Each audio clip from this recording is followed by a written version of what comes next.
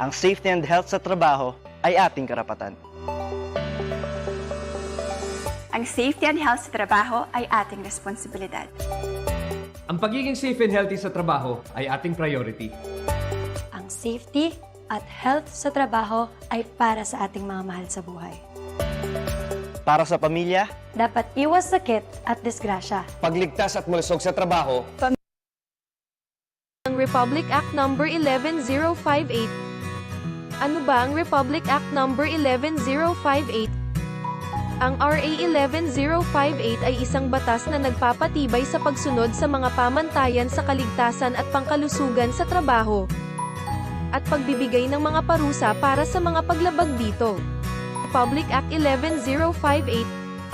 Nilagdaan ito ng batas ni Pangulong Rodrigo Roa Duterte noong ika-17 ng Agosto taong 2018, punong may akda ay si Senador Joey Villanueva. Ang batas ay naipublish sa Manila Bulletin noong ika-22 ng Agosto taong 2018. Ang batas ay nagbigay sa Department of Labor and Employment ng 90 araw upang paunlarin ang IRR nito. Pagsapit ng ika-6 ng Disyembre taong 2018, nilagdaan ni Kalihim Bello ang IRR 2 araw ang layo mula sa anibersaryo ng DOL. Ang IRR, sa anyo ng Department Order No. 198 Series of 2018, ay naipublish sa Philippine Star noong ika-9 ng Enero taong 2019. Naging epektibo ang IRR noong ika-25 ng Enero taong 2019, 15 araw pagkatapos may lathala mula sa nasabing pahayagan alinsunod sa mga kinakailangang legal. Sino-sino ang saklaw ng batas na ito? Ang saklaw ng batas na ito ay lahat ng mga pribadong establishmento kung saan isinasagawa ang trabaho. Kabilang ang mga establishmento na matatagpuan sa loob ng mga espesyal na economic zones at iba pang mga ahensya sa pagsulong sa pamumuhunan ng Philippine Economic Zone PEZA, Clark Development Corporation, CDC. Mga kagamitan na nakikibahagi sa transportasyon ng hangin, dagat, at lupa. Sa ngalan ng tauhan ng OSHCREU 8. Isang kaaya-ayang araw sa lahat. Sa video na ito tatalakayin natin ang Section 14 ng Republic Act 11058 at ang Implementing Rules and Regulations nito na Department Order No. 198 Series of 2018. Ang Section 14 ay ang requirement ng safety officer or officer sa lugar ng trabaho. Sa pagpapatupad ng programa ng OSH, ang mga safety officer sa bawat establishmento o lugar ng trabaho ay dapat na itinalaga na may mga sumusunod na tungkulin at responsibilidad. A. Pangasiwaan ang pangkalahatang pamamahala ng OSH program at koordinasyon sa komite ng OSH. B. Madalas na subaybayan at siyasatin ang anumang aspeto sa kalusugan o kaligtasan ng operasyon na isinasagawa sa pakikilahok ng mga supervisor at manggagawa. C. Tulungan ang mga inspector ng gobyerno sa pagsasagawa ng inspeksyon sa kaligtasan at pangkalusugan sa anumang oras tuwing ginagawa ang trabaho o habang isinasagawa ang isang pagsisiyasat sa aksidente sa pamamagitan ng pagbibigay ng kinakailangang impormasyon at mga ulat ng OSH na hinihiling ng mga pamantayan ng OSH at D. Maglabas ng order ng pagtigil sa trabaho o work stoppage order kung kinakailangan batay sa mga kinakailangan at pamamaraan na ibinigay ng mga pamantayan ng OSH standard. Tulad na lang kung may mga imminent danger sa lugar ng trabaho. Ang bilang at kwalifikasyon ng mga safety officer ay dapat nakatimbang sa kabuoang bilang ng mga manggagawa at kagamitan, laki ng lugar ng trabaho, pag-uuri ng lugar ng trabaho at iba pang pamantayan na hinihiling ng OSH standard. Ang safety officer ay kinakailangang sumailalim sa ni-require na oryentasyong pagsasanay o kurso sa BOSH, mga advanced na kurso sa pagsasanay na OSH at iba pang pagsasanay na may kinalaman sa OSH o kinakailangan sa mabisang pagganap ng mga tungkulin at responsibilidad. Ang mga safety officer na nakikibahagi sa mga micro at maliit na establishmento, mababa sa katamtamang peligro, ay dapat na makisali sa mga programang pangkaligtasan kabilang ang iba pang mga gawaing itinalaga sa kanya ng kanyang employer. Sa kaso ng isang kontratista o subkontraktor, hindi bababa sa isang safety officer ang dapat na ipakalat sa bawat tiyak na lugar ng pagpapatakbo, upang pangasiwaan ang pamamahala ng programa ng OSH ng sarili nitong lugar ng pinagtatrabahuhan. Minimum na pag-uuri at bilang ng safety officer para sa lahat ng mga sakop na lugar ng trabaho ay ang mga sumusunod. Ang pakikipag-ugnayan ng serbisyo ng isang sertipikadong konsultant ng OSH or ang SO4 ay pinapayagan para sa isang panahon na hindi hihigit sa isang taon. Para sa pagtatatag na ang itinalagang safety officer ay dapat nasanayin o nasa proseso ng pagkumpleto ng mga ni-require kurso sa pagsasanay at nauugnay na karanasan. Ang mga opisyal ng kaligtasan ng lahat ng lugar ng trabaho ay dapat magkaroon ng kinakailangang pagsasanay na kinakailangan at pagsasanay alinsunod sa kategorya nito, tulad ng nakapaloob dito. Ang kaukulang kwalifikasyon ng mga opisyal ng kaligtasan or safety officer ay ang mga sumusunod. Para sa Safety Officer 1, ang mandatory na pagsasanay sa OSH ay 8 oras na kurso na orientation ng OSH at 2 oras ng pagsasanay ng trainer o TOT. Walang kinakailangang minimum na karanasan sa OSH. Para sa Safety Officer 2 or SO2, ang mga kinakailangan ay mandatory 40 oras na pangunahing kurso sa pagsasanay sa OSH na nalalapat sa industriya. Para sa Safety Officer 3 or SO3, ang mga kinakailangan ay ang A. Ipinag-uutos na 40 oras na pangunahing kurso sa pagsasanay na OSH na nalalapat sa industriya o ang BOSH or COSH. B. Karagdagang 48 oras ng advanced o dalubhasang kurso sa pagsasanay na kaligtasan sa trabaho OS na nauugnay sa industriya at C. Iba pang mga kinakailangan tulad ng ni-require ng OSH standard. Para sa Safety Officer 4 or SO4, A. Mandatory 40 oras na kurso sa pagsasanay na OSH na nalalapat sa industriya gaya ng BOSH or COSH. B. Karagdagang 8 oras ng a-advanced, dalubhasang kurso sa pagsasanay sa kaligtasan sa trabaho na nauugnay sa industriya. C. Isang pinagsama-samang 320 oras ng kaugnay na pagsasanay sa OSH o experience. Maaaring dagdagan ng karagdagang pagsasanay sa mga karanasan sa taon kung saan 80 oras ng pagsasanay ay maaaring katumbas ng 1 taon ng karanasan and vice versa. D. Iba pang mga kinakailangan tulad ng ni-require ng OSH standard. Yan po ang part 1 na discussion natin tungkol sa Section 14 para sa Safety Officer Requirement. Sa susunod na video po natin, pag-usapan naman po natin ang number of safety officers na required sa mga establishmento. Hanggang sa susunod po at ito ang inyong OSH CREU8 team. #ligtas ang maingat. #una ang kaligtasan. Salamat po at magandang araw sa lahat.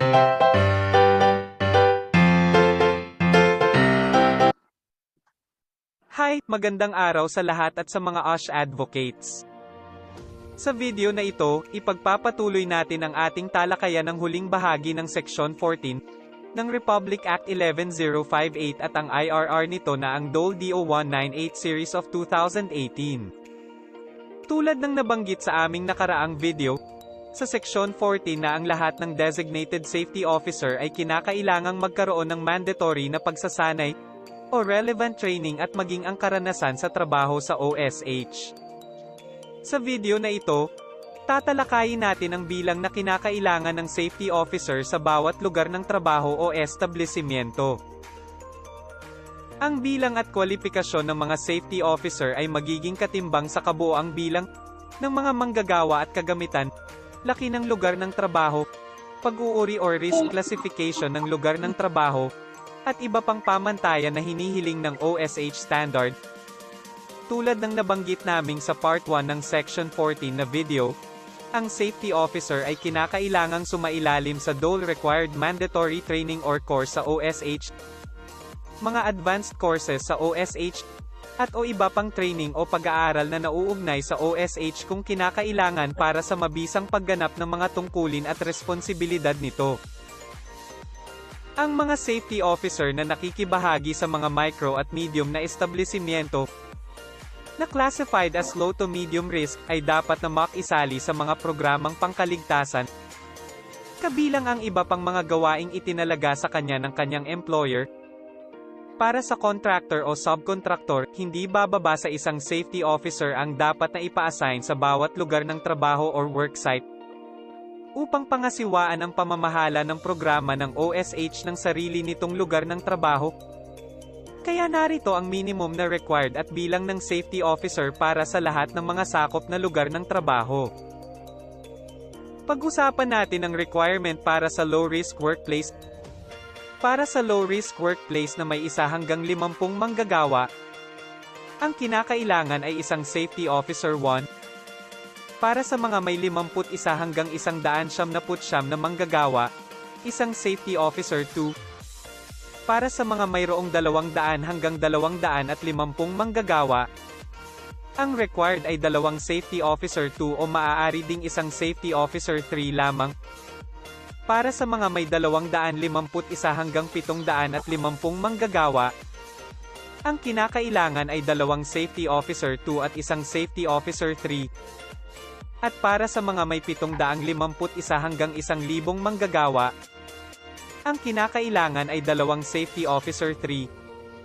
At para sa bawat dagdag na 500 na manggagawa or fraction nito, dapat magkaroon ng karagdagang isang safety officer 3. Ang pakikipag-ugnayan ng mga serbisyo ng isang sertipikadong OSH consultant o safety officer 4 ay pinapayagan para sa isang panahon na hindi hihigit sa 1 taon para sa mga establishmento na ang itinalagang safety officer wala pang training at karanasan kung saan ay kailangang sanayin o nasa proseso ng pagkumpleto ng ni-require na training at nauugnay na karanasan. Talakayin naman natin ang requirement para sa mga establishmento na classified as medium risk. Para sa mga may 1 hanggang 9 na manggagawa, ang requirement ay isang safety officer 1. Para sa lugar ng trabaho na may 10 hanggang 99 na manggagawa, ay isang safety officer 2. Ang may 100 hanggang 250 manggagawa, ang required ay isang safety officer 2 at isang safety officer 3. Para sa mga may 251 hanggang 1,000 manggagawa, ang kinakailangan ay 2 safety officer 3. At magkakaroon ng karagdagang isang safety officer 3 o isang safety officer 4 para sa bawat karagdagang na 500 manggagawa o fraction nito. Para naman sa lugar ng trabaho na inuri o classified bilang high risk, ang mga sumusunod ay ang kinakailangang bilang ng mga safety officer. Para sa lugar ng trabaho na may 1 hanggang 9 na manggagawa, ang required ay isang safety officer 2. Para sa mga may 10 hanggang 50 manggagawa, ang required ay isang safety officer 3. Para naman sa mga may 51 hanggang 199, ang required ay isang safety officer 2 at isang safety officer 3. Para sa mga may 200 hanggang 250, ang required ay 2 safety officer 3. Para sa mga may 251 hanggang 1,000 manggagawa, ang required ay isang safety officer 2 at 2 safety officer 3. At magkakaroon ng karagdagang isang safety officer 3 o safety officer 4 para sa bawat karagdagang na 250 manggagawa o fraction nito.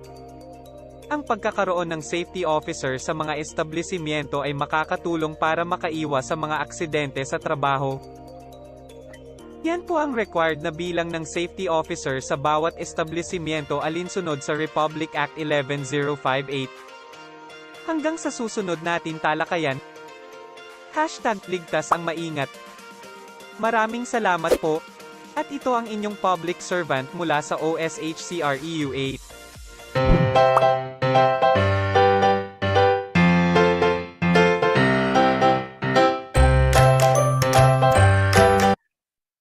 Araw-araw, siguraduhin mong health and safety is your priority. Lalo sa panahon ngayon, dapat siguradong okay ang kalusugan. Kaya siguradong okay ang work performance. Siguradong quality ang trabaho. Siguradong protektado at iwas aksidente. Maging sigurista pagdating sa occupational safety at health. Siguradong okay ang kabuhayan. Siguradong okay ang pamilya at kinabukasan. With OSHC, laging OSH, sigurado.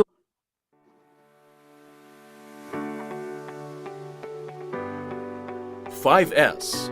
Mahirap hanapin ang bagay na kailangan kapag magulo ang gamit. Maaari din itong maging sanhi ng aksidente. Mag 5S tayo sa ating mga lugar sa trabaho. Seri, sort o suriin ay ang paglalagay ng mga gamit sa tamang lalagyan at pag-aalis ng mga gamit na hindi kailangan sa trabaho. Seaton, systematize o sinupi naman ay ang pagsasalansan ng mga gamit upang madaling maabot ang mga ito at hindi makaabala sa trabaho. Seso, sweep o simutin ay ang pagpapanatili ng kalinisan ng mga gamit at ng lugar sa trabaho. Seiketsu, standardize o siguruhin ang paraan para matiyak na tuloy-tuloy ang pagpapatupad ng good housekeeping sa pamamagitan ng pagsama nito sa OSH policy at program ng kumpanya. Dapat may shitsuke, self-discipline o sariling kusa ang lahat pagdating sa pagpapanatiling malinis at maayos ang kapaligiran sa trabaho. Tandaan ang 5S upang aksidente ay maiwasan.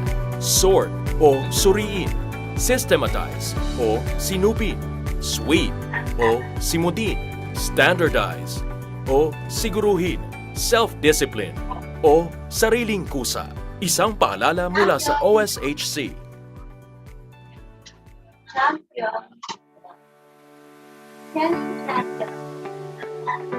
Kaligtasan sa lindol. Ang lindol ay isa sa mga mapanganib na sakuna.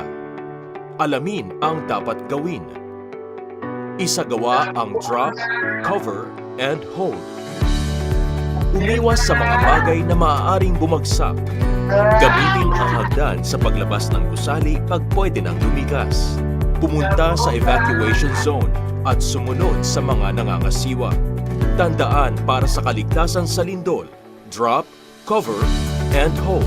Umiwas sa mga bagay na maaaring bumagsak. Gamitin ang hagdan sa paglabas ng gusali. Pumunta sa evacuation area. Isang paalala mula sa OSHC.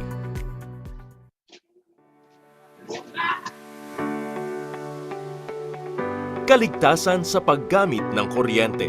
Mahalaga ang kuryente sa araw-araw, kaya kailangang maging ligtas sa paggamit nito.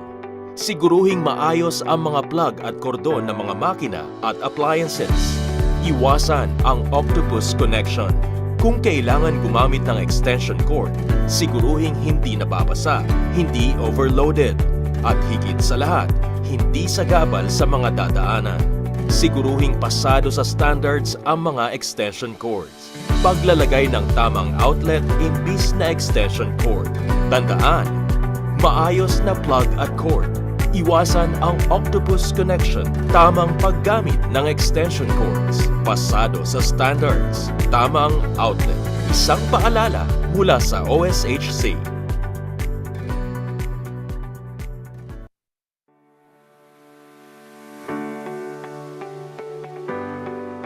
Kaligtasan sa paggamit ng makinarya. Ang makinarya ay nagpapadali ng trabaho, ngunit maaari rin itong maging sanhi ng aksidente. Upang maging ligtas ang manggagawang nagpapatakbo ng makinarya, inspeksyonin ang makina bago ito gamitin.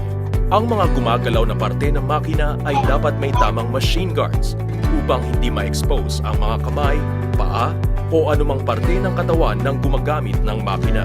Dapat regular ang preventive maintenance ng mga makina. Sundin ang lockout tagout o LOTO system para makaiwas sa aksidente. Inspeksyonin bago gamitin. Machine guards. Regular na preventive maintenance. Lockout tagout o LOTO. Isang paalala mula sa OSHC.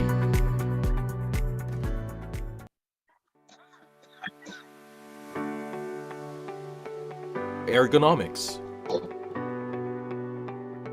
Ang matagal na pag-upo habang nagtatrabaho at maling posisyon ay nagdudulot ng pananakit ng katawan, pananakit ng mga kamay, at eye strain.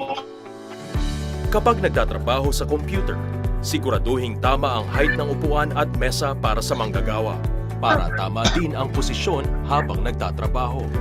Ang opisina ay dapat may tamang liwanag at ventilation. Ugaliing tumayo kada 1 oras ng pagkakaupo. maglakad-lakad o gumawa ng mga simpleng exercises. Tandaan, para sa kalusugan, tamang gamit at posisyon, tamang liwanag at maaliwalas na paligid, paglalakad at ehersisyo mula sa pagkakaupo. Isang paalala mula sa OSHC.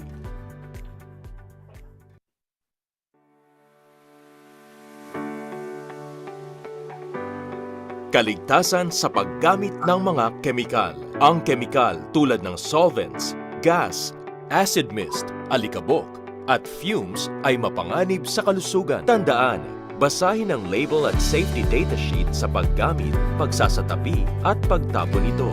Gumamit ng PPE tulad ng gloves, goggles, at respiratory protective equipment. Proper hand washing, ugaliing maghugas ng kamay pagkatapos.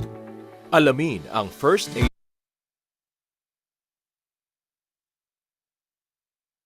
procedure para sa mga emergency at agad tumawag ng tulong. Tandaan, para sa kuna ay maiwasan. Basahin ang label at safety data sheet. Tamang PPE. Alamin ang first aid procedure. Proper hand washing. Isang paalala mula sa OSHC.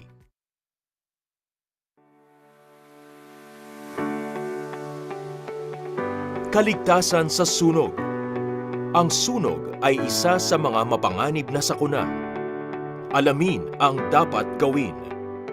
Alamin ang fire exits at emergency hotlines. Tumawag ng tulong. Pag maliit pa ang sunog, patayin ng fire extinguisher. Paglikas, gumabang palabas ng may takip ang ilong at bibig. Pag nasunog ang damit, stop, drop, and roll. Manatili sa labas. Tandaan, para sa kaligtasan sa sunog, alamin ang fire exits at emergency hotlines. Tumawag ng tulong. Pag maliit pa ang sunog, patayin ng fire extinguisher. Paglikas, gumabang palabas ng may takip ang ilong at bibig. Pag nasunog ang damit, stop, drop, and roll. Manatili sa labas. Isang paalala mula sa OSHC.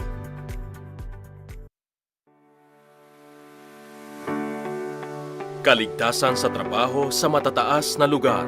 Ang paggawa sa matataas na lugar ay mapanganib at maaaring sanhi ng pagkahulog. Tandaan ang mga paraan para aksidente ay maiwasan. Siguruhing may guardrails ang scaffold. Sundin ang naaayong fall prevention standards sa scaffold, guardrails at hagdan na may handrails. Magsuot ng personal fall arrest system upang maiwasan ang pagkahulog. Tandaan, para aksidente ay maiwasan. Siguruhing may guardrails ang scaffold, naaayong fall prevention standards, at pagsuot ng personal fall arrest system. Isang paalala mula sa OSHC.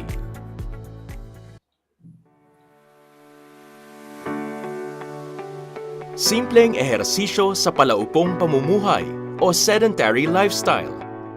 Sabi nga nila, sitting is the new smoking at ang pag-upo ng matagal ay nakakasama sa kalusugan. Sundin ang mga sumusunod. Ehersisyo sa leeg at balikat.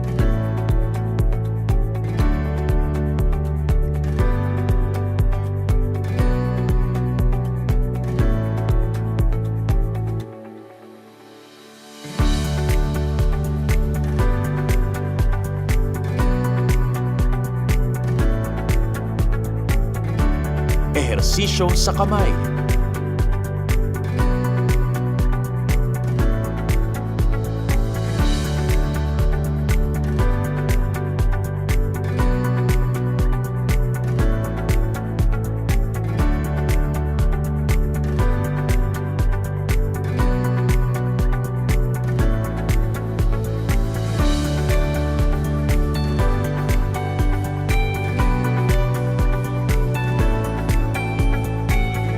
Ehersisyo sa likod at legs.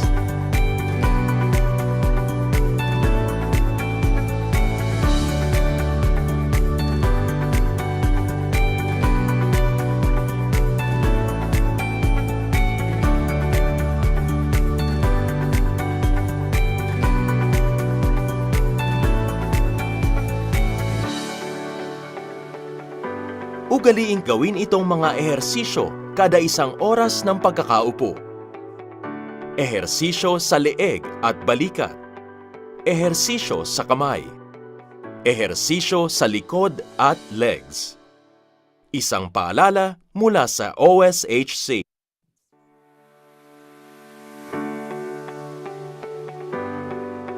Personal Protective Equipment. Ano ba ang tamang kasuotan kapag nagtatrabaho sa isang construction site? PPE ang tamang kasuotan bilang karagdagang proteksyon kapag gumagawa. Ang hard hat ay proteksyon sa ulo sa nalalaglag na bagay. Safety goggles ay para proteksyonan ang mata. Earplugs ay panlaban sa matinding ingay. At face mask laban sa alikabok at usok. Proteksyon laban sa init at posibleng pagkagasgas ng mga braso ang long sleeves. Ang gloves ay gamit upang maiwasan ang pagkasugat ng mga kamay. Protektahan ang mga paa sa pamamagitan ng safety shoes.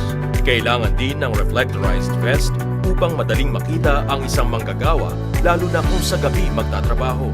Kapag magtatrabaho sa mataas na lugar, huwag kalimutan magsuot ng full body harness. Libre dapat itong binibigay ng employer. May naaayong PPE sa bawat gawain. Siguraduhin lahat ng PPE ay pasado sa standards testing.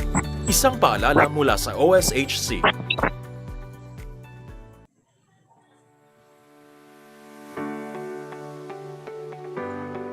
Respiratory Protective Equipment. Ang acid mist, solvent vapors, gases, usok, alikabok, at heavy metal fumes ay panganib sa kalusugan ng manggagawa. Gumamit ng respiratory protective equipment. Ang filtration respirator ay para sa alikabok at oil mist. Dapat ito ay madalas pinapalitan. Ang chemical cartridge device naman ay sumasala sa hangin na kontaminado. May tamang cartridge sa bawat paggawa. Ang air supply equipment naman ay may tangke na pinanggagalingan ng hangin. Madalas itong gamit sa lugar na kulob at walang oxygen. Tandaan ang paraan para sa kuna ay maiwasan. Libre ito dapat na ibinibigay ng employer sa manggagawa. Alamin ang tamang respiratory protective equipment para sa inyong gawain. Isang paalala mula sa OSHC.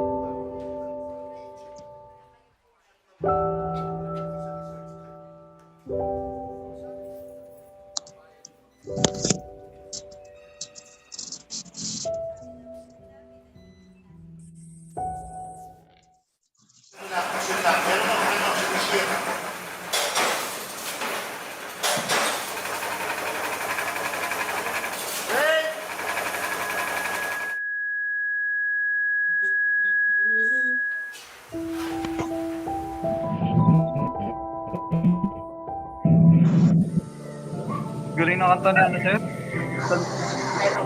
Eto pa. Dalawa lang. Tapos, dalawa rin nito.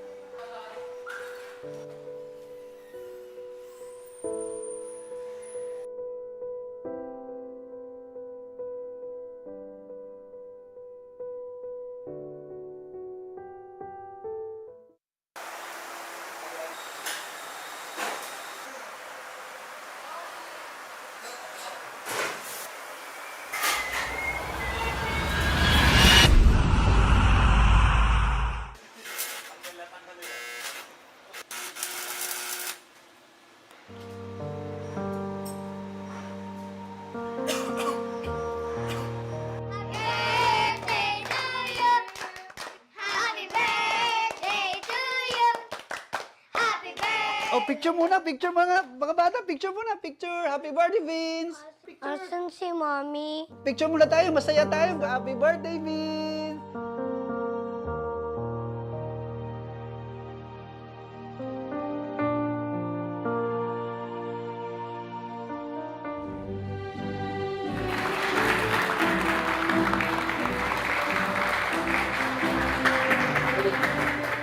Ha? Apa?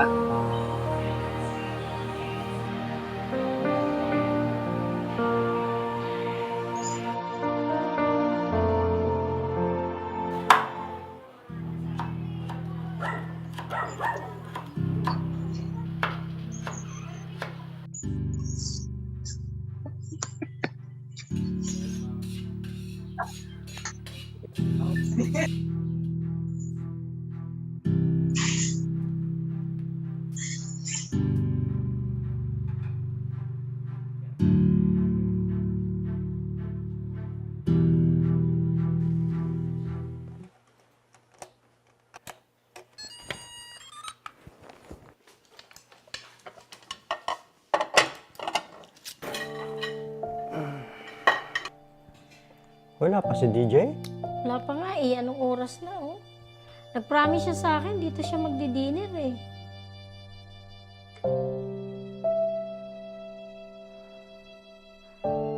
Pag ikaw ay nagkasakit o naaksidente, paano na ang pamilya mo?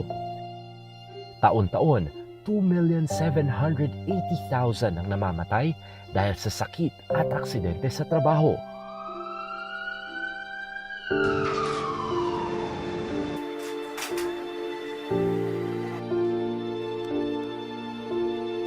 Huwag maging parte ng bilang na ito. Lahat tayo pwedeng umiwas Sa sakit at aksidente. Lahat tayo Pwedeng maging Pwede kang maging BOSH champion sa pamamagitan ng pag-share ng impormasyon sa social media,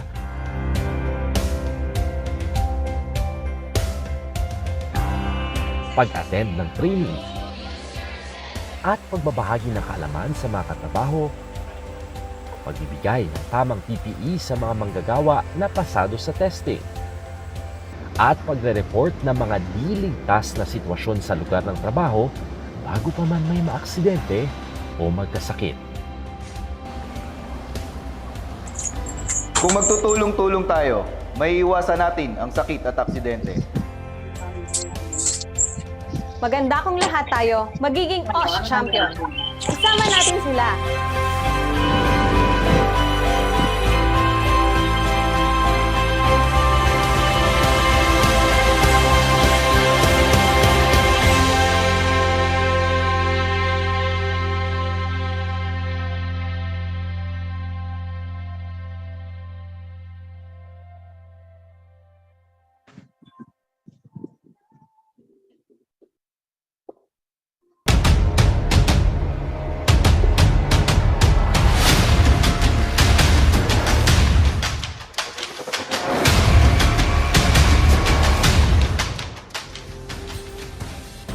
It has always been an important goal of the government to improve workplace conditions in the Philippines. In 1982, the Department of Labor and Employment prepared a concept paper creating an institution on occupational safety and health from which foreign aid could be tapped. 1984, the Japanese government responded positively to the call. 1986, an agreement was signed for a 300 million peso grant aid, a project-type technical cooperation under the bilateral grant of the Japanese Official Development Assistance Program through the Japan International Cooperation Agency, March 12, 1987. The groundbreaking ceremony was held on a 2-hectare lot in North Avenue, Quezon City, with then-President Corazon C. Aquino as guest of honor. November 4, 1987, Executive Order 307 was signed, creating the Occupational Safety and Health Center as a special department under the Employees Compensation Commission. And on the Labor Day or May 1 of 1988, OSHC officially started being part of the government's efforts to better the working conditions of the Filipino workers. Ikinakampanya ng Occupational Safety and Health Center ang kaligtasan at kalusugan ng mga manggagawa dito sa Pilipinas. Ito ay sinasagawa namin sa pamamagitan ng pananaliksik, pagsasanay, pagpapakalat ng mga impormasyon at mga technical na serbisyo tulad ng work, environment, measurement, PPE testing at biological monitoring. Napakabigat ng tungkulin ito kaya kami ay nagpapasalamat sa aming mga partners sa gobyerno at pribadong sektor na tumutulong sa amin palaganapin ang advokasya ng OSH upang mapanatili nating ligtas at malusog ang ating mga manggagawa sa lahat ng industriya. Based on its mandate, vision, and mission, the OSHC champions the cause of work safety and health in the Philippines.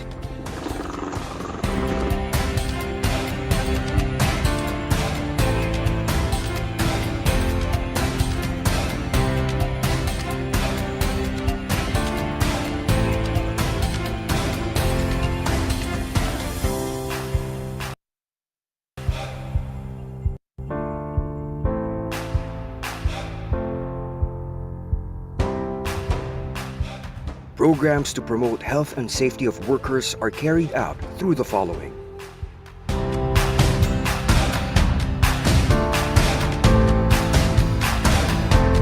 The Office of the Executive Director, who oversees planning, implementation, monitoring, and evaluation of the OSHC operation.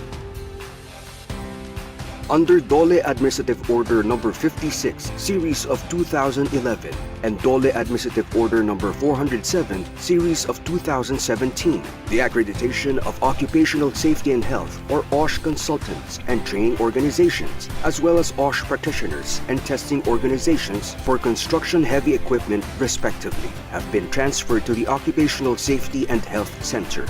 The accreditation team is headed by the Deputy Executive Director, Engineer Jose Maria S. Batino. The Environment Control Division, or ECD, works toward eliminating work environment hazards and risks and controlling their ill effects on workers. It conducts researches to determine the presence of harmful environmental contaminants that affects workers' safety and health. The Safety Control Division conducts continuing studies, researches, safety audits, and technical inspections in work sites, with emphasis on hazardous machines, processes, and operations. It undertakes performance testing of personal protective equipment to ensure that manufactured PPEs conform with the set standards. The Training and Public Information Division, or TPID, plans, organizes, and conducts OSH training for a broad range of clientele.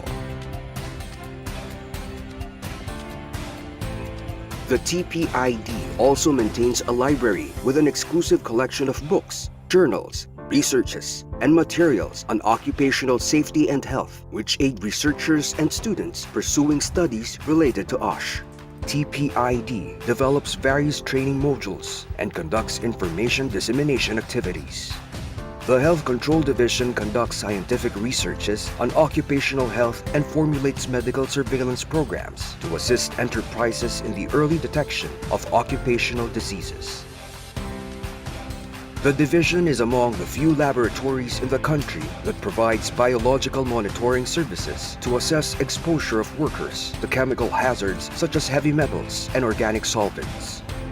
And the Finance and Administrative Division, or FAD, provides fiscal management, human resource development, procurement of supplies, and general building maintenance in support of the total operations of the center. OSHC also prides itself in its valuable contribution to policies that promote workers' welfare. In fact, DOLE has issued department orders, labor advisories.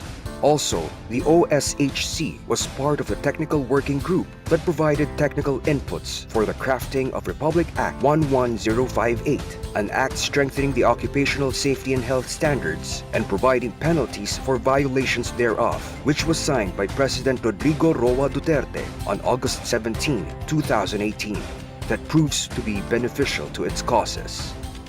Serving as the centerpiece programs of OSHC on increasing awareness and strengthening commitment to safer and healthier workplaces nationwide are these two major events which are held every 2 years. Kagawad Kaligtasan at Kalusugan, or GKK, is a national award given by the Department of Labor and Employment to companies and individuals with outstanding achievements on work safety and health. The National Occupational Safety and Health, or NOSH Congress, a venue for exchange of experiences and news trends on OSH. And Vision 1 Million, which aims to promote the culture of occupational safety and health as a way of life for all Filipinos. OSHC remains true to the integrity of its credo, outstanding professionalism, service with dedication, honesty and integrity, and competent workforce. Ligtas ang maingat is not just a hashtag for OSHC. It's a way of life for the people, for the workers, and for the nation.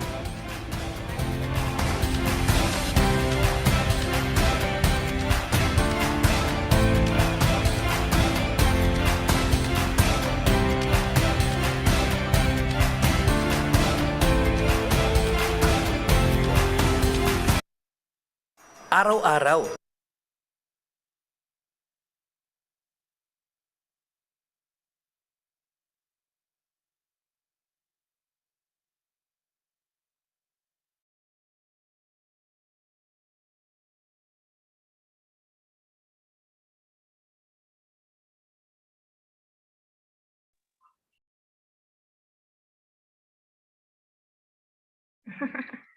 Talagang sabay kayo ata. Hindi, lagi late siya. Ay.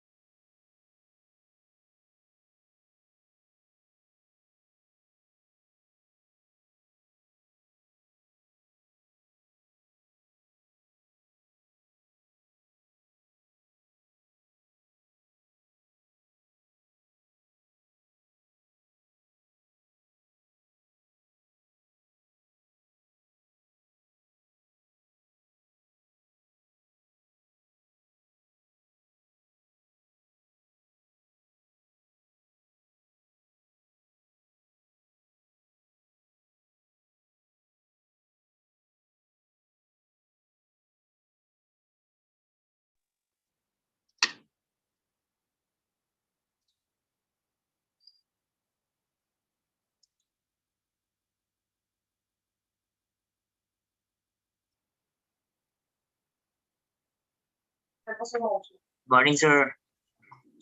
Morning po. Open na po ang mga camera. Good morning po. Morning, sir. Sir Louie.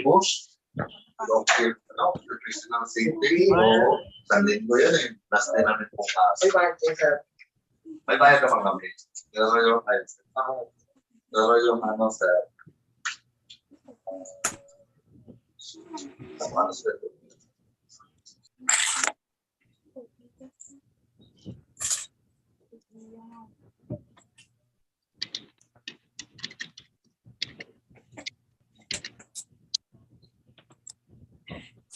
Sir Jober.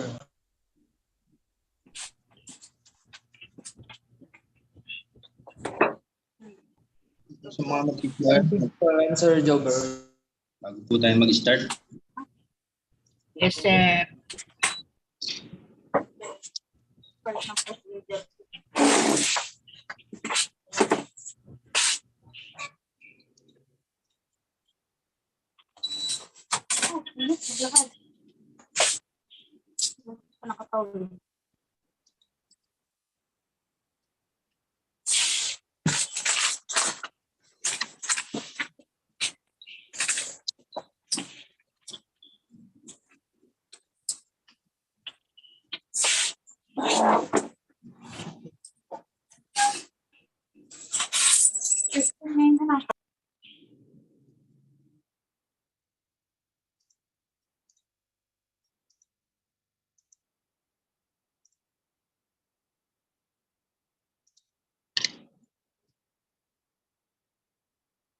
Morning, sir.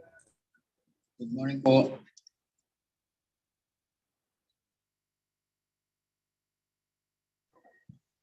Good morning po.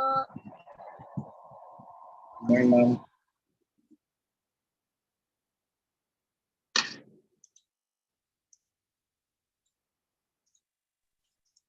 Morning, sir. Good morning din po. Ayan, mukhang ready na po tayo sa day 5. Ready na po ba? Yes, sir. Yes, sir. Yes, sir. Okay, kung ready na po, open po lahat ng... Sir. Check po tayo ng attendance. So pag tinawag ko po, sabihin po ninyo yung full company, position, and then yung mga natutunan nyo na po doon sa mga previous natin na naging topic. Okay po ba? Yes, sir. Yes, sir. Yes, sir.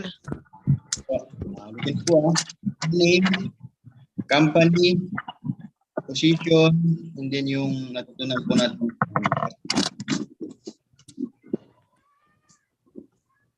Okay, start po tayo kay Ma'am Cristel.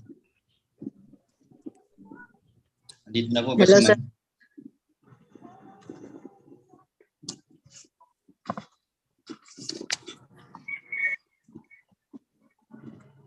Hello, sir. Good morning. Good morning, ma'am. Yes po. Crystal Abigail Medalla from BOSH Realty Corporation. My position in the company is accounting staff. I've learned about more on health and safety hazard and how to compute the risk. Compute the risk, the likelihood or probability and severity. Okay, ma'am. Thank you po. Next po, Sir Jojo Kasulga.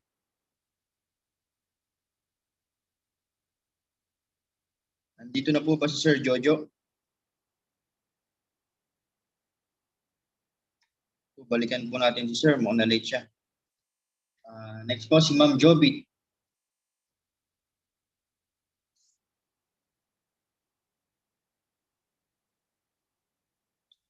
Balikan din po natin si Ma'am. Next po, si Ma'am Jonah Claire.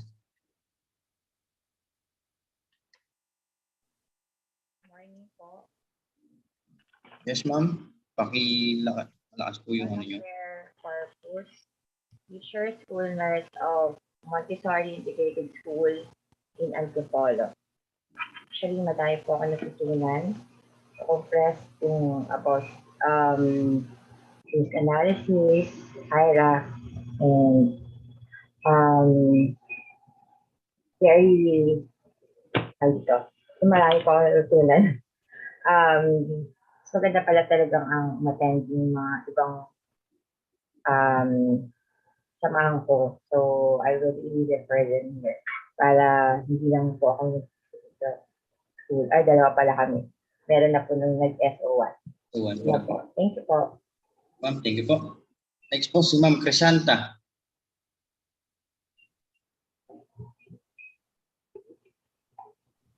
Hello, sir. Good morning po.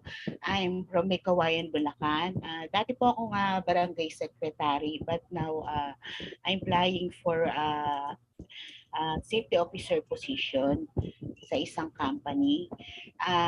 Ang natutunan ko po is yung 5 general hazard, tapos 2 classification of hazard, yung unsafe condition and unsafe act. Thank you po. Next po, si Ma'am Karen. Ma'am Karen po yung pinakamaaga laging go online. Good morning po.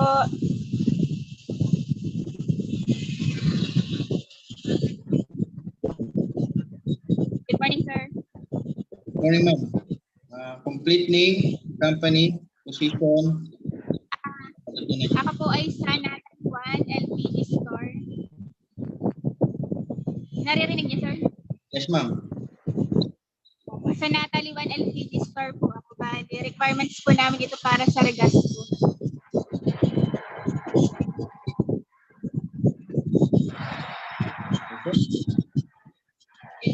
Ako yung katiwala ng mag-asawa dito, na may-ari.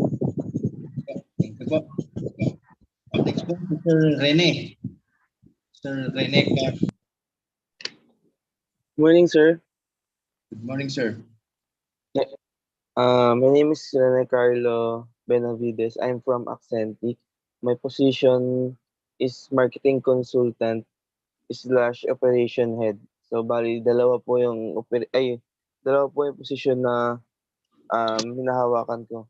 So ang tuturuan ko po dito is yung hierarchy, tsaka yung hierarchy of control at iba't ibang hazard. Yun po, sir. Thank you po. Next po, si Ma'am Mary Jane. Good morning, sir. My name is Mary Jane Eric from EcoFood Corporation. My position in the company is secretary. I've learned in this seminar is the workplace emergency preparedness, especially when it comes to the natural emergencies like flood, earthquake, and typhoon. That's all, sir. Thank you po. Next po, si Ma'am Bernadette. Good morning, sir. I'm Bernadette Dumalay, Secretary of EcoFood Corporation.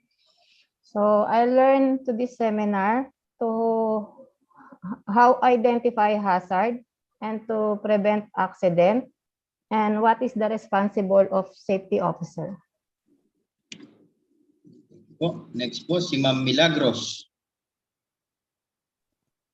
Good morning, sir. I'm Milagros Fortaleza, supervisor sa Millennium Caltex Bicol Region. Ang natutunan ko po ay ang 5 classification of hazard and paano magawa ng hierarchy. Ma'am, thank you po. Next po, si Ma'am Jenny Lynn. Good morning, sir. Jenny Navarro, Majestic Corporation. Position, Inventory Officer. Ang natutunan ko po ngayong week na to is yung bukod sa DOLE is meron tayong organization na nag-aaral regarding sa safety ng mga employee, and then kung paano siya ika-classify, and then kung paano natin siya i-apply sa company, and then kung ano yung rules ng isang safety officer plus kung ano yung role ng isang as empleyado para sumunod or para gawin yung safety sa isang company or workplace. Yun lang po. Okay, ma'am, thank you po. Next po, si Sir Mario Jacinto. Yes, sir. Good morning. I am Mario Jacinto Garay. Ako po ay sa United Twin Corporation, warehouse supervisor and first aider. Ang natutunan ko dito sa seminar na ito is yung mga hierarchy of control, kung paano mag-eliminate, substitution, engineering controls, administrative, and also PPE. Marami pang iba pero yun lang po ang medyo tumatak sa utak ko. Thank you, sir. Thank you din po. Next po si Sir Julius Cyril. Hello po, good morning. Ako po si Julio Zairil Flores, Internal Auditor from Ancar Motors. Ang natutunan ko po is yung how to make yung hierarchy form tapos po yung job hazard analysis, saka yung basic role ng safety officer sa company. Yun lang. Thank you. Okay, thank you po. Next is Sir Gio.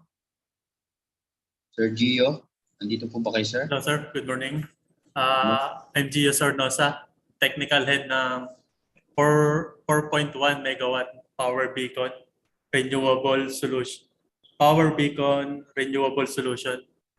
And then, ang natutunan ko dito sa seminar na to is to identify and reconcile different environment hazard in a workplace, and then evaluate this hazard. And then yesterday, the importance of communication and implementing safety program. Yun lang po. Thank you po, sir. Next po, si Ma'am Jackie Lu. So good morning po. My name is Jackie Lukihada, a fresh graduate, and what I learned so far in this 5-day training is that, of course, the very essence of safety officer 2, how to make the hierarchy, the 5 different types of hazards, the risk assessment based on the matrix, and the different controls based on the hierarchy of controls, especially the different strategies under the engineering controls and the administrative controls. And of course, the roles and duties and responsibilities of a safety officer to protect and to maintain the safety of the workers. Thank you. Thank you rin po, ma'am. Next po, si Sir Lorenzo. Hi sir, good morning. I'm Lorenzo Barbeto, HR Supervisor from AGCPH. I think yung natutunan ko is more on the, siguro yung focus na ako sa practical side na yung before nadadaanan mo lang yung mga hazards pala. Tapos ngayon siguro mapapansin mo, uy, pwedeng may mangyari yan. Although mababa yung chance, minsan mapapansin mo siguro, pwede pa rin mangyari. And siguro ano bang yung siguro gusto ko pang matutunan moving forward is yung kung paano mag-implement ng mga controls tsaka additional safety measures. Yun na. Thank you po. Next po si Sir Ron Christopher. Hello po sir, good morning. Ako po si Ron Christopher Pidarios from Tagum City. Yung company po namin ay Rainbow Romance Garden Inn at saka supervisor po ako. Ang nalaman ko po sa seminar na ito, ang types ng hazard saka mga safety measures para ma-prevent yung further problems na darating sa mga panahon, saka paano na rin maging safety officer at saka as a worker naman, anong gagawin mo para ma-prevent yung further problems po. Yan lang po. Thank you po. Next po, Sir Ronald Sadino. Yes po, good morning po.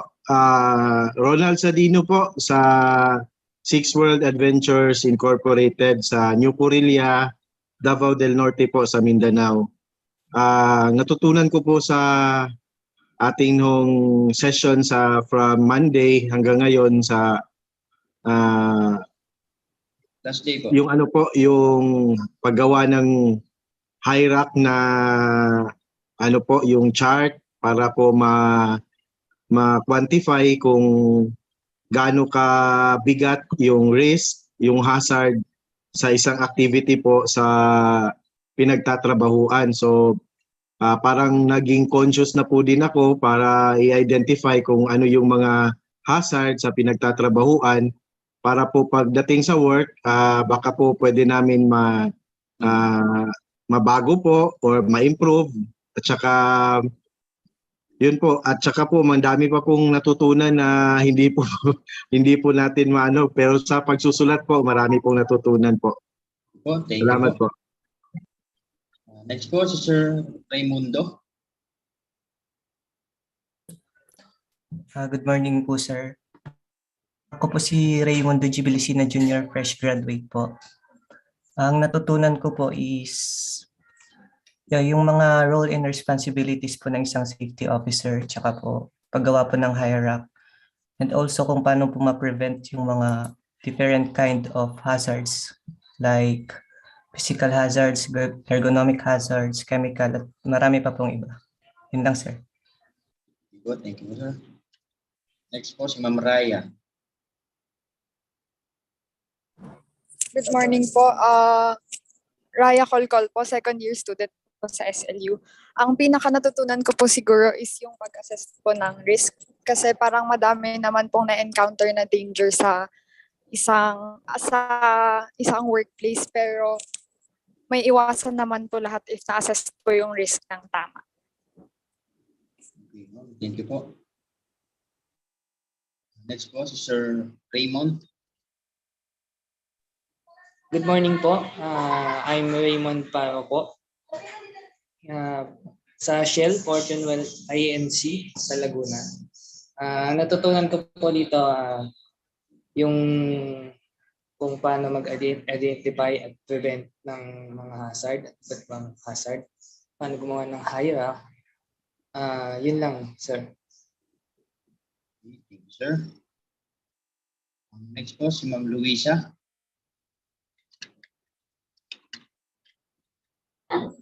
Hey sir, good morning po. Luisa Binal po from Fortune Well Inc. po. Natutunan ko po dito is yung sa hierarch po, then po yung sa control for fire hazard po. Tapos iba pa po. Thank you. Next po si Sir Billy J. Yes sir, good morning. I'm Fortune Well Inc. Macabling Santa Rosa. Ang natutunan ko po is yung about yung sa health hazard, safety hazard, yung 2 rules ng hazards. Tapos yung kung paano mag-analysis ng high risk. Yung how to important to use PPE while on working on job. At yung paano gamitin yung pagiging trainer mo, yung rules preparation ng presentation. Thank you. Thank you din po. Next po si Ma'am Pamela. Hello po, good morning po. Pamela Denise Gabino po from Fortune Well po. Ang natutunan ko po yung about po sa unsafe act and condition po, blackout, tag-out, summary of health hazard, and natural emergency po, lalo na't nasa gasoline stations po kami. Thank you po. Thank you rin po, ma'am. Next po si Sir Gabriel.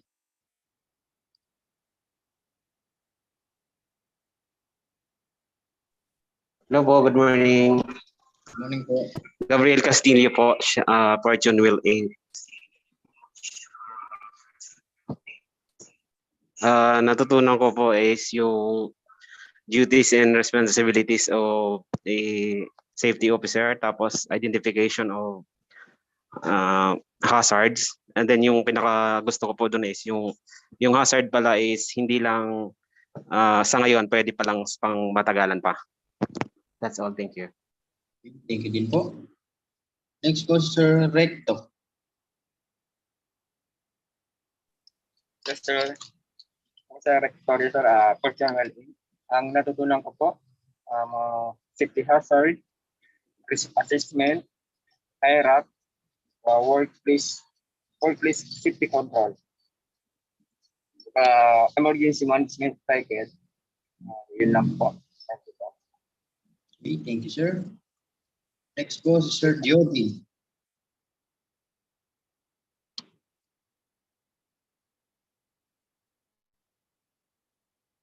Dito na po ba si Sir Jobin? Hello po sir, good morning po. Si Jobin Maceda, Ship Manager po sa Shell Fortune Well INC.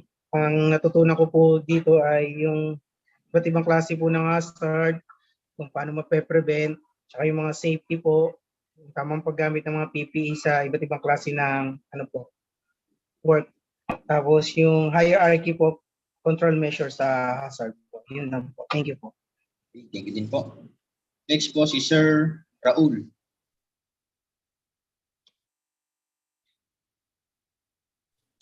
Hi, good morning, sir. I'm Raul Ibal po, site manager ng Fortune Well Inc. Tumbali, Santa Rosa. Natutunan ko po dito sa Training is roles and responsibility of the safety officers, hierarchy, type of hazards, MSDS at SDS, content po nun, unsafe acts, tsaka type of communication. That's all po. Thank you. Thank you po. Next po si Ma'am Colleen.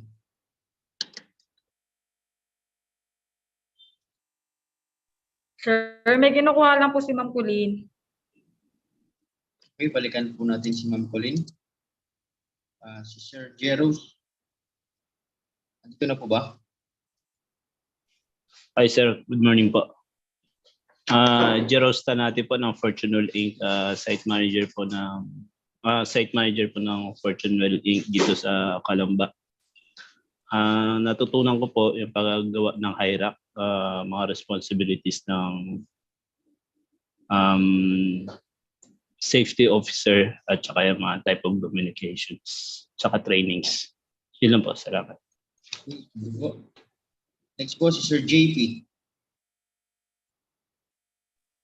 Sir, good morning po. JP Apuntar po ng Fortunewell INC dito po sa Shell Carmel Town, Canlubang, Laguna. Ang natutunan ko po is yung safety and health hazard, paggawa po ng HIRA, emergency preparedness, paano i-identify yung hazard and control measure, tsaka yung roles and responsibility po ng isang safety officer. Yun lang po. Okay, thank you po.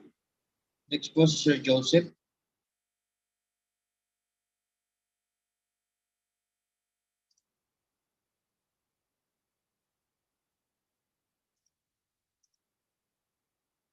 Sir Joseph, nandito na po ba?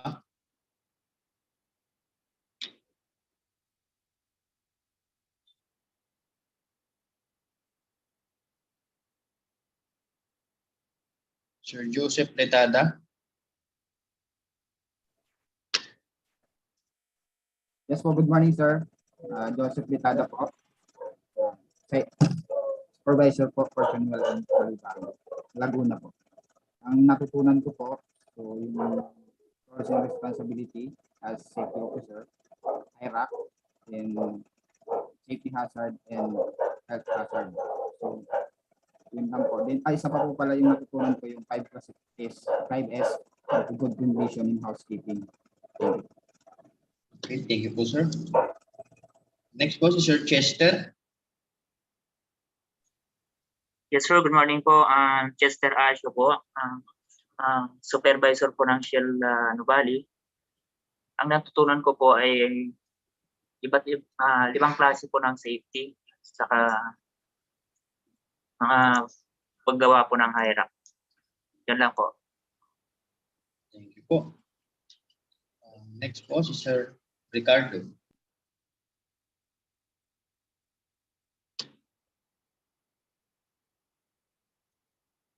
Sir Ricardo.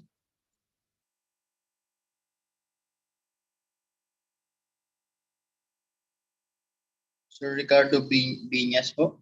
Nandito na po ba?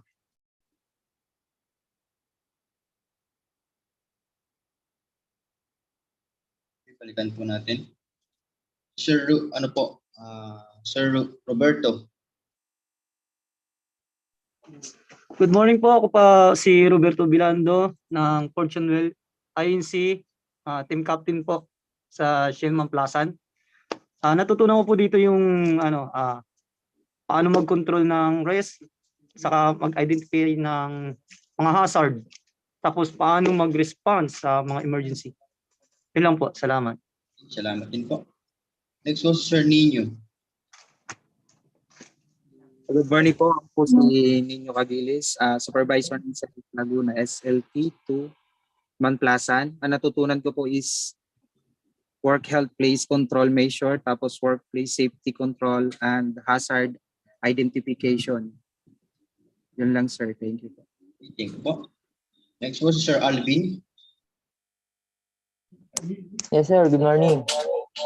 Ako nga pala si Alvin Almarines, Fortunewell INC. Natutunan ko dito is yung safety and then yung hazard, parang ma-control. And then para maiwasan yung mga potential incidents, sir. Thank you, sir. Thank you po. Next po si Sir Jojo.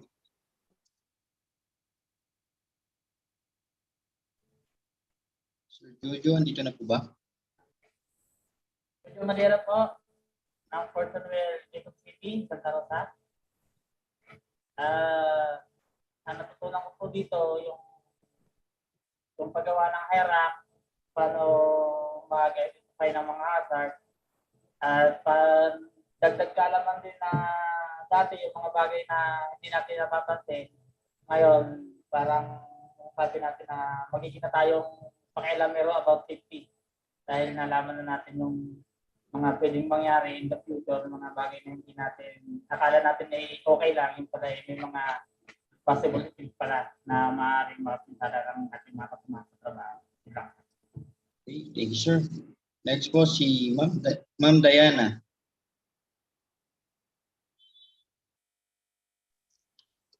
Hello, good morning po. Ako po si Diana Almario, Fortune Well po.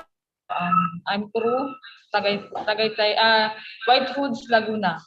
Ang natutunan ko po ay safety hazard, safety officer, at saka po kung paano po gamitin ng PPA at i-apply sa ibang katrabaho.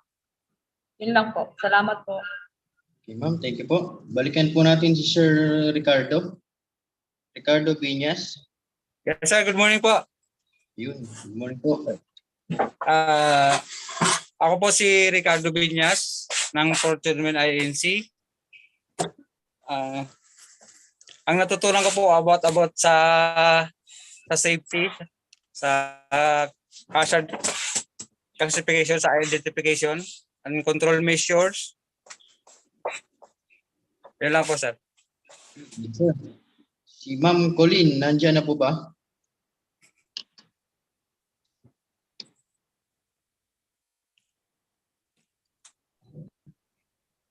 Ma'am Colleen. Yes. My name is Colleen Joyce Ambesus.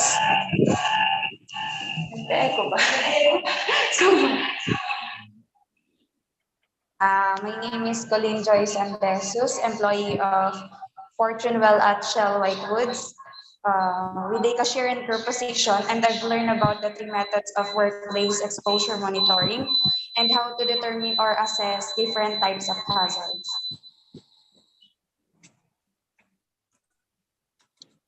Okay, thank you po. Balikan po din po natin si Ma'am Jobit. Nandito na po ba?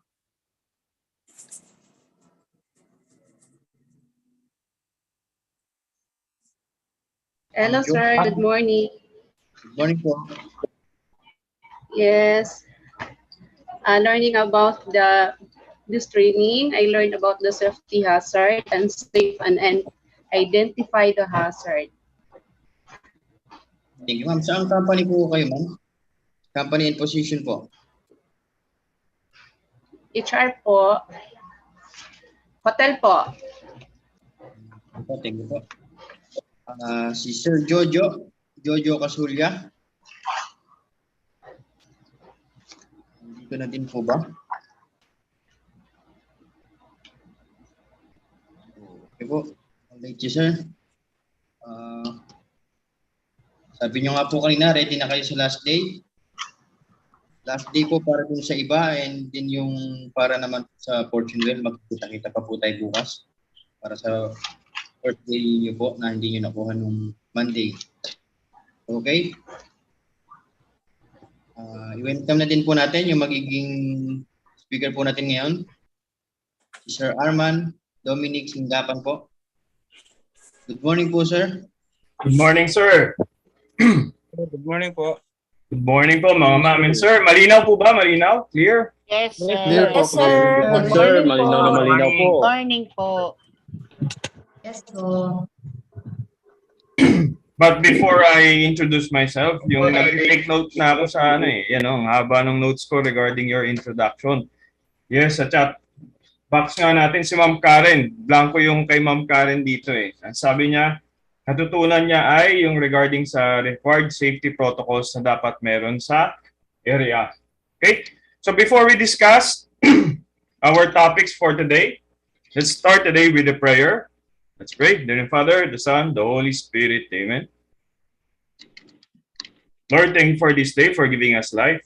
Lord, thank you for the breakfast. Thank you for the electricity, the resources na meron po kami. Yung gadget namin, our laptops, cell phones, desktops. Lord, we ask for your guidance throughout the day. May you give us the strength, the endurance, the knowledge, the skills, and also the protection, not only for us, but for our loved ones na naiwan sa aming mga tahanan, and for our co-workers na sa aming mga workplaces. This we all ask in Jesus' name. Amen. In the Father, the Son, the Holy Spirit. Amen. Amen. Okay, reminder, nakikita ko karamihan nasa mga workplaces, please wear your mask. Meron pa rin COVID. Para sa mga nasa bahay tulad ko, okay lang yan. Wala tayong mask. But for some nasa workplaces, please wear your mask.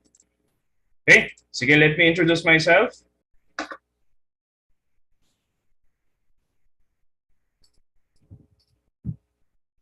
Sir Louis, pa-share screen po. Pa-co-host.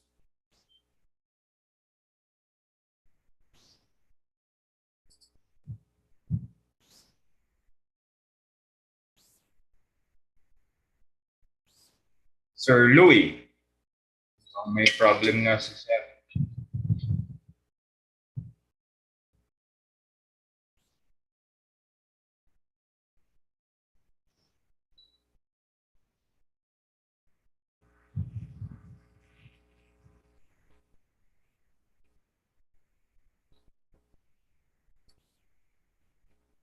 Disable po kasi ang aking share screen.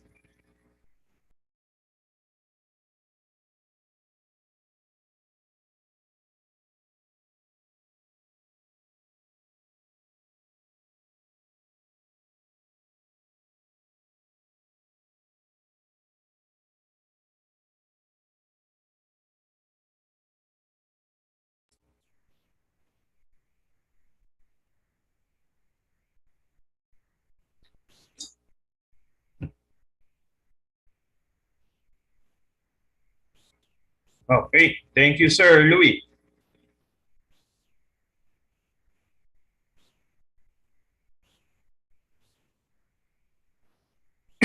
Mute po natin yung mic natin kung may nagpe-present or may nagsasalitang participant. If you have questions during our presentation, type lang natin sa chat box. Or after natin mag-discuss yan po, pwede tayong mag-raise ng hand to ask the question. Okay? Another, may rule. I always ask my participants to confirm sa ating chat box. Chat box po type lang natin yes or no, Y or N if nakikita natin yung presentation. Nakikita po ba? Chat box, yes or no, Y or N?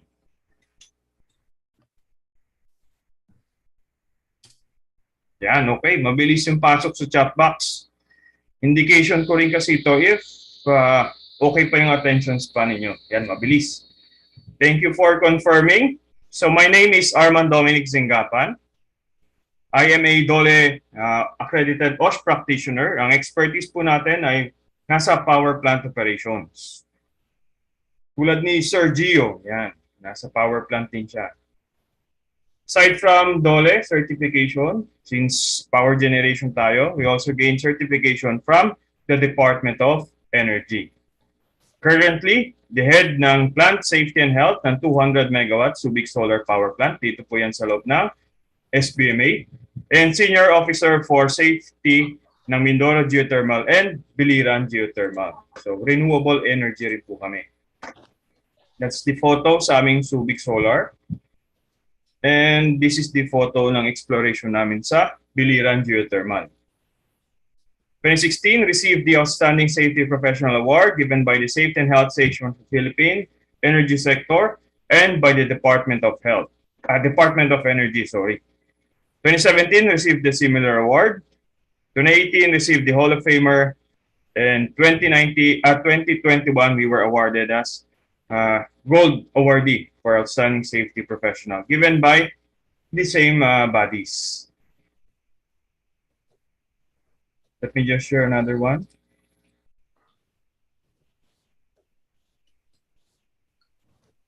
For our topics, para may roadmap tayo sa i-discuss. First, discuss natin yung BOSH legislation. This is a two-part. presentation. First, ano ba yung 1978 standard? Yung some rules, significant rules na kailangan natin follow in general.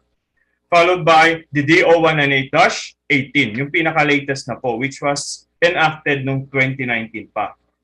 After that, probably this is after the AM break, 10:15, i-discuss po natin yung Employees Compensation Program. What are the benefits na matatanggap natin from the government, hindi the company, from the government, which is the Employees Compensation Program.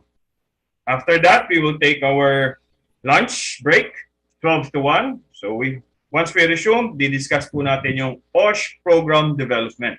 What are the segments, the sections ng ating BOSH program? Okay? Hindi-discuss ano yung ita-type natin, ano yung i-discuss natin sa BOSH program development, what are the sections, what are the parts. Nasa company po yan kung ano ang ilalagay natin. Okay? Yung content mismo. After that, we are mandated to discuss the COVID-19 at yung kanyang mga prevention measures. Okay? Once we finish all the topics, you would proceed sa inyong post-test, re-entry plan, evaluation around 4 p.m. Okay?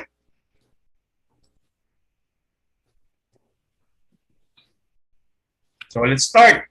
Marami-rami. We have 5 topics. Since ang OSH legislation is a 2-part presentation.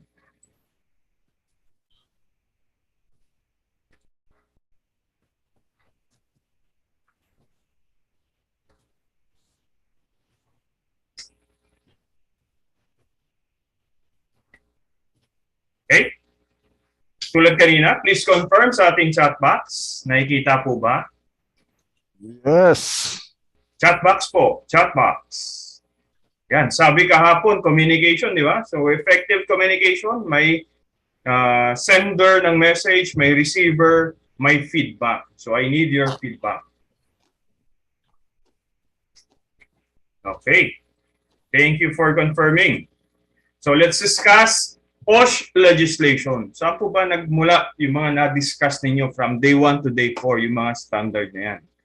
Okay? Ang legal basis po niyan ay PD 442, Presidential Decree 442, known as the Labor Code of the Philippines. It was enacted noong 1974. Ano ba yung labor code? Consolidated labor and social laws to afford protection to laborers or ating workforce. Bakit?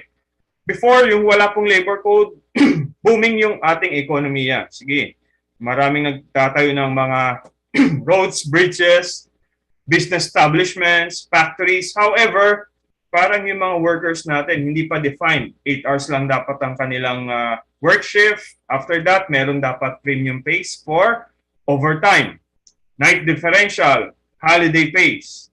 So dati parang sige, kung ano lang yung ibigay ng company. So kaya po nagkaroon tayo ng labor code. Okay, that is the primary purpose, protection ng ating workforce. Promote employment and human resource development and ensure industrial peace. Later, di-discuss natin ano yung responsibility, both the employer and the workers. Hindi pwedeng one-sided lang. Laging panalo yung workers. Kawawa nga naman si company. Malulugi sila. Example, PPEs. According kay Rule 1080, PPE should be free of charge for the workers. Di ba? What if kung abusuhin yun?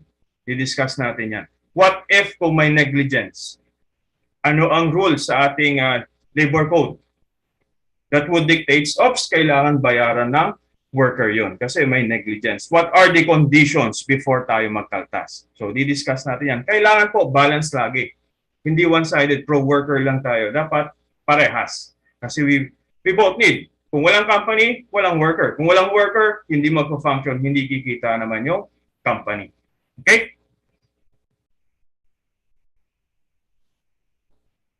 Yan. Labor code. Saan po makikita yung occupational safety and health? Sa Book 4, Title 1. Chapter 1 is for medical and dental services. Chapter 2, yan yung ating occupational safety. Okay, magkahiwalay so yung occupational safety which is accident prevention. Yung ating medical and dental services, yan naman yung illness prevention. Okay, isa accident, yung isa naman illness. Injury, yung isa naman illness. Okay? Let me just note, Article 128 ng ating labor code, we have the visitorial and enforcement power po ng ating DOLE secretary. Hindi ko na po babasahin, na-explain ko na lang. Okay, para mas efficient. Ibig sabihin po, sa Article 128, yung ating DOLE secretary at yung kanyang mga representatives, mga DOLE inspectors, they have the right to enter our premises. They should be given access dun sa ating site, okay? Sa ating workplaces, sa gate, including our documents. Okay? May kumatok. Dito po yung mga taga-DOLE, sir. Ang gagawin natin, pabalikin na lang sila. Hindi po. They should be given. Okay? Sir, surprise visit po to. Sir, dapat, di ba, may ano yan, may work order, hindi po. Si DOLE po, especially pag may accident or if they think may imminent danger, they have the authority to go to our workplaces and investigate. Hindi nila kailangan approval ng company. Once they went inside the company, they want to ask for the compensation, the 13-month, the safety records, accident records, yan. Dapat po ibigay yan sa ating mga DOLE inspectors by virtue of Article 128. Another. So yung mga DOLE inspectors, since they are authorized by the Secretary of Labor to conduct investigation or site inspection, they have the authority also to order stoppage of work or suspension of operations. Okay, just in case they would see may imminent danger. Okay, delikado yung mga workers natin. Pagpasok sa isang manufacturing, walang PPE yung mga tao, walang machine guards yung kanilang mga bench presses, machine presses, sorry. May live electrical lines malapit sa mga workers natin. So the DOLE has the right. So, pero ano yung proseso, sir? Ano yung proseso? So may nilabas si DOLE noong 2017. This is the DO-183. Wala lang po sa slide natin. DO-183. So ano magiging proseso niyan? Once na nag-inspection si DOLE inspector, meron siya nakitang imminent danger by fault of the employer, magbibigay ngayon si DOLE inspector ng notice of result. Okay? O company, notice of result. Ito yung deficiencies ninyo. Okay? Then, si DOLE inspector magbibigay naman ng recommendation sa regional office na dapat po magkaroon ng work stoppage order or WSO. Ngayon, si regional office magpapadala ng another person, another inspector to validate the WSO recommendation. Once sabi, sir, yes, it's valid na magkaroon tayong WSO. When it's confirmed, mag-i-implement na po ng work stoppage order. Okay? So, ano na ngayon mangyayari, sir? Work stoppage kami rito. If may imminent danger, stop work due to fault ng employer, compensated po yung affected workers. The company should pay for the salaries ng affected personnel. Okay? Sir, what if kung stoppage of work due to force majeure, acts of nature?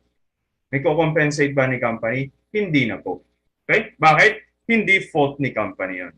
Okay, clear tayo dyan, ha? Next, once may stoppage, kailan malilift yan, sir? Expect po ni company 24 to 72 hours. Yun ang time binibigay ni DOLE. Magpapatawag po sila ng, yung term nila is mandatory conference. 24 to 72 hours after WSO, magkakaroon ng mandatory conference. Yan, i-explain na ni company kung bakit i-lift yung WSO. Kung satisfied si DOLE, okay. I-stop na yung WSO. If not, continue pa rin. Excuse me. Clear po tayo, ha? Sa visitorial and enforcement power ni DOLE.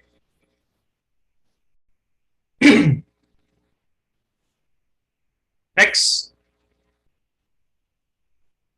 yung naging flow ng ating OSH standards. 1974, enacted yung Labor Code. 1978, yan. Diyan po nagkaroon ng Yellow Book, yung ating Occupational Safety and Health Standards. Yung mga di-discuss po ninyo, measurements, variables, yan. PPEs, reports, nakalagay po yan sa 1978 standards. However, example ako dito, kahit you read the whole Yellow Book, parang may kulang. What if kung hindi kami nagbigay ng PPEs? Stop work agad. Sir, nag-charge lang kami ng PPEs, walang imminent danger. So, pwedeng i-ano nila, di ba? Pwede nilang i-deflect yung mga ganong penalty. Sir, stop work. We just charge them their PPEs. Hati naman yung company. Okay? So, lumabas ngayon yung DO 198-18. For every violation, may corresponding penalty per day. Hindi ako nag-report, sir. Isang report lang yung na-miss ko. Close na kagad yung business ko. Hindi naman justifiable. Tama? So, nandyan si DO 198-18.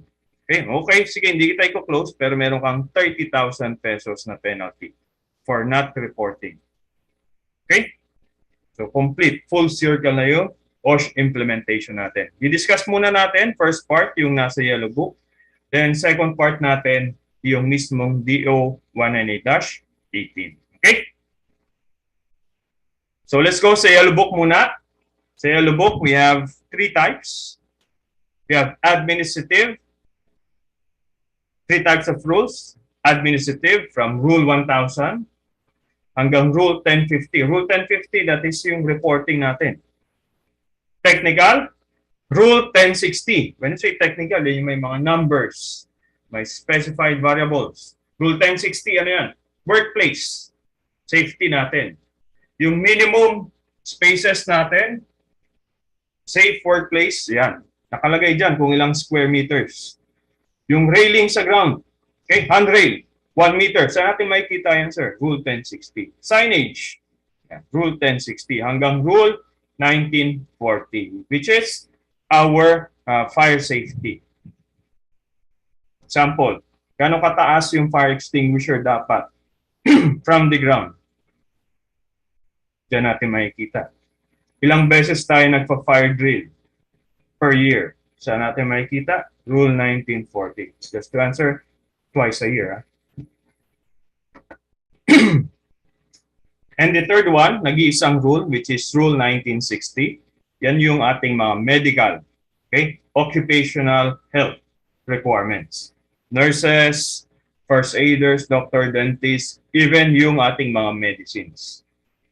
I'm sure sa inyong mga workplaces, meron kayong mga first aid kits. The question is it compliant? The inventory at yung quantity. Okay? Yan. Nandidiscuss yan sa Rule 1960. Sa Yellow Book po, mayroong duties of the employer. Mamaya may duties of the worker naman tayo. Palagay sa Yellow Book, provides a place of employment free from hazardous condition. Give complete job safety instruction. Nagbibigay po ba tayo nun, sir? Yes po. Bago sila mag-start, sinasabihan namin sila kung ano yung gagawin nila for the day. Is it compliant with our OSH standards? The answer is no. Should be black and white.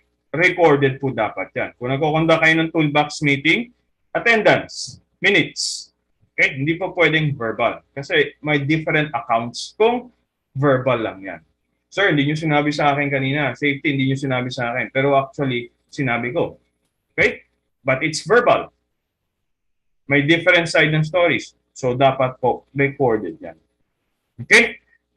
The best way to give job safety instruction is the job hazard analysis. Yan. Naririnig ko nga sa review kanina, some of you even says, natutunan ko rin po yung paggawa ng JHA tulad ni Sir Julius. HIRAC and JHA and some. Okay? So yan po, magagamit natin in compliance to that. Next, duties din ni employer, sumunod sa mga standards. Nakalagay dyan, hindi DOLE standards. Standards. May iba-ibang company, iba't ibang government agencies, may different safety standards din. Tulad ng DOE, may sinusunod din po kami. Which is synonymous naman kay DOLE. And use only approved PPE, devices, and equipments. Ibig sabihin ng approved PPEs, may test result from the OSH center ng DOLE. Sir, yung isang brand ko ng PPEs, example this one, approved ba to, sir? We could go sa OSH center website. Nandun yung list of approved suppliers and PPEs nila. Okay? Hindi natin isa-isay na yun. So, side by side ko na lang. Sabi ko nga, hindi pwedeng one-sided. Yung labor code nandiyan yan para balance po. We have duties ni employer. Nabanggit na natin kanina to. May duties po si worker din. May responsibilidad din sila. Okay? Yung kanina, provide a place of employment free from hazardous condition. Yeah? Nire-require kay company. Ngayon, kay worker, dapat po makipag-cooperate siya. Kung ano yung policy na implement ni company, kailangan niya sumunod. Kung habitual siya hindi sumusunod, sir, pwede bang i-terminate na lang? Baka mag-cause pa ng accident? The answer is yes. Article 282, Labor Code. Habitual negligence, including yung hindi pagsunod kay DOLE, kay safety policies natin, is a form of habitual negligence. So, pwede. Report any work accidents in the workplaces. Unfortunately, marami tayong nakikita may hazardous conditions sa kanilang workplaces, post sa social media. May problema with the company, rekta kay Rafi, Sir Rafi Tulfo in action. Okay? So dapat po, puntahan din natin si DOLE. Okay? Ganito po, pag may hazard, report natin muna sa company. Ha? Huwag i-post kagad sa social media. Kasi there's no such thing nga daw as work-free workplace unless makipag-cooperate si worker.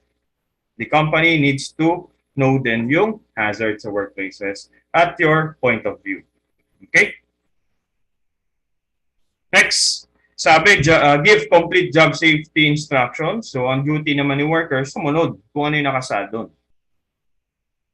Use only approved PPEs para kay employer. Kay worker naman, make proper use of all safeguards and safety devices. And yes, nabanggit ko kanina, they could be charged. Okay? Pag merong negligence sa part nila, kung bakit nasira, nawala yung kanilang PPEs. Hindi laging free of charge yan.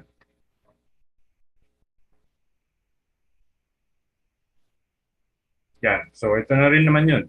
Cooperate, report, make proper use, follow all instructions. Okay? Kumbaga kanina, sinide by side ko na lang. Now, let's go straight dun sa mga significant, yung compliance kagad natin sa workplaces natin. By the way, wala dito yung Rule 1020. Rule 1020 is registration of establishment. Ha? Make sure you register your establishment na kay DOLE.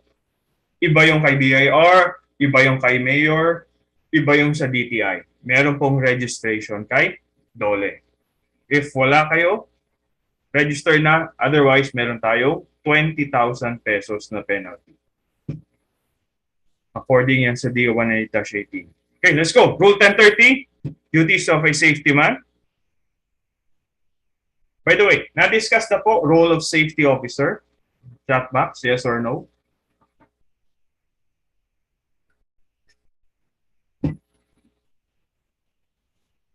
Okay, yes. Sige, we could skip this one. Okay, thank you for confirming. So let's skip this one.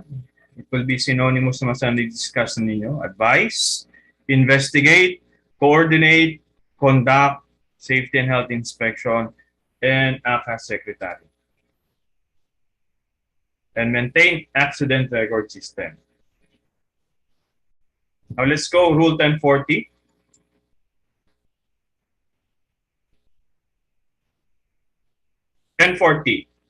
This is the Health and Safety Committee. So ano ba yung Health and Safety Committee?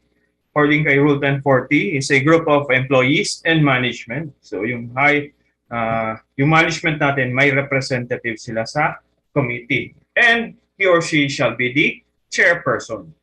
The highest official will always be the chairperson ng ating Health and Safety Committee. But hindi si safety officer. Nag-discuss kayo ng policy, okay, approve kay committee, is safety officer and chairperson. Ayaw pala ni manager. Bali, wala. Okay? So, dapat the highest official ng committee, siya rin ang chairperson. Para kung approve ng committee, okay, approve yan ng highest official natin. Kailan po dapat tayo may Health and Safety Committee? Kung bago tayong establishment, within 1 month from the date, the business starts operating and reorganize yan every year. Okay? Meron kasi tayong mga workers representatives. So yan, pwede silang palitan. Or just in case magkaroon ng resignation, mayroon termination, so we could reorganize. Sir, meron kaming BOSH committee, bakit findings pa rin? Baka hindi kayo nag-follow ng inyong composition. Chairperson, the highest official. Members, yeah, department head, supervisor, foreman, workers, company physician, nurse, dentist, wala dyan. First aider, depende sa number of workers at yung inyong risk level. May di-discuss natin na lang yan sa DO 198-18. Then our secretary, of course, safety officer. Sir, bakit may violation kami? Meron naman kami. Nakalagay pa ngayon sa bulletin board namin. Well, you need to submit. You need to report kay DOLE. Okay? Na meron kayong BOSH committee.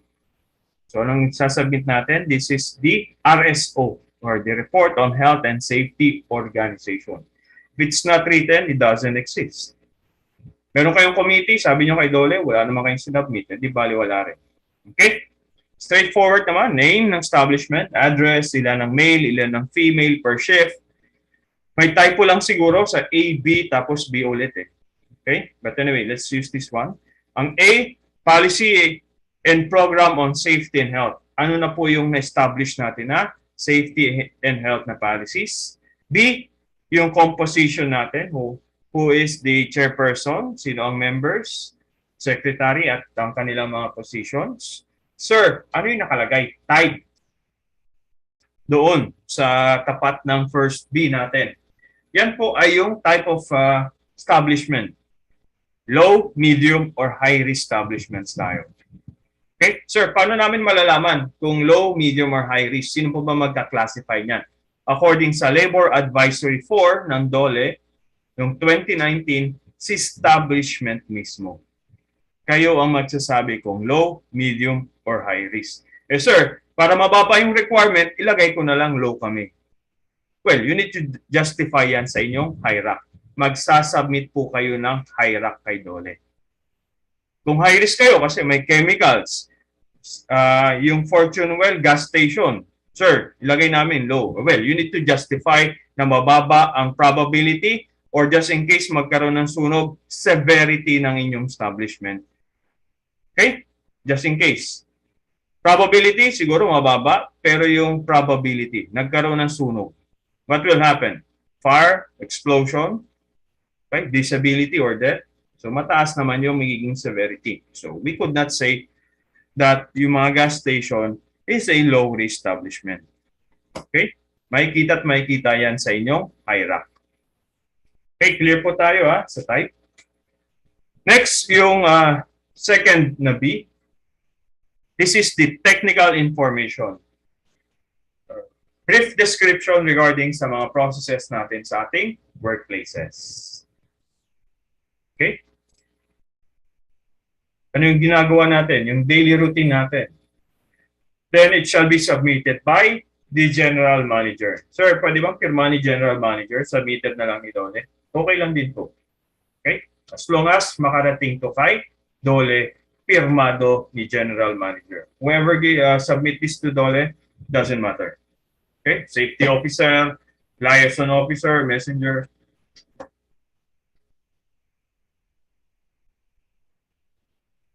What are the duties ni Safety and Health Committee? Na-discuss na po ba to? Yes or no?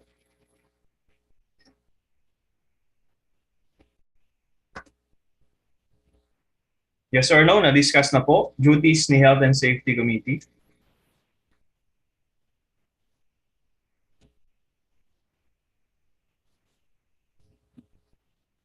Chat box.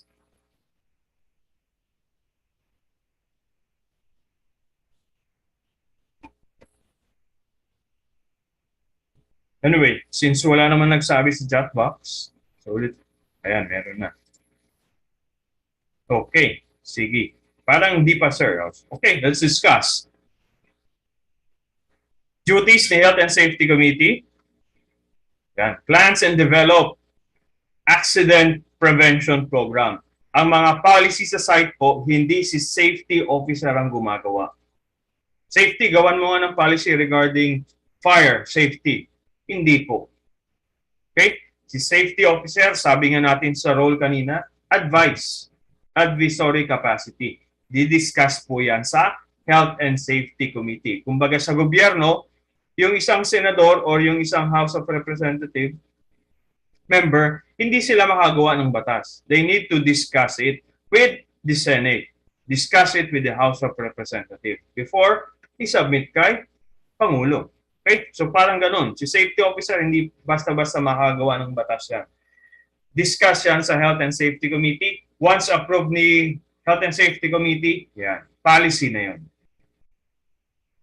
Next, inspect workplace to detect unsafe conditions. So hindi lang si safety officer. Dapat meron kayong walkthrough survey, kumbaga.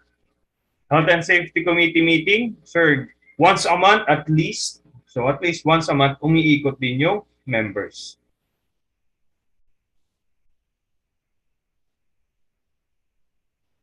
Sir, may yellow book po kasi kami dito, kaso po nakalagay as amended, 1989. Same lang po ba yun? Content nito sa 1978. Yes po, yung mga rules natin, walang nagiging changes yan pag merong revision. Ano ang nadadagdagan? Yung pinakadulo, yung mga attachments. Example, nagkaroon ng department orders noong 1980, 1981 hanggang 1988. Valid pa yan kasi 1989 yung ano nyo eh.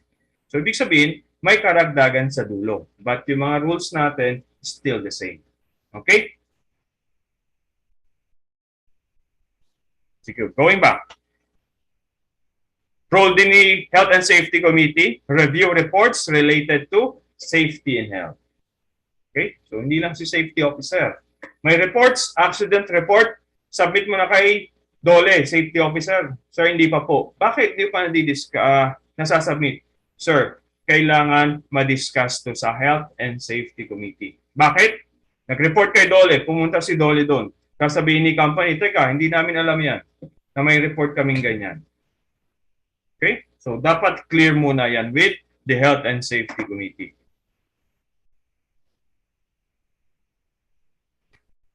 Meron po ba tayong sinasubmit in relation to BOSH committee natin? Yes po. First, we have the DOLE form. Yan. Ano ba yan, sir? Yan po yung RSO. Report on Health and Safety Organization. Yung kaninang form. Sasubmit po yan, 2 copies sa regional office at Bureau of Working Condition. Of course, if you submit sa regional office, sila na po magbibigay kay PwC.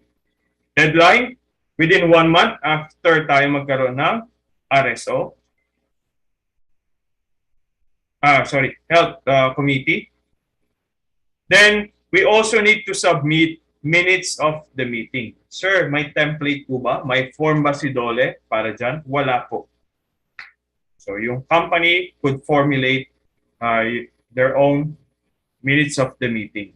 Okay? Basta ang nakalagay doon, BOSH related. Ha? The same 2 copies submitted sa regional office. Ang deadline po natin at least on a quarterly basis. Okay, at least. For construction industry, ang deadline nila ay monthly.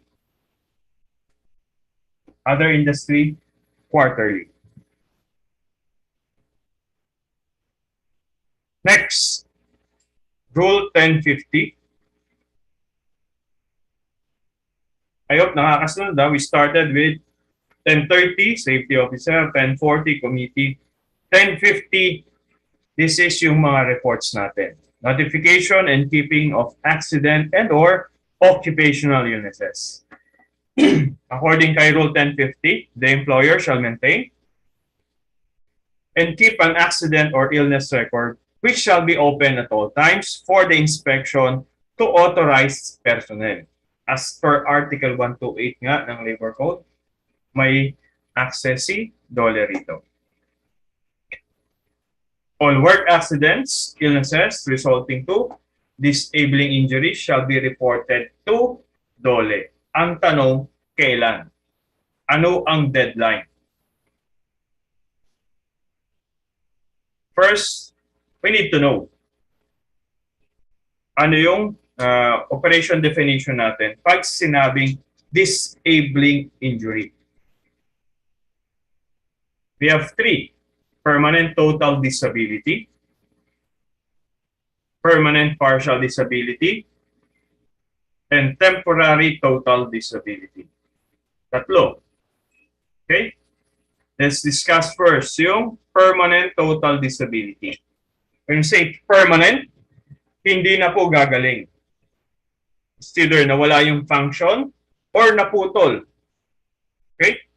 Total, this pertains to the number of body parts. When you say total, 2 or more. Example, work-related na stroke, na-paralyze yung one arm, one leg. 2 body part or body function. Permanent total disability yan. Nabulag, both eyes. 2 body part. Okay? Permanent total disability. Sir, one arm, 2 hands, sorry, ang naputol. So, permanent total disability. Okay? While si permanent partial, one body part or body function ang nawala. Nabulag yung isang mata. Naputulan ng isang kamay. Na-paralyze yung isang paa. Permanent partial disability ang tawag. Okay? While si temporary total, ano naman yan, sir? Temporary, ibig sabihin gagaling. Eh ano naman yung total, sir? Ay temporary total, this pertains to the injured worker was not able to report back to work within 24 hours following the time of the accident. Example, fracture, nabalian ng paa. Gagaling po ba yon? Yes, sir. Okay, sisementoin yung paa, gagaling din. So it is temporary. Total, hindi siya makabalik sa trabaho and perform official function. Bakit? Bali nga yung paa, sir. Eh. Okay? Then, disability. Temporary total disability. Okay? Sir, what if kung hindi naman siya naka-report? Minor lang po yung kanyang injury. Within 24 hours, nakabalik siya. Anong tawag natin doon? First aid case. Medical treatment case. Okay? Then of course, yung fatality. Yan, nire-report ka agad. For fatality, permanent total disability within 24 hours. Report yan kay DOLE. Permanent partial, temporary total. Ayan. End of the month, nagre-report tayo kay DOLE. Okay? Ayan. Meron po ba tayong form? Yes. That is the DOLE /BWC/OHSD/IP-6. Okay? Note ko lang yun, nakalagay sa form yan, on or before the 20th day. Pero according dun sa bagong DOLE memo natin, anong March, yan, online na po ang submission, deadline, every end of the month. Okay? Nasa DOLE ERS. You need to register. Sir, Kung 24 hours, kailangan makapag-submit kagad kami niyan for fatality at saka permanent total disability. Pwede pong i-inform muna kagad si Dole. Okay? Kasi yung form na to, kailangan talaga ng records. Meron pa dyan, yung second page niya is magkano yung sahod that we could not provide information kagad. We need from HR, di ba? Information from HR. So yung within 24 hours, report lang ni company to follow si employer's what year or work accident illness report.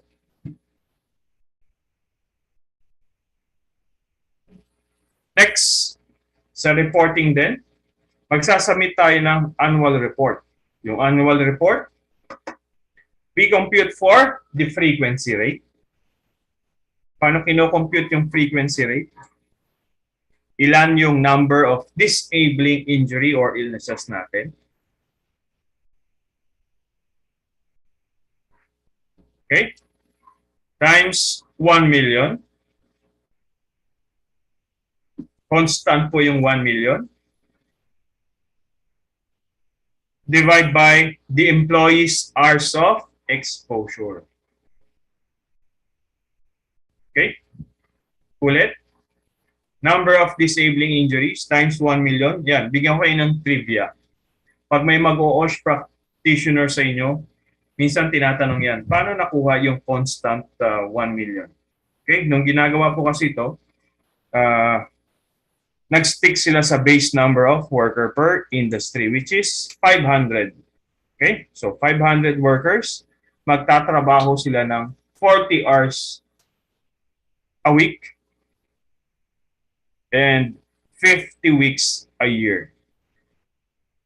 500 workers times 40 weeks, 40 hours a week and 50 weeks a year. You will get 1 million. Okay? Trivia para sa mga mag-OSH practitioner.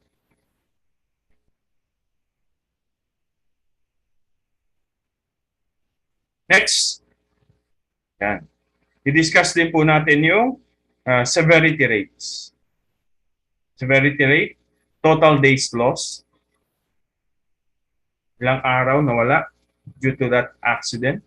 Fatality po ay 6,000 days. Ang charge. Fatality. So, namatay na yung worker, hindi na makaka-report ulit. To stop your days lost. So, 6,000. Times 1 million, divide by the employees' hours of exposure o yung mismong 1 hour. Okay? For the whole year. Yan. Yung mga information na yan, ilalagay natin ngayon sa AEDR or the Annual Work Accident Illness Exposure Data Report. Name of establishment, nature of business, address, yan, madali na yan. Number of workers, ilan yung man-hour for the whole year. Tapos yung sa baba po, ilan yung disabling, ilan yung non-disabling injuries, ilan yung na-compute natin, frequency rate at severity rate. Isang page lang po na report to. Submit na kagad kay Dole. Okay? Ano yung mga deadlines, sir?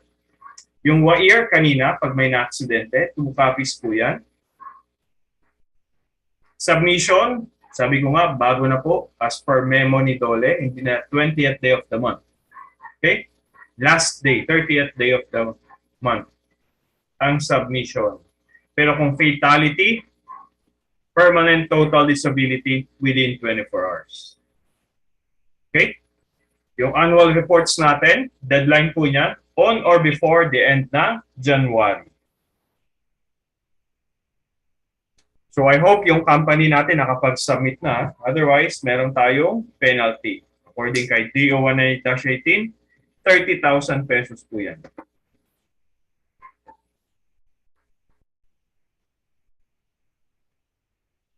Next, Rule 1060. Yan. Mahaba po yung Rule 1060. Pero summarize na lang natin. Building premises shall have adequate fire, emergency, danger signs, and safety instruction of standard color and size, visible at all times. Ayun lang. Okay, wala pa. Okay, aside from that, Rule 1060, it gives the standard for the physical requirements ng ating workplaces. Handrails, butas, ventilations, yan. Makikita natin kay Rule 1060. Yung mga physical features, physical standards ng ating workplaces. Next, what if kung hindi physical, sir? Nalalanghap lang natin. Pwedeng makontaminate. So, nandyan naman yung Rule 1070. So, yung mga threshold limit values for toxic or carcinogenic substances and physical agents. Yan. Ano yung mga threshold limit? Nasa Rule 1070 and yung nasa annex niya na table. Okay? Yung listahan.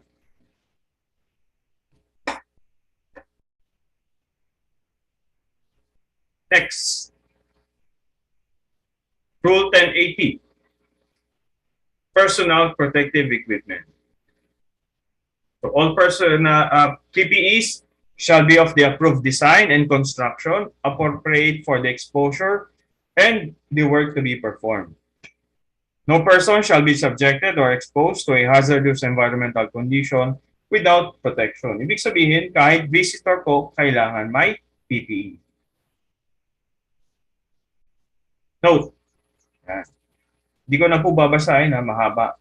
Explain ko na lang. So the company or the employer kailangan mag-provide ng PPEs para sa kanyang mga tauhan.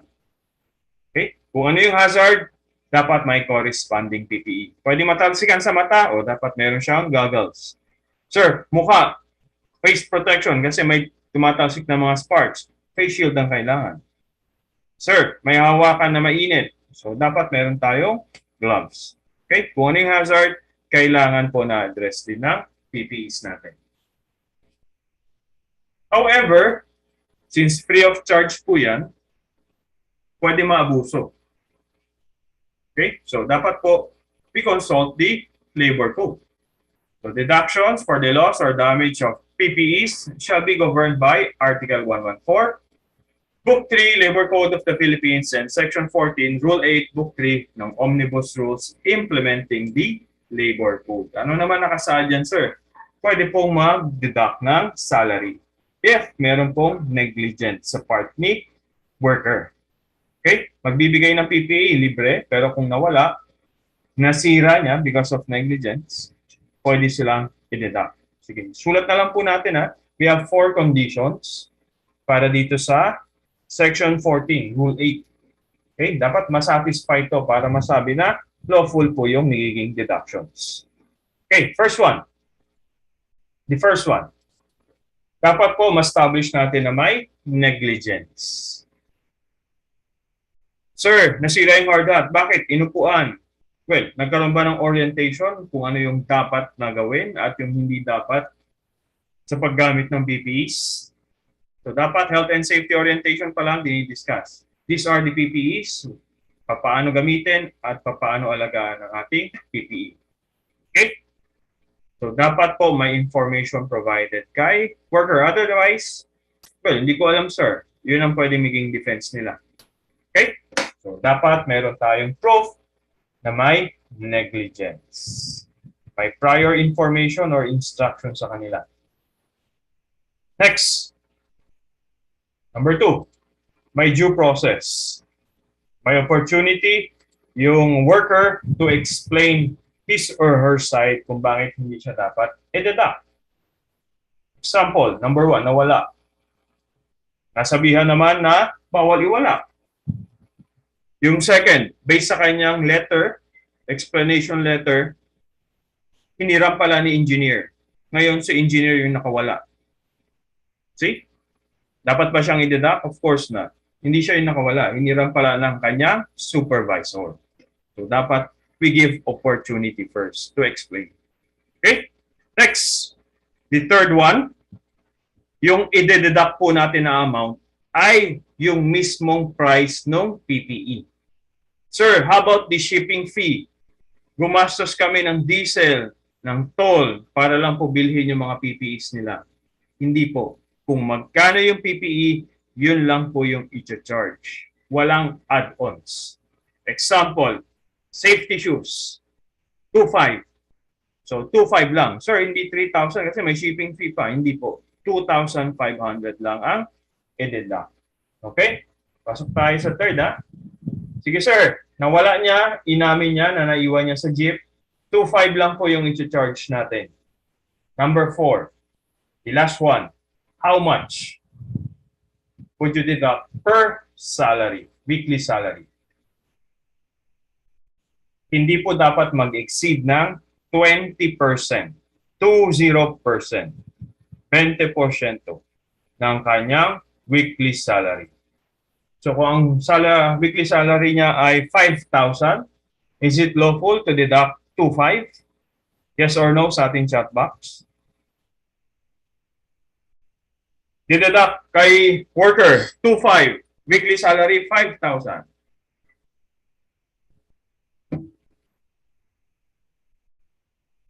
Yan, very good. Of course not. Kasi 50% po yun. Kalahati mismo ng kanyang weekly salary. So, ang sabi natin, 20% lang. So, for the first week niya, dapat po ang i-deduct lang ay 1,000. Okay? Next, 1,000. Then the following, yun yung 500. Okay? So, yan po yung Section 14, Rule 8. So it makes sense. Balance ang labor code. Free of charge, sabi, gagastos si worker, pero kung may negligence, gagastos din dapat si worker. Sir, pwede ba yun? PPEs, deposit lang kasi may mga workers tayo, papasok first day, bibigay yung PPE, tapos the following day, wala na. Hindi na magpapakita. Okay, especially sa construction, once they receive the PPE, safety shoes, vest, hard hat, mas mahal pa daw yun kaysa dun sa daily salary. So, inuuwi na lang. Hindi na magpapakita, mag-aawol. Okay? So, yan po pwede. Okay? Pwede pong mag-deposit lang. Pero, kailangan ibalik ni company once natapos yung contract or na-terminate or nag-resign siya. Sir, taking into account ba ang depreciation ng PPEs? Okay. Tignan nyo yung PPE policies kung kailan dapat sila palitan. Kung because of wear and tear lang po yan, free of charge pa rin ang replacement. Okay? Nasisira at nasisira yan, especially safety shoes. Safety shoes, katagalan masisira talaga. Walang negligence doon. So hindi mo nga masasatisfy yung first condition. Normally, nasisira talaga ang PPEs. Okay? Di-differentiate natin, sir, nasa inyo po yan. Pero the labor code, yan. 20 yung actual price. Pero kung gusto ni company, magkaroon depreciation computation, okay lang din po yun. Basta hindi mag-exceed sa actual price. May nag-question po ba? Nag-raise ng kamay? Okay, sige. Kung wear and tear, normal wear and tear, yan, free of charge pa rin. Best, kumukupas siya, nababakbak din. So, normal wear and tear, okay po yan. Pero kung nakitang ginupit naman, iba na yun, negligence na yan. O kaya, sinila ng ganun, punit talaga, negligence. Okay? You need to establish negligence. Kung none, normal wear and tear, hindi mag-apply ito. Next, this is the last rule for our yellow book. Rule 1960. This is the Occupational Safety and Health Services. Coverage, lahat po ng establishment, whether for profit or not, government or private, pasok po sa Rule 1960. Let me just note, kasi minsan kasi po nagkaubo lang, occupational illness na kagad. Okay? Pwedeng i-file kagad. Well, according kay ILO, the labor arm ng ating UN, ang occupational illness, aside from work-related or yung kanyang working environment, we need to also consider the fact that disease occurs among a group of exposed persons with a frequency above the average morbidity of the rest of the population could be considered occupational illness. Ano, sir? Explain na lang natin. Example, dengue, Paano natin masasabing occupational illness yan? Eh, sa labas ng company, meron ding pwede rin magka-dengue. Okay? Ngayon, based dito sa binasa natin, this is the company. Nakikita ko sa camera. Company, environment, or the community. Ibig sabihin, pag mataas po ang dengue cases sa loob ng ating workplace, yan, that is occupational illness. Pero what if marami na sa community, medyo tumataas sa company? Could we consider that as an occupational illness? Malabo. Bakit? Pwedeng nakuha ang dengue sa bahay. Pumunta sa mall.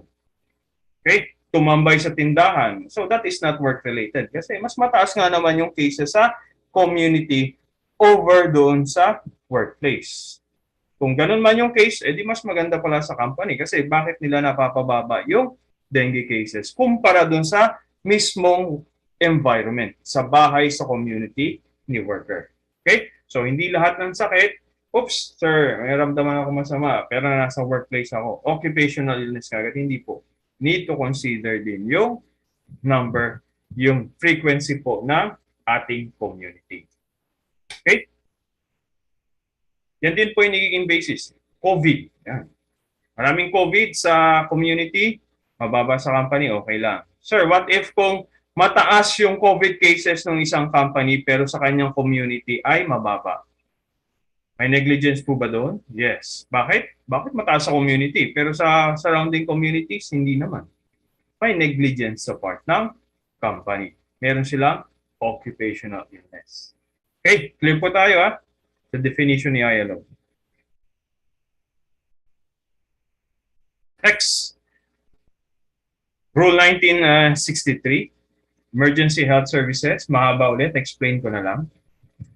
Later, makikita natin, i-require yung ating company na magkaroon ng clinic, both medical and dental clinic, or even hospital. Depende sa number of workers. Sir, wala kaming space, wala kaming funds, wala sa budget. Well, meron tayong option naman from DOLE. Okay, from our Rule 1963, sorry. Sa ating OSH standards. If our establishment is within 5 kilometers radius, meron na kagad clinic or dental clinic, medical or dental clinic, or pwede pong mag-travel less than 25 minutes, pwede pong hindi na tayo maglagay. Okay? Basta meron lang pong written agreement. Yung mga medical cases, dental cases, sa charge nga naman kay company.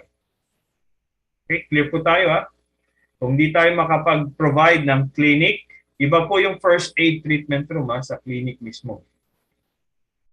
Basta po pasok tayo sa 525, 5 kilometers or 25-minute travel time, pwede pong magkaroon ng written agreement with the nearest medical or dental clinic to provide services sa mga empleyado. Okay?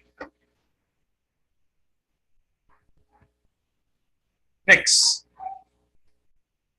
Ito po, written contract. So, na-explain na natin to Next.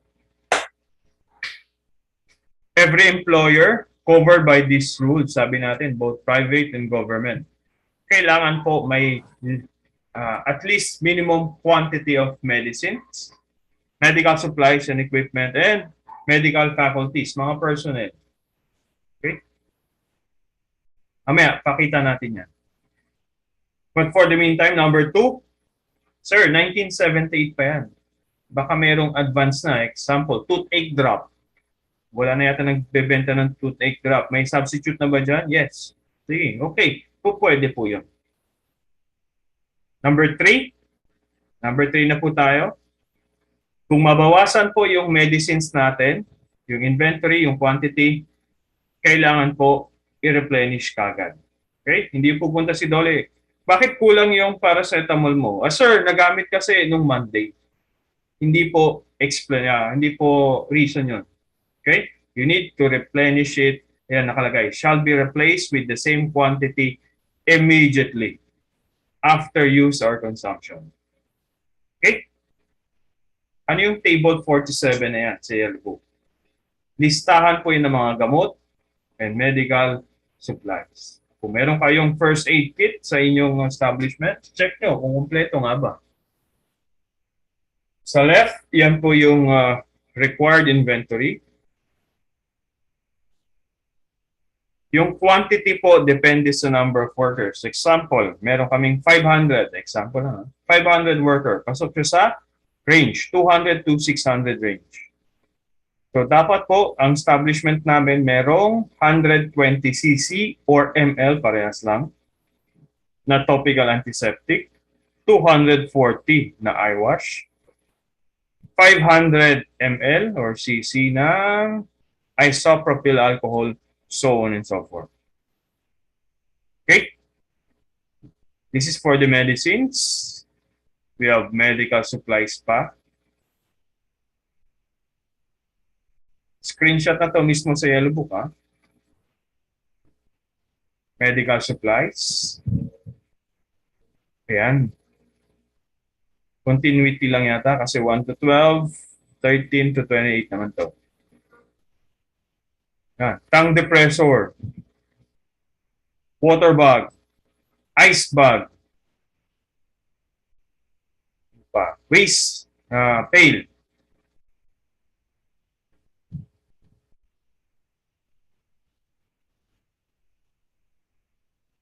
Add-on, medicines, anticonvulsant ampules.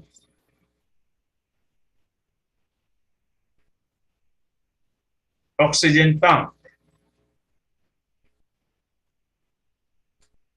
Okay? Hindi ko na po i-discuss isa-isa. So ito yung nilalaman ng table 47 natin. Sir, anong susundin namin na numbers? Kasi ang establishment namin may fluid characteristic. Meaning, may maraming supplier, maraming bisita, pero kami po ay 50 lang talaga. Pero pag may bisita, umabot kami ng 80 to 100. So dito po, number of workers. Employees lang ang i-consider natin. Okay? Si Ma'am Jonah kasi school yata. So ano i-consider? Okay? Employees lang. Okay po? Yung mga bisita yan, subjective naman yan. Minsan uunti, minsan wala. Okay? Number of workers or employees. But Dole won't mind if consider nyo rin number of suppliers, visitors, or even the students. Yan, very good. Yan, sakto yung sinabi ni ma'am. Kami po, number of students. Very good. That's way above the standards.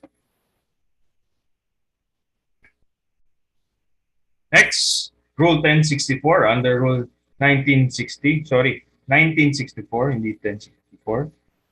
Kailangan po meron tayong first aider daw. Later, makikita natin sa DO118, how many workers? Okay? Pag first aider po, qualifications, knows how to read and write, undergo the training ng Philippine National Red Cross. Sir, mahirap ngayon magpa-training sa Red Cross. Ano yung option natin? BOH, BFP, at meron na rin po tayong mga safety training organizations na pinapayagan ni DOLE. Okay? So, kailangan lang po yung FAT-Pro certification.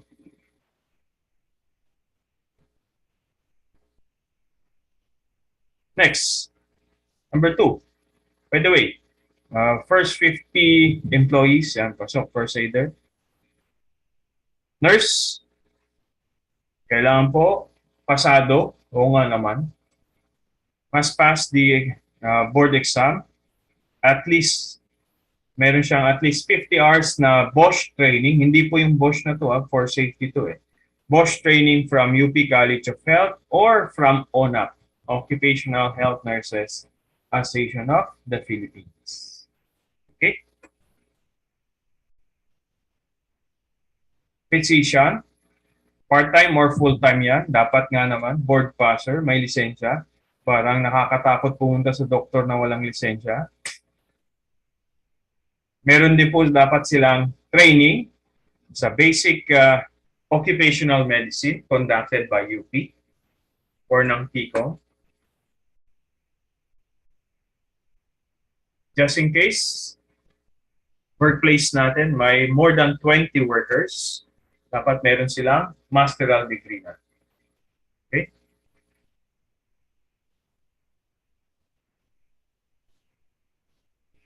For our dentist,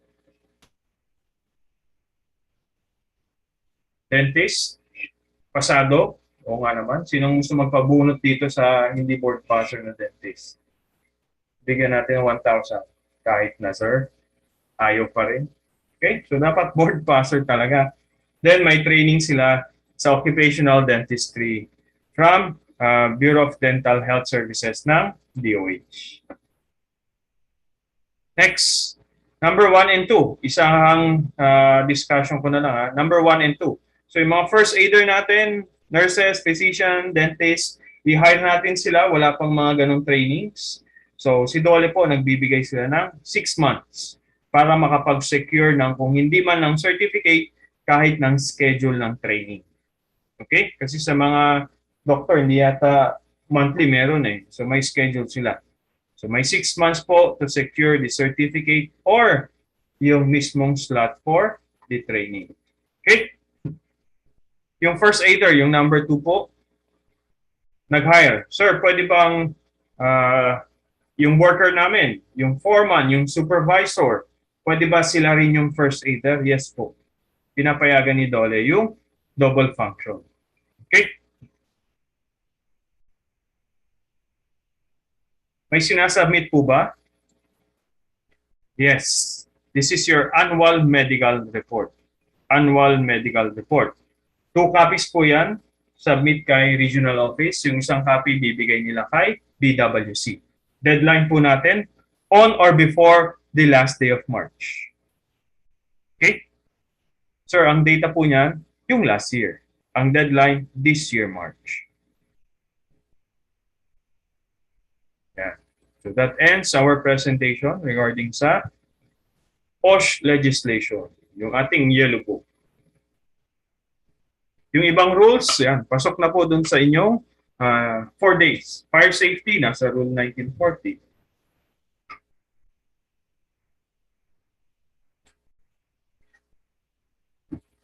May question po tayo. Ang oras natin ay 9:50.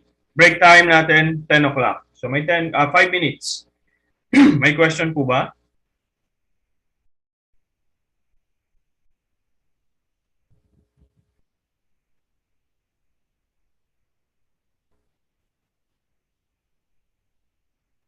Okay. Thank you, ma'am. Clear daw.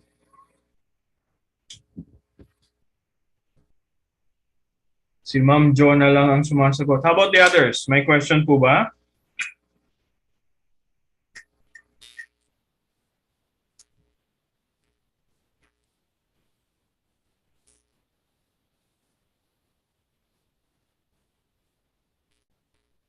Yes po. Go ahead, Ma'am Mary Jane. Sir, paano po kung ano, 'di ba po sir, nag-provide po kami ng safety goggles para po dun sa, kunwari po yung forklift driver namin para po dun sa mata niya. Tapos po sir, what if po kung hindi niya naman po sinusuot and then nagkaroon po ng problem po dun sa mata niya. Kunwari po sir, nagkaroon na po siya ng ano ba yung tidat yung kay Anthony?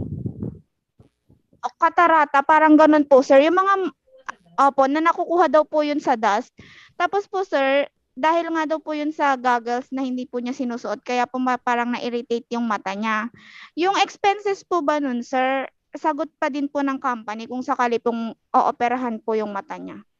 Dahil meron pong occupational illness daw. Opo, opo. Ma'am, do you have proof na sinasabihan natin siya, nire-remind natin siya? Opo, sir. Verbal po, sir. Ayun lang po. If it's not written, it doesn't exist. Pwede Kailangan po, sir, kunwari po ganun po, magkaroon po ng written kasunduan, parang ganun po, sir, between the employee and the employer na kung hindi niya po sinusuot yung safety goggles niya, the expenses, yung isa shoulder po ng employee. Okay, ma'am. Yung written na document na sinasabi ko, yan yung compliance natin kay safety policy, PP policy natin. First offense, hindi mo sinuot, written warning. Second offense, meron kang 1-day suspension, 3 days yan. Ganun po, hindi yung waiver. Lalabas na waiver yung document nyo. Hindi po pwede yun, ma'am. Ganun po, sir. Sige po. Okay Walang po. ino-honor na waiver in terms of occupational illnesses. Ngayon Ah, po, yan ma'am, unfortunately, I could not speak on behalf of Dole regarding sa pwede nilang maging judgment dyan. But you need to Opo. establish na merong negligence sa part ni worker. Opo. Na-orient po ba siya regarding dun sa hazard? At kung bakit kailangan niya mag-suot ng goggles? Opo, sir. Opo, sir. Kasi nga po, ano daw po, masyadong exposed daw po sa dust yung mata niya. Kaya po, tas po na-irritate. Nung una po, yung isang eyes lang po niya. And then po, nung nakatagalan po, both eyes na po niya yung affected. Okay. Sige ma'am, you need to establish na meron kayong naging safety and health orientation sa kanya kung bakit kailangan niya mag-goggles. Meron po ba tayo?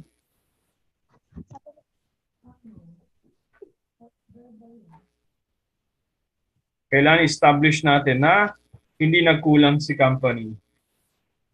May negligence sa part ni worker. Verbal din po, sir. Yun po. Orientation. Yan. We need to document yung ating health and safety orientations.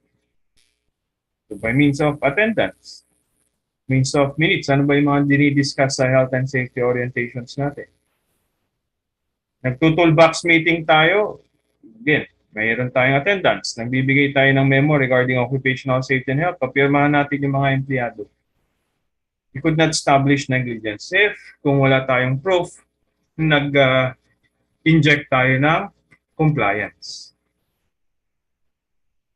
Okay po, sir. Sige po. Sige po, ma'am. Thank you po. Go ahead po, Sir Lorenzo.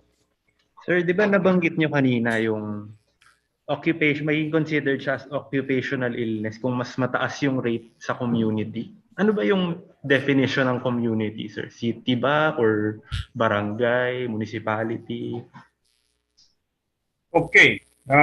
In terms of community, yung barangay, sir. Barangay lang. Okay, sige, sir. Yung immediate or yung host barangay natin. Thank you.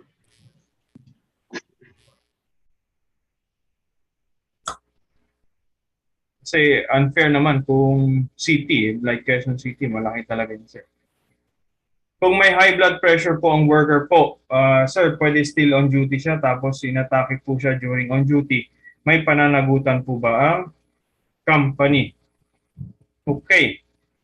We need to establish kung occupational illness yan. Yan ang problem ngayon. Hindi magfo-fall doon sa ILO definition kanina. Tulad nga ng pinoint out ni Sir Lorenzo. Ngayon, paano natin malalaman may occupational illness? Pre-employment. Bago siya pumasok sa inyong job site, ano yung medical result nun? May blood pressure na po ba siya? High blood pressure? Kung wala, tapos nagkaroon during the course of employment dyan, sa annual physical exam niya, tumataas yung blood pressure niya. That is an indication na merong occupational illness. Pero kung pumasok siya sa inyong establishment, mataas ng kanyang blood pressure, titingnan natin, is it classified siya as A, B, C, or D? Nakikita yun sa medical results, di ba? So ngayon, titingnan ngayon, sir, nasa category C siya. Category C. Bakit natin nilagay dun sa very hazardous workplace? Dapat susunod din po si company doon sa result ng medical examination. Sir, category B siya. Tapos nilagay lang namin siya sa mild na trabaho. Ngayon, inatake po siya. Okay? Heart attack. Yan. That could be considered as an occupational illness. Benefit, pwedeng makakuha sa ECP, but it doesn't mean that the company may negligence sa part na yon. Compensation from the company, yeah, depende na lang kay Dole yan. Pero hindi natin masasabing may negligence sa part ni company. Okay? The company would still need to help yung kanilang worker. Okay? Kasi nagbe-benefit naman si company dun sa ginagawa ni worker.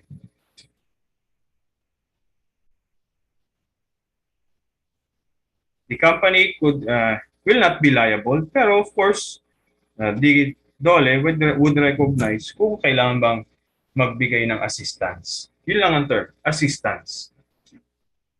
Okay?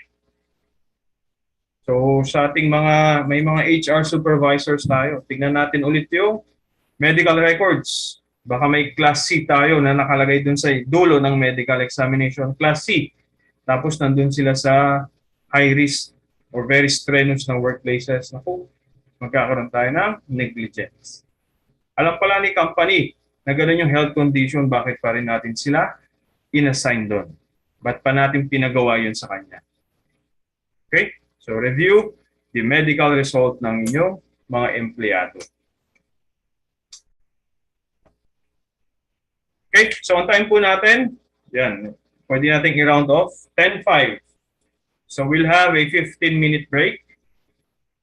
So be back by 10:20. Okay? 10:20. 15 minutes lang.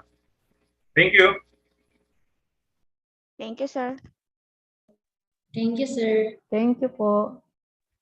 Thank you po. Thank you, sir. Thank you, sir.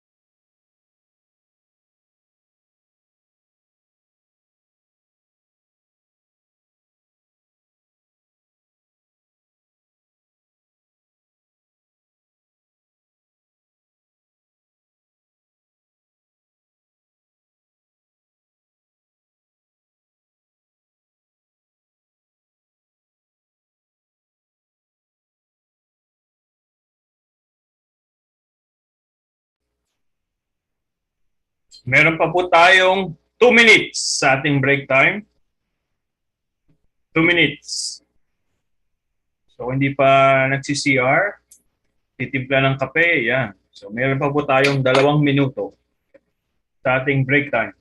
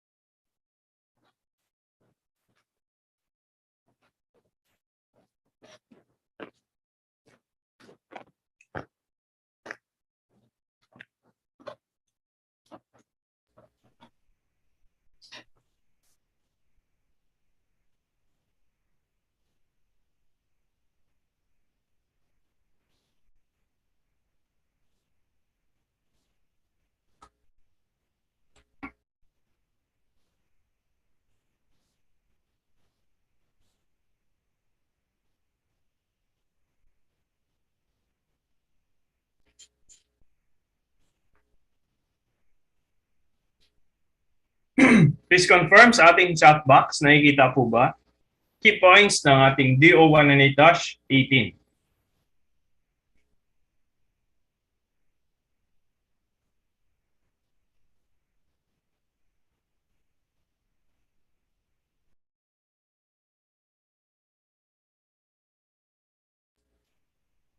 Nineteen participants. Tayo ay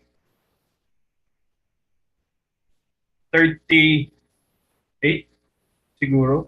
How about the others? Nakikita po ba? 21 participants.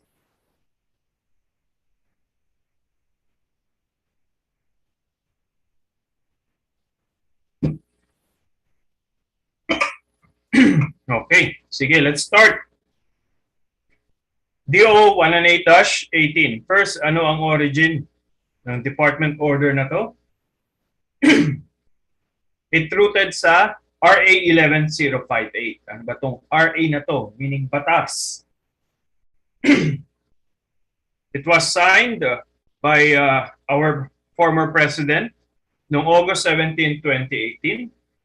Yung batas na RA 11058, an act strengthening compliance with occupational safety and health standards and providing penalties for violation thereof. Okay. Ang original author nito ay si Testament. Kasi napansin niya, meron tayong standard. May na dapat sinusunod yung mga companies. However, maraming non-compliance. Ano ngayon kung di sila sumusunod? Wala namang penalty na nagsasabing, oops, kailangan bayaran to. Kaya po lumabas yung batas na to. Okay? Of course, yung batas ay hindi po pwedeng i-implement basta-basta lang. Kailangan niya ng guidelines. So, dyan po papasok yung DO118-18. Minsan may tatawag sa akin, Sir, anong mas mataas? Anong susundin namin? Yung RA 11058 o yung DO118-18? Technically, mas mataas yung batas over the guidelines, pero parehas sila ng essence. Parehas sila ng mga provisions. So, parang parehas din susundin natin. Ang DO-198-18, it was signed noong December 6, 2018, published noong January 9, 2019. According sa Article 5 ng Labor Code, kailangan may 15 days pa before pa-implement after ma-publish sa dalawang newspaper. So, naging effective na po siya noong January 25, 2019. So, discuss po natin yung DO-198-18, Section 1. Could I ask someone to read? Si Sir Gabriel Castillo. Sir Gabriel Castillo, good morning.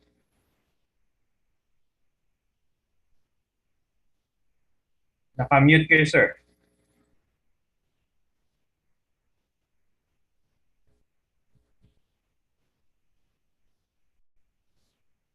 Sir Gabriel, naka-mute kayo, sir.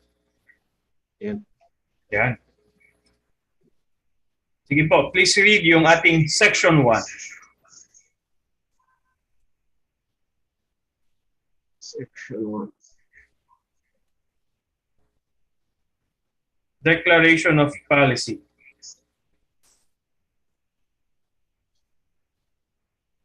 The state affirms labor as primary social and economic force, and that a safe and healthy workforce is an integral aspect of nation buildings.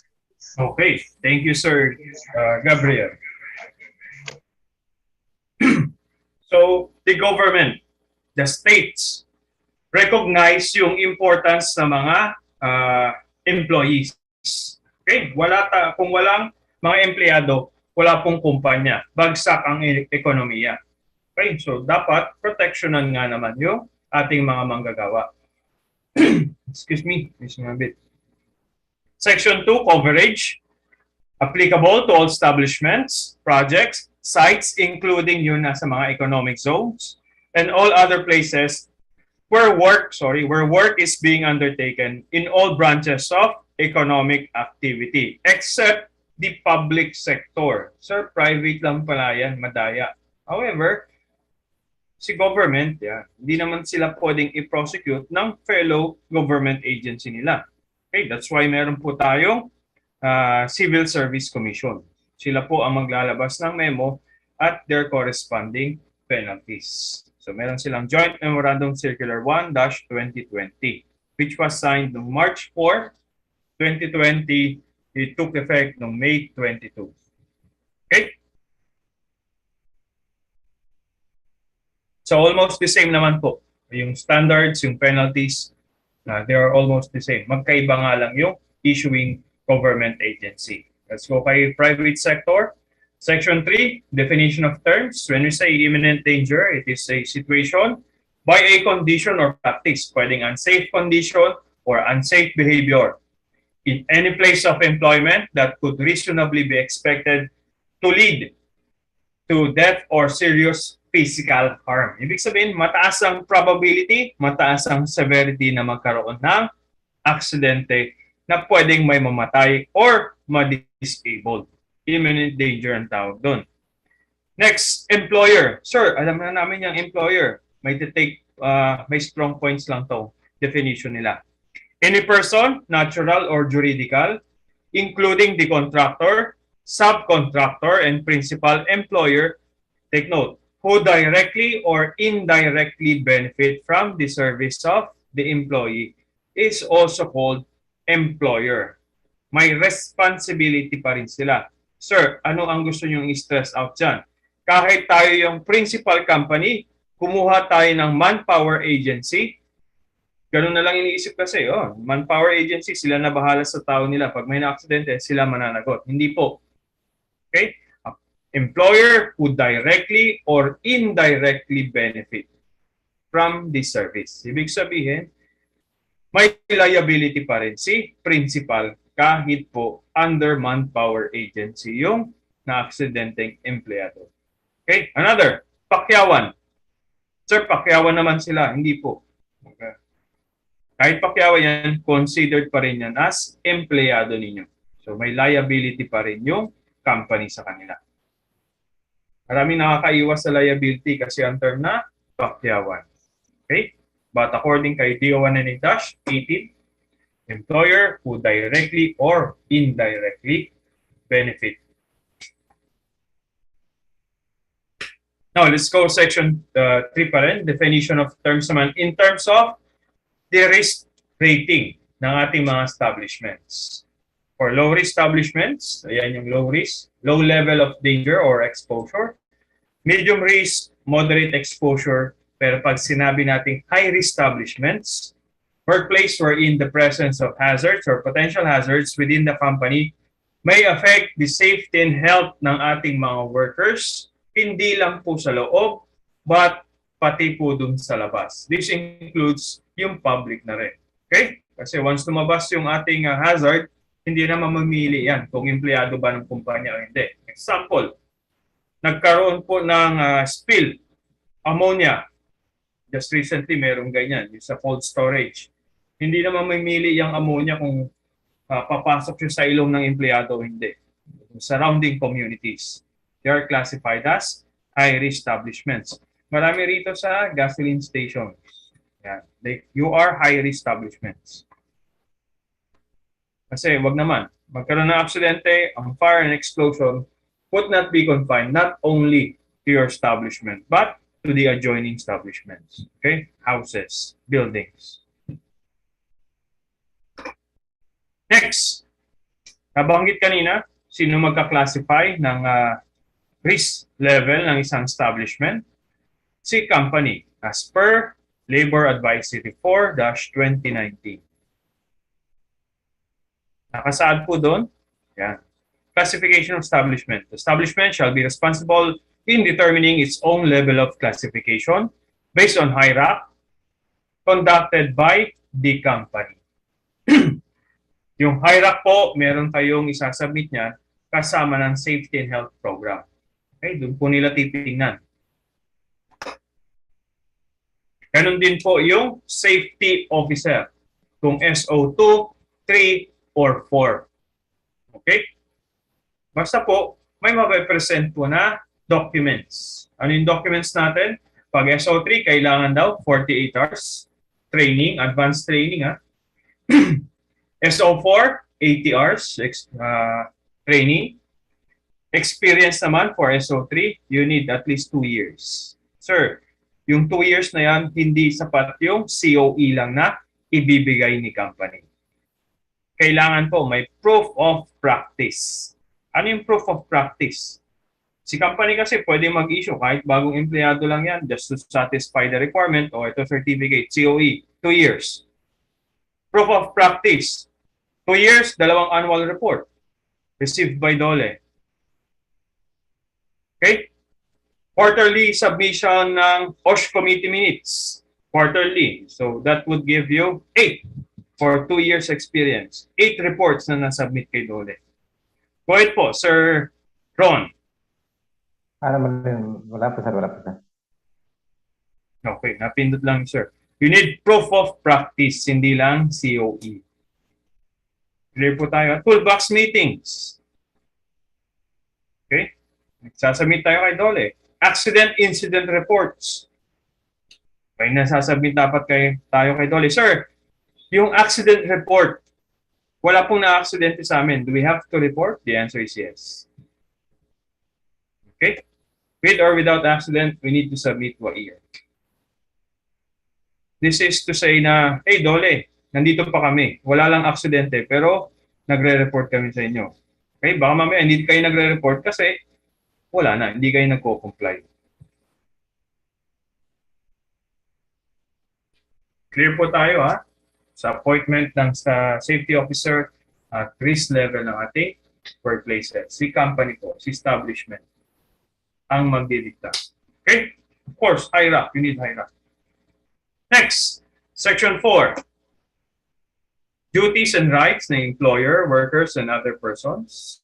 And this is similar yung sa diniscuss natin kanina sa Yellow Book. Furnish workers a place of employment free from hazardous condition, give complete job safety instructions. The same sa Yellow Book. Ang bago po, yung mga workers' rights. Ano yung workers' rights? I think this is 3. So, the first one is the workers' right to know. Karapatan malaman. The right of safety and health at work shall be guaranteed. All workers shall be appropriately informed by the employer about all types of the hazards in the workplace and be provided access to training, education, and orientation on chemical, electrical, mechanical, ergonomics, and other hazards and risks. Ibig sabihin, meron tayong safety and health orientation sa ating workplaces and it should be documented. May black and white. Ano ba yung mga pwede nating i-discuss sa orientation? Rights and responsibilities, both ni worker at ni company. Physical features ng kanyang workplace. Okay? Hindi lang yung anong gagawin niya. Well, pwede kayo mahulog. Yan. May butas sa pader. So, discuss yung mga physical features ng workplaces. Organizational structure. Kanino sila magre-report kung may concerns. Use and care of PPEs. Ayan. Para masatisfy natin yung 4 conditions ng deductions. Site violations and penalties. So, hindi po pwedeng verbal lang. Okay? Kailangan meron tayong document. Ano ba yung mga bawal sa ating job site? Hazards at site and required mitigating controls. Hazard and accident reporting. Emergency protocols ng ating workplace at ng occupational health personnel and facility should they be injured or magkaroon ng di magandang nararamdaman. Okay? So these are the topics na pwedeng discuss during health and safety orientation. Hindi lang yung benefit, anong oras papasok, anong oras uwi, allowances, hindi po. We need to provide information sa worker regarding sa occupational safety and health implementation natin sa job site. Sir, what if kung di kami nagbigay niya? Or hindi documented? It's not written, it doesn't exist. Meron tayong 20,000 pesos na penalty. Ngayon, sasabihan kayo ni Dole, kailangan by Wednesday, makapag-orient na kayo ng mga workers. Magbigay na kayong safety instructions. Mabot yung Wednesday, hindi pa kayo nagko-conduct, magiging per day na po. 20,000, 20,000, 20,000 hanggang ma-comply. Okay? Next, workers' right to refuse unsafe work. So si worker, pwede na pong tumanggi kung may pinagagawa si supervisor if mayroong imminent danger. Pinaayos yung electrical connection. Nurse naman yung yung inuutusan. Or walang alam sa kuryente. Pinag-grinder yung isang driver. Okay? So they have the right to refuse work pag hindi line sa kanilang trabaho and it poses an imminent danger. Okay? Sir, baka pwede silang i-terminate kung gano'n. Ayaw nilang sumunod, insubordination. Well, Article 282, pwede lang silang i-terminate if may habitual negligence, wala naman. Nag-commit siya ng crime, hindi naman. Ng fraud, hindi naman po. Serious misconduct, hindi rin po. Okay? So, bakit siya i-terminate? Next. Workers' right to report accidents. Okay, kanina sabi natin, yung report, sir, dapat dadaan ng BOSH committee. Pag natapos, okay na po. Well, yung companies, may ibang companies kasi, tinatago nila yung aksidente. Yung mismong workers, pwede na po silang rumekta ngayon kay Dole. Okay? Of course, magiging confidential treatment ni Dole sa mga magre-report ng aksidente or any violations ng company. Just in case malaman ni company kung sino yung nagsumbong, hindi pwedeng i-terminate. Okay? Tanggalin sila sa trabaho. Otherwise, babayaran ni company ngayon. Like example, 6 months pa lang sa trabaho yung worker, pero ang kontrata niya ay 2 years. So, babayaran nyo yung kabuang 2 years before maging effective yung gusto nilang mangyari, which is termination. Next, workers' right to PPEs. The employer, contractor, subcontractor shall provide these workers PPEs free of charge, of course. Sabi nga natin kanina yan, sa Rule 1080. Yung cost po ng PPEs, yan, may sariling budget na yan under Section 21, which is yung cost ng OSH program. Kung ano yung nakalagay sa OSH program approved by DOLE, yun ang susundin. Okay? Hindi pwedeng sabihin ni company na, sir, wala kaming budget. All PPEs should be approved and tested by DOLE. Sir, sino po magdi-determine regarding sa PPE requirements sa site? Si safety officer. Yan yung fourth bullet natin. Next, delikado yung trabaho, walang PPE, pwedeng mag-refuse si worker. Example, kahit scaffolder siya, pero pinaakyat natin sa scaffold, wala palang full body harness. Pwede siyang mahulog. So, the scaffolder could refuse work. Welder, wala naman tayong binigay na welding mask. Shades na lang. So, hindi rin po pwede. They have the right to refuse work. Next, what if kung chinarge or hindi talaga nagbibigay ng PPEC company? Ano ang penalty sa kanila? 50,000 pesos. Yan, screenshot mismo sa Section 29. Okay? 50,000 pesos per day po yan. Bawat araw. Bakit? May mga companies po kasi pag bumili ng PPE, 150,000 ang gagastusin. Sige, yung penalty na lang tayo, 50,000 lang eh. So ngayon po, para maiwasan yung ganun, mas makakatipid pa daw si company kung babayaran yung penalty, per day natin yung penalty. Okay? Clear po tayo ha? Lahat ng penalty na dinidiscuss ko ay per day basis.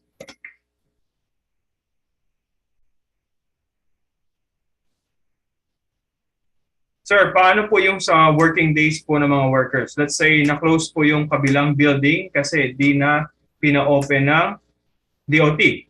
Tapos, binabalanse na lang po ng company ang working days ng mga workers para lang may salary sila. May problema ba yun? Okay. If they are getting paid dun sa araw po na tinatrabaho nila, wala po tayong magiging problem doon. Okay? So, ayaw po magtanggal ng company siguro ninyo. Kaya po, para lahat na lang may trabaho, sige, magkaroon tayo ng shifting schedules. Okay, lalo po ngayong COVID. So, okay lang din po yun.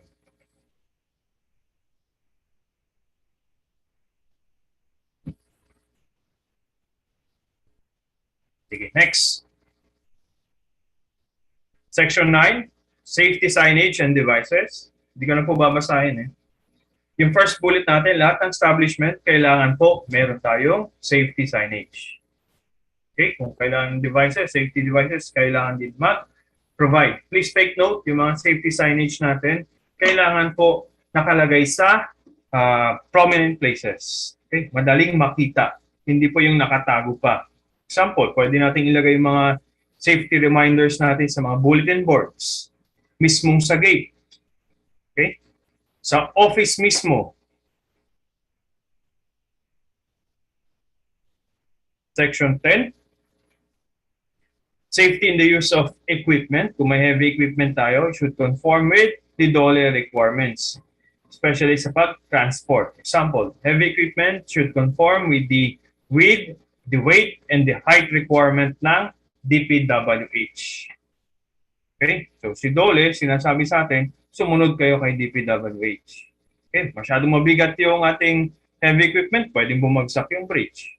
Hindi magkasya sa tunnel dahil masyadong malaki or malapad. Aside from na yan. Okay? Okay? Then, di ko lang nabanggit, kailangan pa rin po ng third-party certificate for our heavy equipment. Sir, how could we know na heavy equipment ba yung aming ginagamit? We have two conditions. First, ang kanyang engine horsepower, 10. Sir, halos lahat ngayon above 10 na horsepower. Pero yung kanyang operating capacity is 1 ton. Okay? 1 tonelada. Sample, pick up, truck. Sir, heavy equipment? Hindi. Bakit? 700 kilograms lang ang operating capacity. Sir, yung aming dump truck, 3 tons. Okay, heavy equipment? Yes. That is above 1,000 kilogram or 1,000 ton. 1,000. 1 ton, sorry. Okay? So, kailangan po may certificate yan. What if kung wala, sir? Ayan. That is 50,000 pesos per day.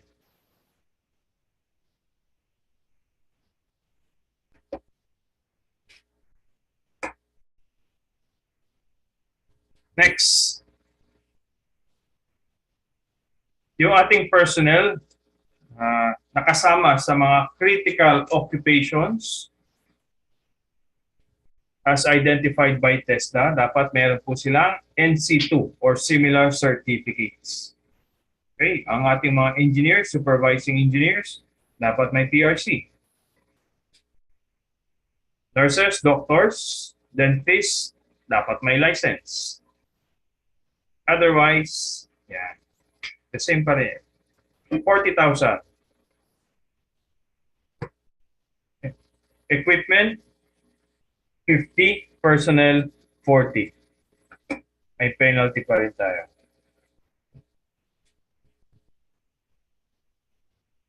Next, BOSH information.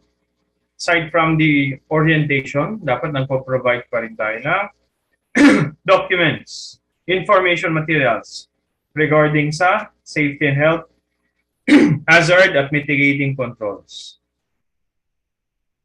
Example, standard operating procedures, SDS, permitting system, hotworks permit. Otherwise, meron tayo 40,000 pesos na penalty.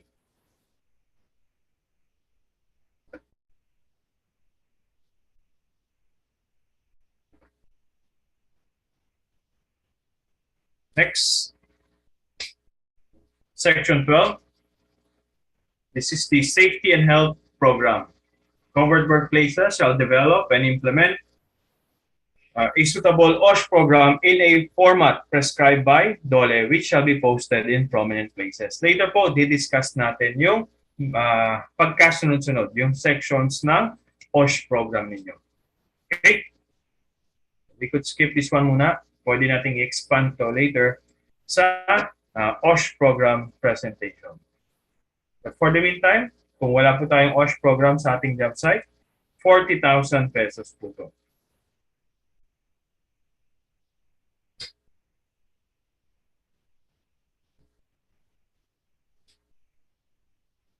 Next, Section 13, OSH Committee. OSH Committee. Kanina po sa RSO natin, nakalagay yung composition. Chairman, members, secretary. Depende po sa risk levels natin. Okay? Pag low risk po tayo, if our establishment has less than 10, yan. SO1 lang requirement. Chairperson could be the company owner or the manager. Secretary, safety officer. And at least we need one worker representative. Sir, since less than 10 sila, para makatipid yung management, yung owner, pwedeng siya na rin yung safety officer? Po, pwede po. Basta present lagi sa workplace. Sir, hindi siya present eh. Yung supervisor na lang. Pwede ba yan, sir? Dual function? Yes po. Okay, supervisor na, safety officer pa. Po, pwede po yun. Basta ang priority na trabaho niya ay yung pagiging safety officer. Ngayon, sir, para makatipid, siya na rin ang first aider. Po, pwede ba yun? Basta po meron siyang training from Red Cross, BFP, DOH, and dun sa ating mga STO na may FATPRO certification, yes po. Okay? Pwedeng safety officer na first aider pa. Eh what if kung medium to high risk establishment po tayo? Ano na yung composition natin at minimum? The ex-officio chairperson, meaning ex-officio by virtue of their office, sila yung highest official automatic sila dapat yung chairperson. Secretary, depende. Baka may 2 or more safety officer kayo, we need to choose one. Sino ang magsaserve ng secretary for that meeting? Ex-officio members, by virtue of their office, if they are the first aider, nurse, dentist, physician, and safety officer ng ating mga contractors or subcontractors, they will be the members ng ating BOSH committee. Okay? So yung kanina po sa RSO, kung nakalagay is medium risk or high risk establishment ang nilagay natin, ito po yung composition ninyo. What if wala tayong OSH committee? Meron nga, hindi naman kayo nagsasubmit, so hindi rin alam ni Dole. 40,000 pesos.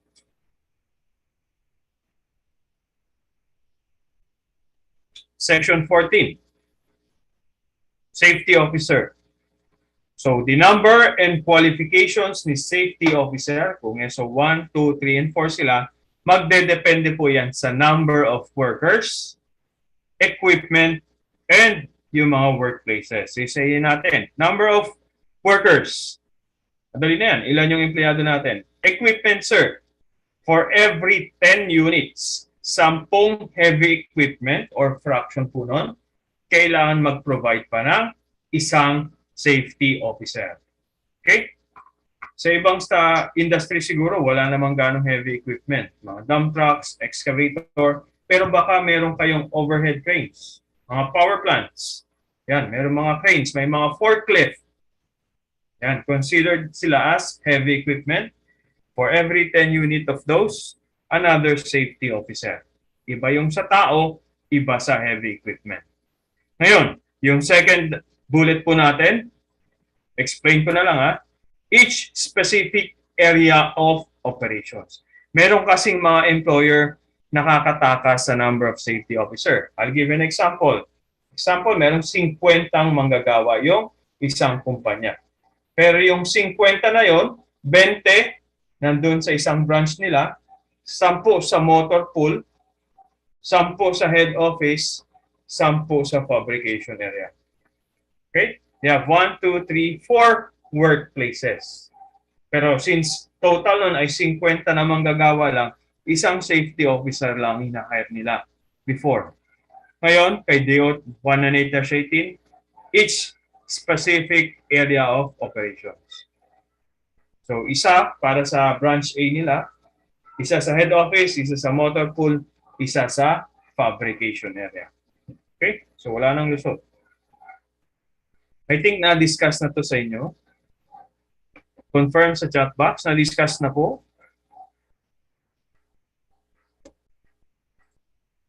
Okay. Sige, thank you for confirming. What if kung kulang yung safety officer natin? 40,000 pesos. Kung requirement dito, 1 SO2, 1 SO3, 1 SO2 lang kinuha ni company, ayan, 40,000. Next, section 15. Kung meron tayong safety officer, ganun din dapat yung first aider, nurse, doctor, dentist natin. Okay? So, number of workers din, dun magde-depend yung ating requirements. Yan. For the first 50 workers, first aider could accommodate the requirement. Pero nag-exceed tayo ng 50, 51 to 99, required tayo magkaroon ng full-time nurse or dalawang part-time. Okay? Next po. 100 to 199, dalawang first aider, full-time nurse, part-time dentist, and a part-time physician. So hindi ko na po isa-isa itong table ha. Because the number of worker increases, so as the numbers and qualifications ng ating occupational health personnel. Kung meron tayong nurse, may first aider, dapat ma-complement naman sila na kanilang clinic, treatment rooms, or even hospital. Sabi natin kanina, 1 to 50 isang first aider.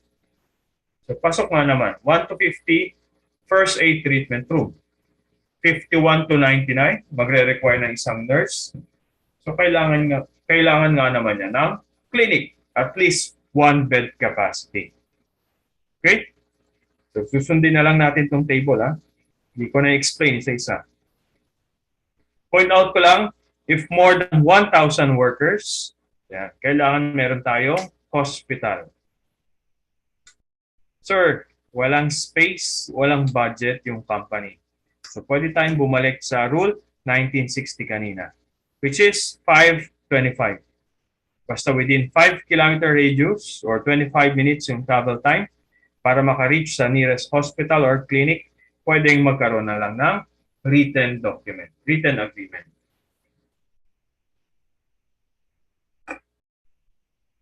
What if kulang yung safety officer, yung nurse natin, sorry. So it is similar with safety officer charge, 40,000 pesos.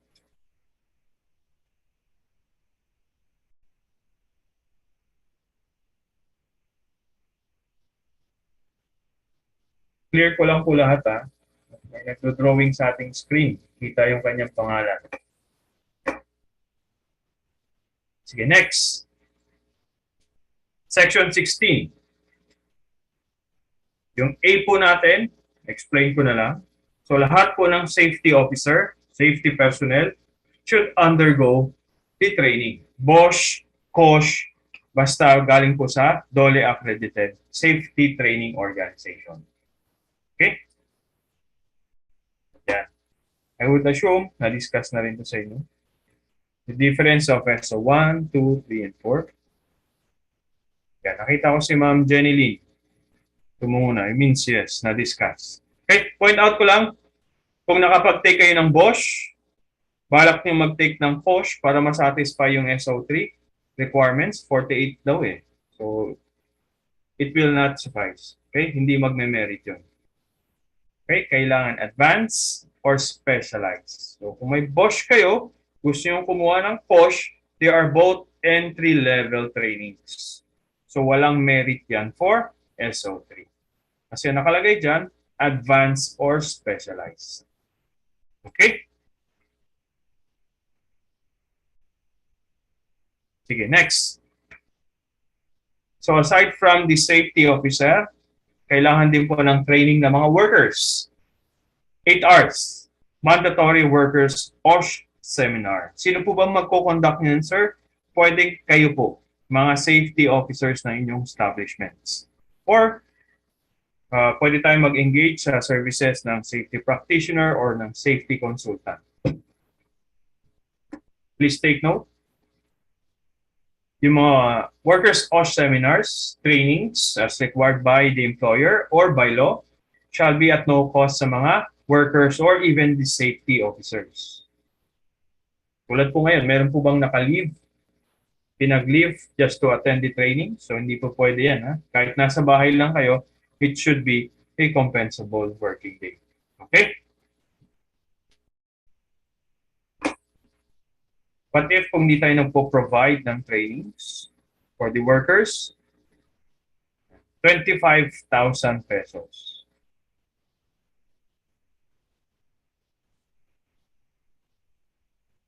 Next, reports. Section 17, BOSH reports. We mentioned yung mga deadlines kanina. What if kung di tayo nag-submit? Ulitin ko yung mga deadline. Ha? First, ang nakalagay dyan, AMR, Annual Medical Report. Kailan ang deadline? End of March. Okay, ang data last year, ang deadline, ito pong March natin. Next, ano pa? BOSH Committee Reports, at least quarterly, nagsasubmit tayo ng minutes. WAIR, o yung Work Accident Injury Illness Report. Pag fatality, permanent total disability within 24 hours. Other type of injuries, end of the month. Okay, with or without injury, without accident, nagre-report pa rin tayo. Next, AEDR, Workers Annual Exposure Data Report. End of January. Data last year. Okay, January 1 hanggang December 2021 ang inyong data sa AEDR. Kaya yung nagko-compute tayo, frequency rate, severity rate. Deadline, end of January. We failed to report, magkano? 30,000 pesos. Okay? Per day po yan, ha? Sabihin ni Dole, oops, sir, wala po kayong reports. Hindi kayo nagsasubmit kay Dole.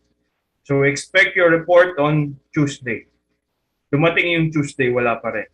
Okay? Pagdating ng Wednesday, 30,000. Dumating ang Thursday, 30,000 ulit. Dumating ang Friday, another 30,000. Okay? So mahapdi yan pag hindi tayo susunod. Susunod. Sorry. Next, Section 18.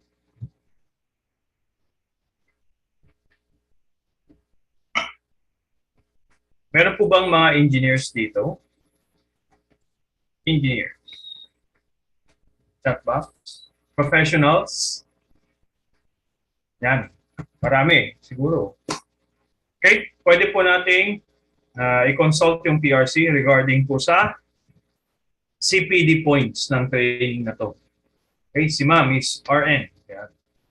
Hindi ko lang po masabi kung ilang CPD points, but the PRC recognizes yung mga BOSH and other occupational safety and health trainings natin. Okay? Pag magre-renew tayo, oops, meron po kaming BOSH.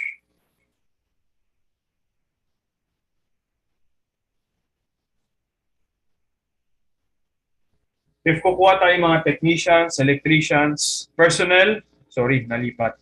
Personnel that would be under the occupational, critical occupation as classified by TESTA, kailangan po may NC2 sila.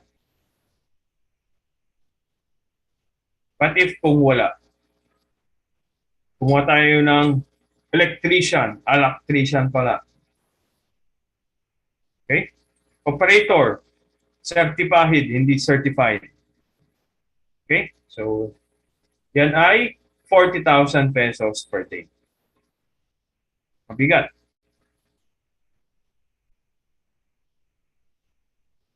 Next po, Section 19. Workers' Welfare Facility. Tawag tayo ng isa. Who would read?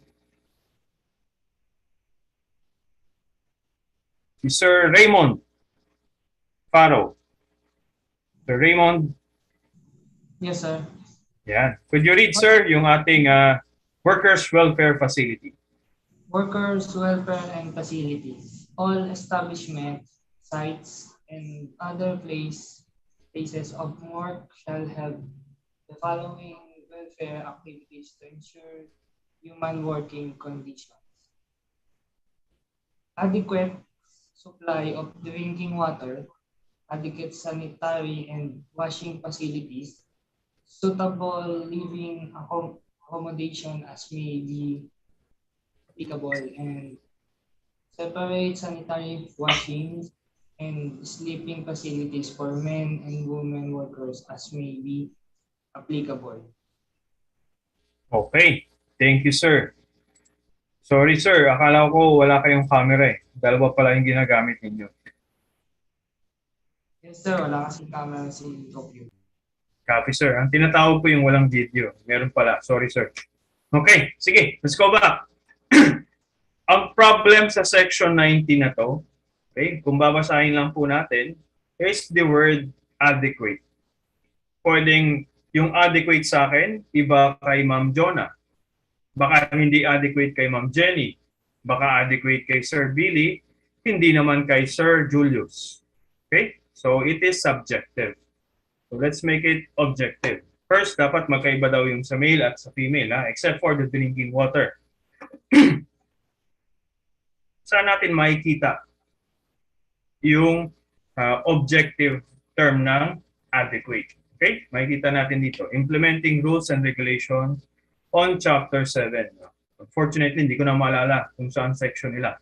Pero state ko na lang po, for the adequate supply of drinking water, yung water dispenser, yung mismong source ng tubig, should be good for hanggang 50 na katao.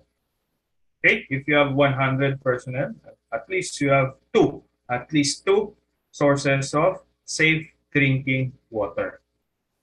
So wala namang problem dun. Basta hindi naubusan ng tubig yung ating container. Adequate. Okay? Ngayon, let's go sa mas mahirap. Adequate sanitary and washing facilities. Please take note na lang. Wala sa slide. Okay? Based po dito sa implementing rules and regulations on Chapter 7, Industrial Hygiene of the Sanitation Code of the Philippines, amending Administrative Order Number 1111 Series of 1991. Okay, let's go first. Male and female dapat magkahiwalay. So let's go first sa female. Female. For the first 100 female workers, sa unang 100 na female workers, kada 20 po, 20, 20 female workers, you need at least one. Okay? So meaning, kung meron kayong 100 female workers, kailangan nyo ngayon na at least 5. Okay? This is sanitary. Sir, ano ba yan? Yung CR o yung cubicle lang? Okay? Pwedeng may isang CR kayo para pagpasok, maraming cubicles. Okay lang po yun. Okay? Basta merong privacy. Clear po tayo ha? So the first 100, every 20 females, you need one. Ngayon, sir, nag-exceed kami ng 100. Sige. In excess of 100, every 30 naman po. 30. 30. Female workers or fraction nun, you need one. Additional one. Ulit. First 100, every 20. In excess of 100, every 30 or fraction. Okay? So here's the question. Tingnan ko kung nakuha po yun. What if our establishment has 150 female? 150 female. Ilan po ang kailangan nating CR? Or yung mismong pwede silang umihi or dumumi? Chatbox lang po. Chatbox.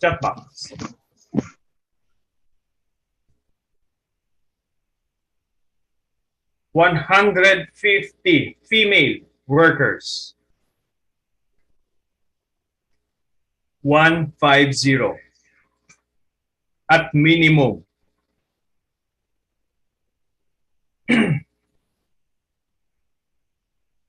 Okay, may nakita tayong 5, may 6, may 7, may 8. Okay lang sumobra, pero ang ano natin, gusto nating makuha yung minimum.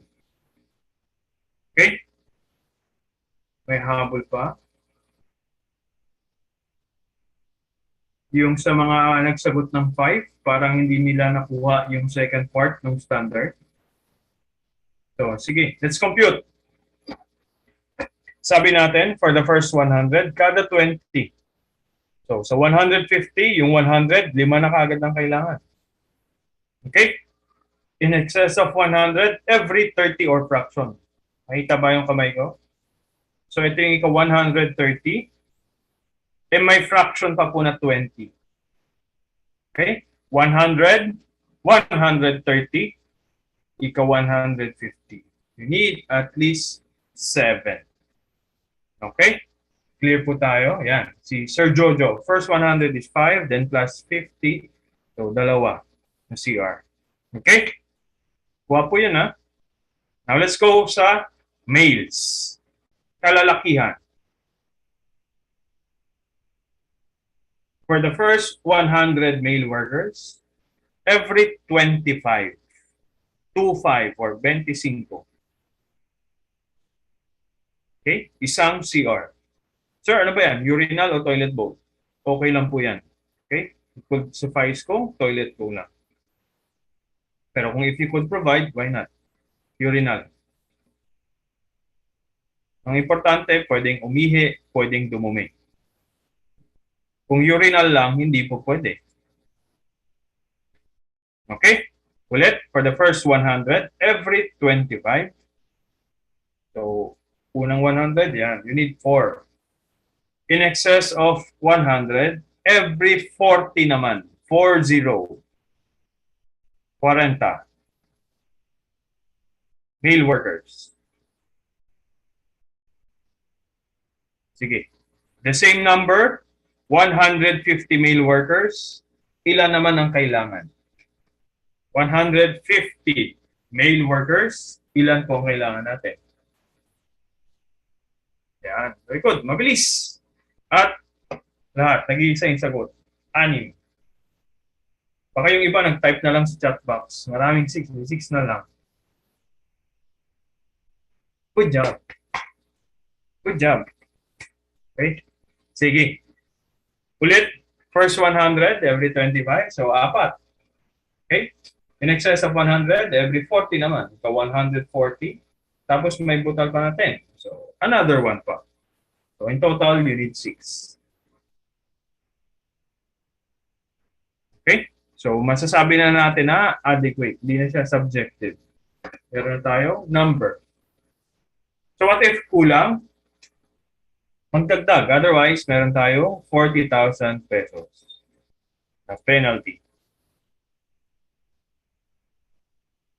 Per day po, ah.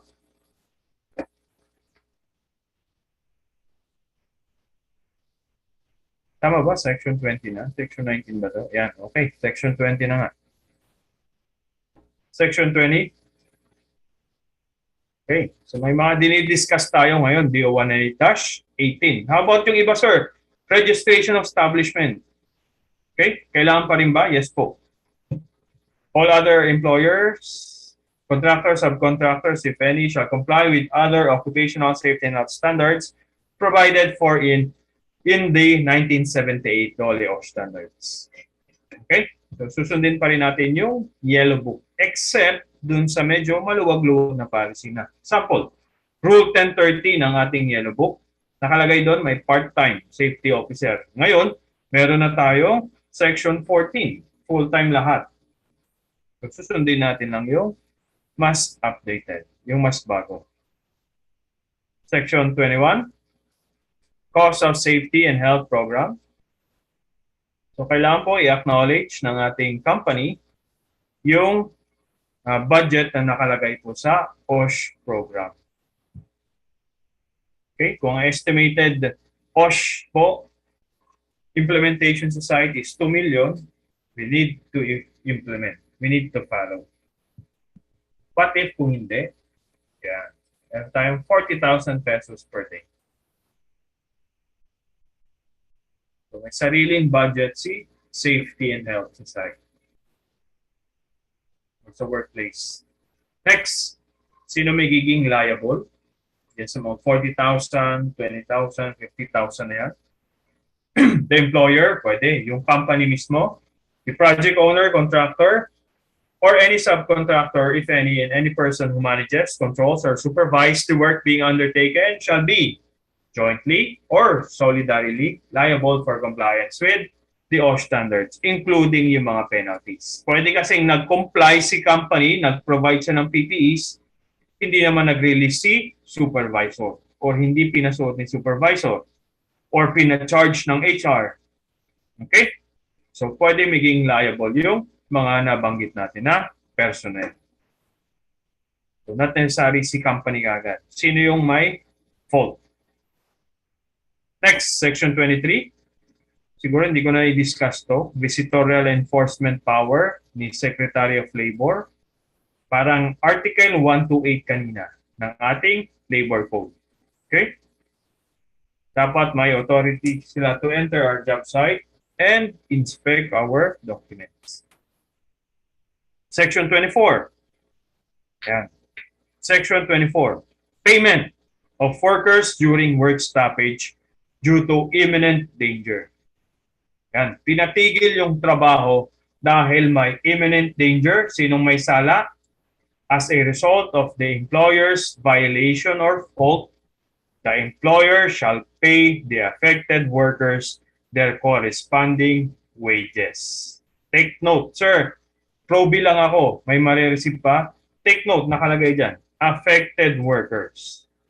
Regular workers, probationary workers, workers pa rin ang term. Okay? Empleyado pa rin yan.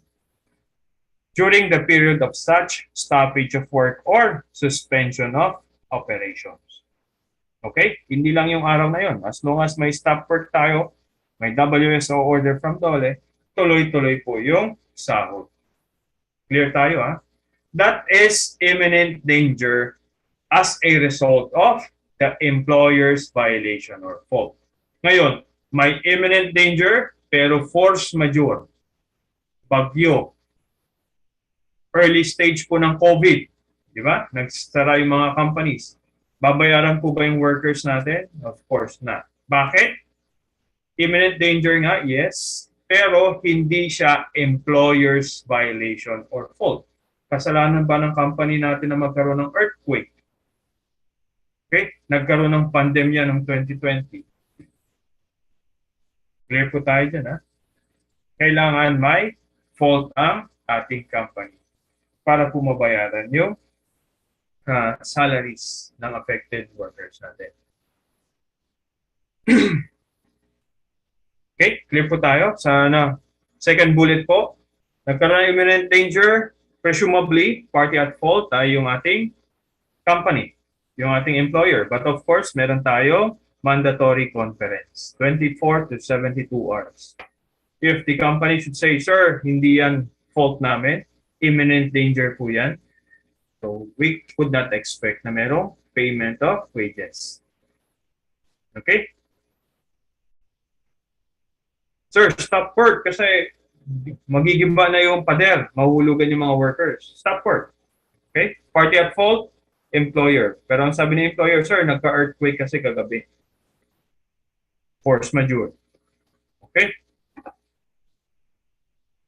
Sir, yung mga incentive leaves ng mga workers, saka yung mga sick leaves ng workers, kailangan din pong masunod ng employer yun. May connection po ba yun sa rules ni Dole? Okay. Yung mga leaves po natin under labor code, dapat meron tayo. Okay. Dapat sundin yan. Otherwise, patatawag yung company natin ni Dole. At least we need 5 leaves per year.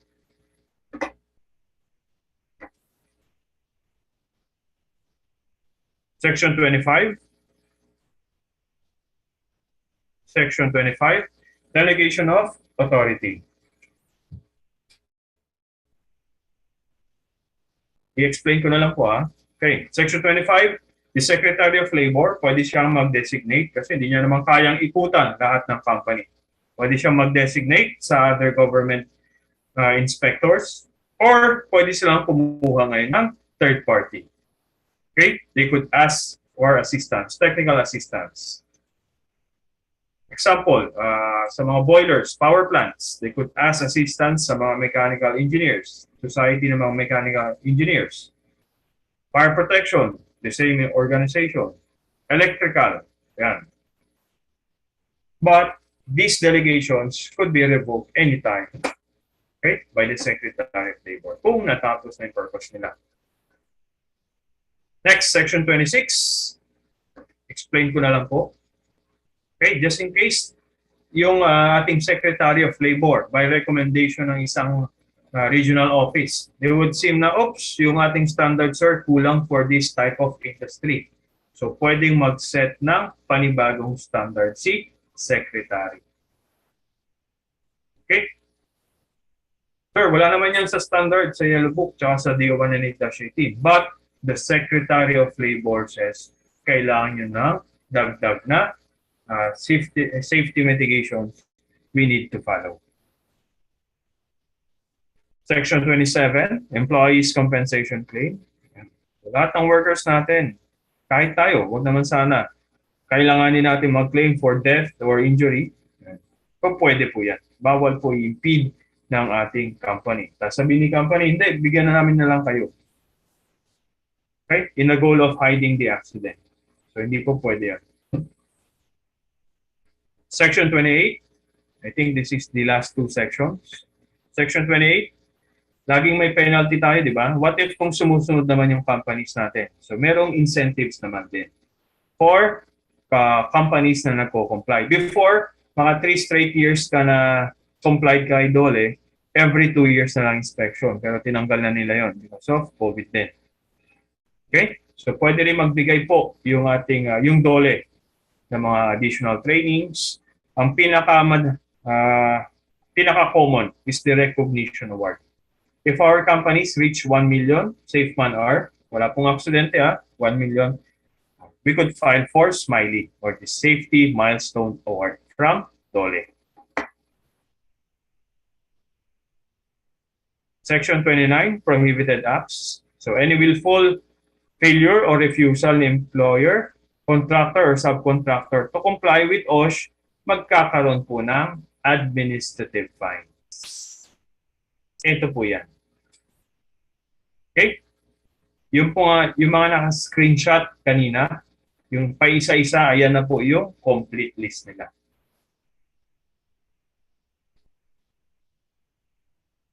Okay? From registration of establishment, 20,000. Provision of job safety instruction, 20,000. PPs, 50,000. Ayan po, nandiyan na lahat. Okay? Sir, wala kayong diniscuss regarding sa fire extinguisher sa workplace. Pero sa yellow book, kailangan. Okay? Paano yun, sir? Hindi sila sumunod sa fire safety. Saan sila magpo-fall? Yung sa pinaka-last po. Compliance to other OSH standards. 40,000. Sir, RA 9514, doon ako nag-violate, which is fire code. Hindi naman under ni DOLE yun, sa BFP yun. Take note, OSH standards, hindi nakalagay DOLE standards. Clear po tayo, Compliance with other OSH standards. Yung last violation. Next.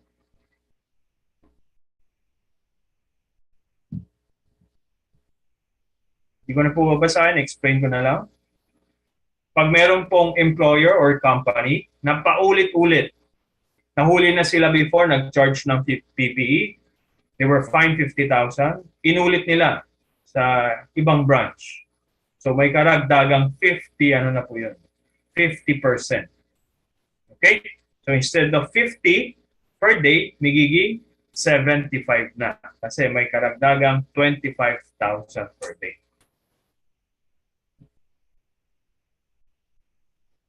Okay? The RA 11058 was signed by, marami sila, hindi ko na isa-isa.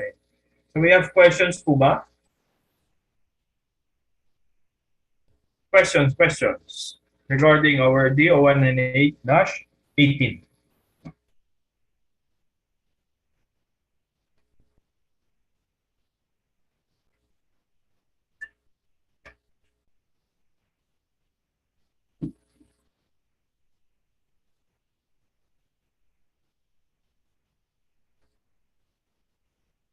May questions po ba?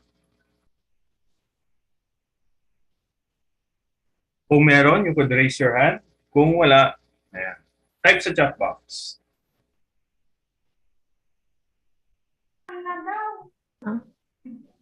Yes po. Sir, may question po ako. Go ahead, ma'am. Regarding po sa DOLE visit. Paano po kung may nagpunta dito na hindi po authorized sa Kamanaba area na mag-visit siya? Other siya? Okay lang Other po ba DOLE yun? satellite office. Or hindi sa taga-DOLE, paano namin ma-distinguish na taga-DOLE siya? Yan, okay po. As safety officer, we should be familiar kung sino yung nasa DOLE office. Dapat nakikipag-coordinate po tayo sa kanila. If not, yan, we could call. Meron pong mga DOLE hotlines naman. In that treatment, considered sila as a threat sa ating company. So, hindi sila pwedeng makapasok sa ating mga job site. Hindi na nila pwedeng enforce yung Article 128. Okay, ma'am? Po, thank you. Yung iba, kailangan nila ng work order. Okay? Pero yung sa Article 128 po ng Labor Code, si DOLE po yun. Okay? Yung mga LGUs, yan. Kailangan pa rin nilang i-respect yung premises ninyo. Other LGUs, hindi sila basta-basta kakatok. Papasukin nyo kami. Hindi. Nasaan yung work order? Baka yung isa rin yung sa tanong ni ma'am. Hindi taga-DOLE, taga-ibang government agency, yung work assignment or yung work order ang hihingi natin. Okay?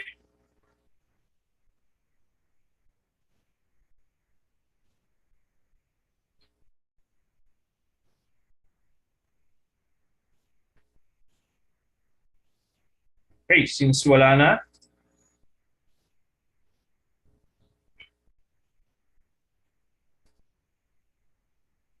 let's discuss. And we're over ng 20 minutes kanina. But don't worry, exactly 12 p.m. Yan. We'll stop kung ano yung matapos natin ngayon. But for the meantime, let's discuss Employees Compensation Program. Okay, please confirm sa ating chat box. Nakikita po ba? Sino pa yung nakikinig?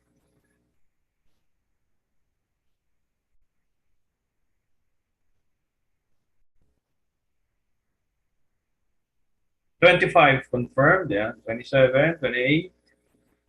How about the others? Tayo ay 44 sa Zoom room natin. Less me and our admin, more or less nasa 40 ang ating participants. Okay, 33 confirmed. Thank you po. And 34. Let's discuss Employees Compensation Program. Before I discuss any benefits, okay, I just want to be clear.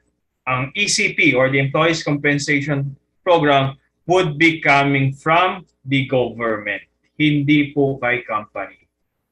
Okay? Hindi rin po siya sa SSS. Iba pa po yun sa SSS, iba to sa ECP. Okay? Clear tayo ha? Okay, let's discuss. Workers' contingency prevention is not a 100% guarantee against work-connected sickness, injury, or death. Ibig sabihin, yung ating implementation, BOSH implementation, hindi natin masasabing 100% it could prevent accident. I would agree. Why? According nga kay Herbert William Heinrich, 88% is caused by unsafe act. Okay? You address that, 88% na yung prevention mo. 10% is caused by unsafe condition. Sige, address that. 98% in total. The 2%, force majeure. Acts of nature. Okay? Plus, ang inyong safety and health program implementation is only applicable inside the workplace. What if kung papasok lang yung worker or pauwi na aksidente? Okay? So it's not a 100% guarantee. Kaya po nandyan yung Employees Compensation Program. By the way, itong mga contents, it came from ECC.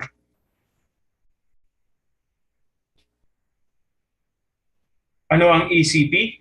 Designed to provide employees and their families with income benefits and medical and other benefits in the event of work-connected sickness, injury, or even death.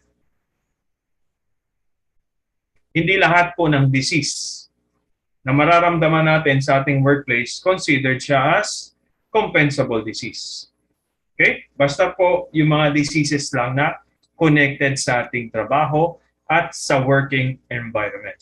Example, may nurse po ba rito? Siguro meron. Kanina si Ma'am Jonah yata, nurse. Okay, how about HIV? Yan, si Ma'am nga. HIV. Yan. Ang HIV, hindi yan by merely nag-sneeze yung katabi, mahahawa na kagad yung isa. So, hindi natin pwedeng sabi, tama ba ma'am, yung ating nurse? Okay? So, it could only be transmitted through our sexual intercourse, blood, yan. But never yung pag-sneeze or yung kahit yung paggamit ng baso. Yan. Thank you, Ma'am Jonah, ang ating nurse. Kinonfirm ng isang medical professional na tama ang sinabi ko. Thank you, ma'am.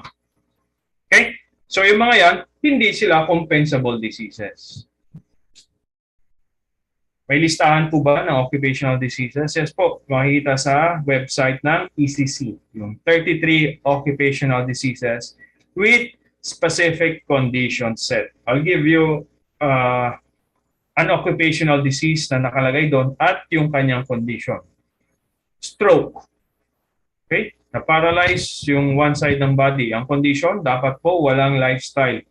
Hindi siya caused by lifestyle. Example, nagyoyosi. Okay? Nagpupuyan. And another condition, para po masabing occupational illness po yun. Ang stroke happened not later than 24 hours after niyang mag-off. Okay? Or umalis ng trabaho. Sample, nag-off yung worker natin ng Thursday last night, na-stroke ngayong umaga. So wala pang 24 hours. So it could be considered as a compensable disease. Okay? Pero during investigation, turns out na heavy smoker siya. Naka-reflect sa mga medical records po niya. Okay? So matatanggal naman. Although it's compensable, but because of lifestyle, ang naging cause, matatanggal. Okay? Sir, what if kung 33, wala dun sir eh. Pero pwede nating i-connect sa trabaho ni worker or yung working environment niya, pwede pa rin ma-compensate. Based na po yan sa assessment ng ating ECC.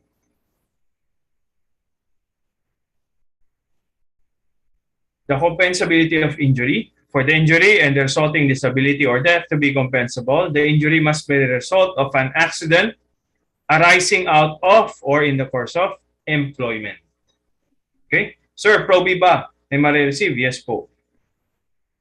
Ang pinagkaiba ng SSS sa ECP, sa SSS po, you need at least a certain months na nagko-contribute ka para ma-receive mo yung SSS benefit. While si ECP po, ECP, kahit first day pa lang ng trabaho na aksidente, may ma-receive na po agad si worker.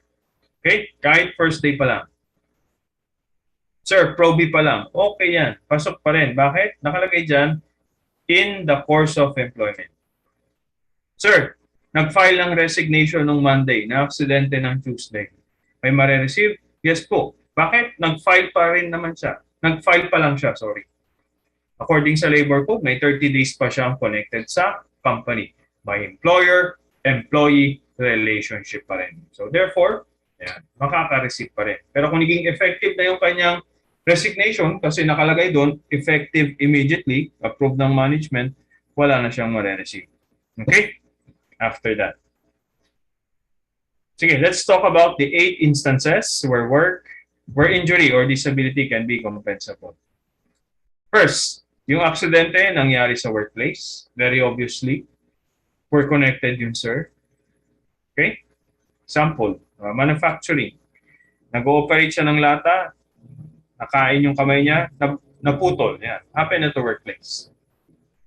Next, sir, what if yung profession niya ay laging nasa labas? Driver, permitting officer, purchaser. Paano yun, sir? Wala sa workplace niya. Okay, pasok siya sa number 2. Happen while performing official function. Okay? Driver, alam mo, mag-iikot-ikot lang siya sa loob ng establishment. Paikot-ikot lang siya sa kan. Of course, lalabas at lalabas yan ng company.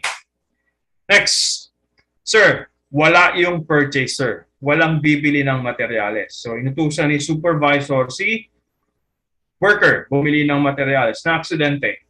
Paano kaya yun, sir? It didn't happen at the workplace, hindi rin yan official functioning worker. So, pasok siya sa number 3. Outside of workplace but performing an order of his employer. The supervisor is a representative ni employer. Okay? So, pasok siya sa number 3. Next, dito ako madalas maraming tanong. Maraming tinatanong sa atin. Number 4, when going to or coming from work. Papasok pa lang or pauwi na yung empleyado na aksidente. May ma-receive po ba? Yes, but the condition is, mayroon tayong condition ha, ang bahay ay point A, pupunta tayo sa trabaho which is point B.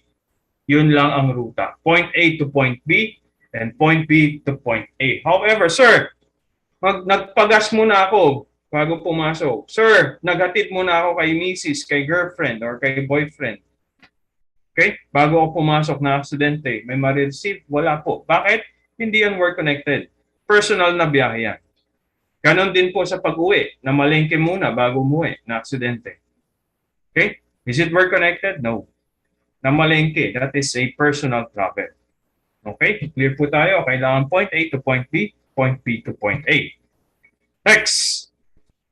Number 5. Kulang ang CR.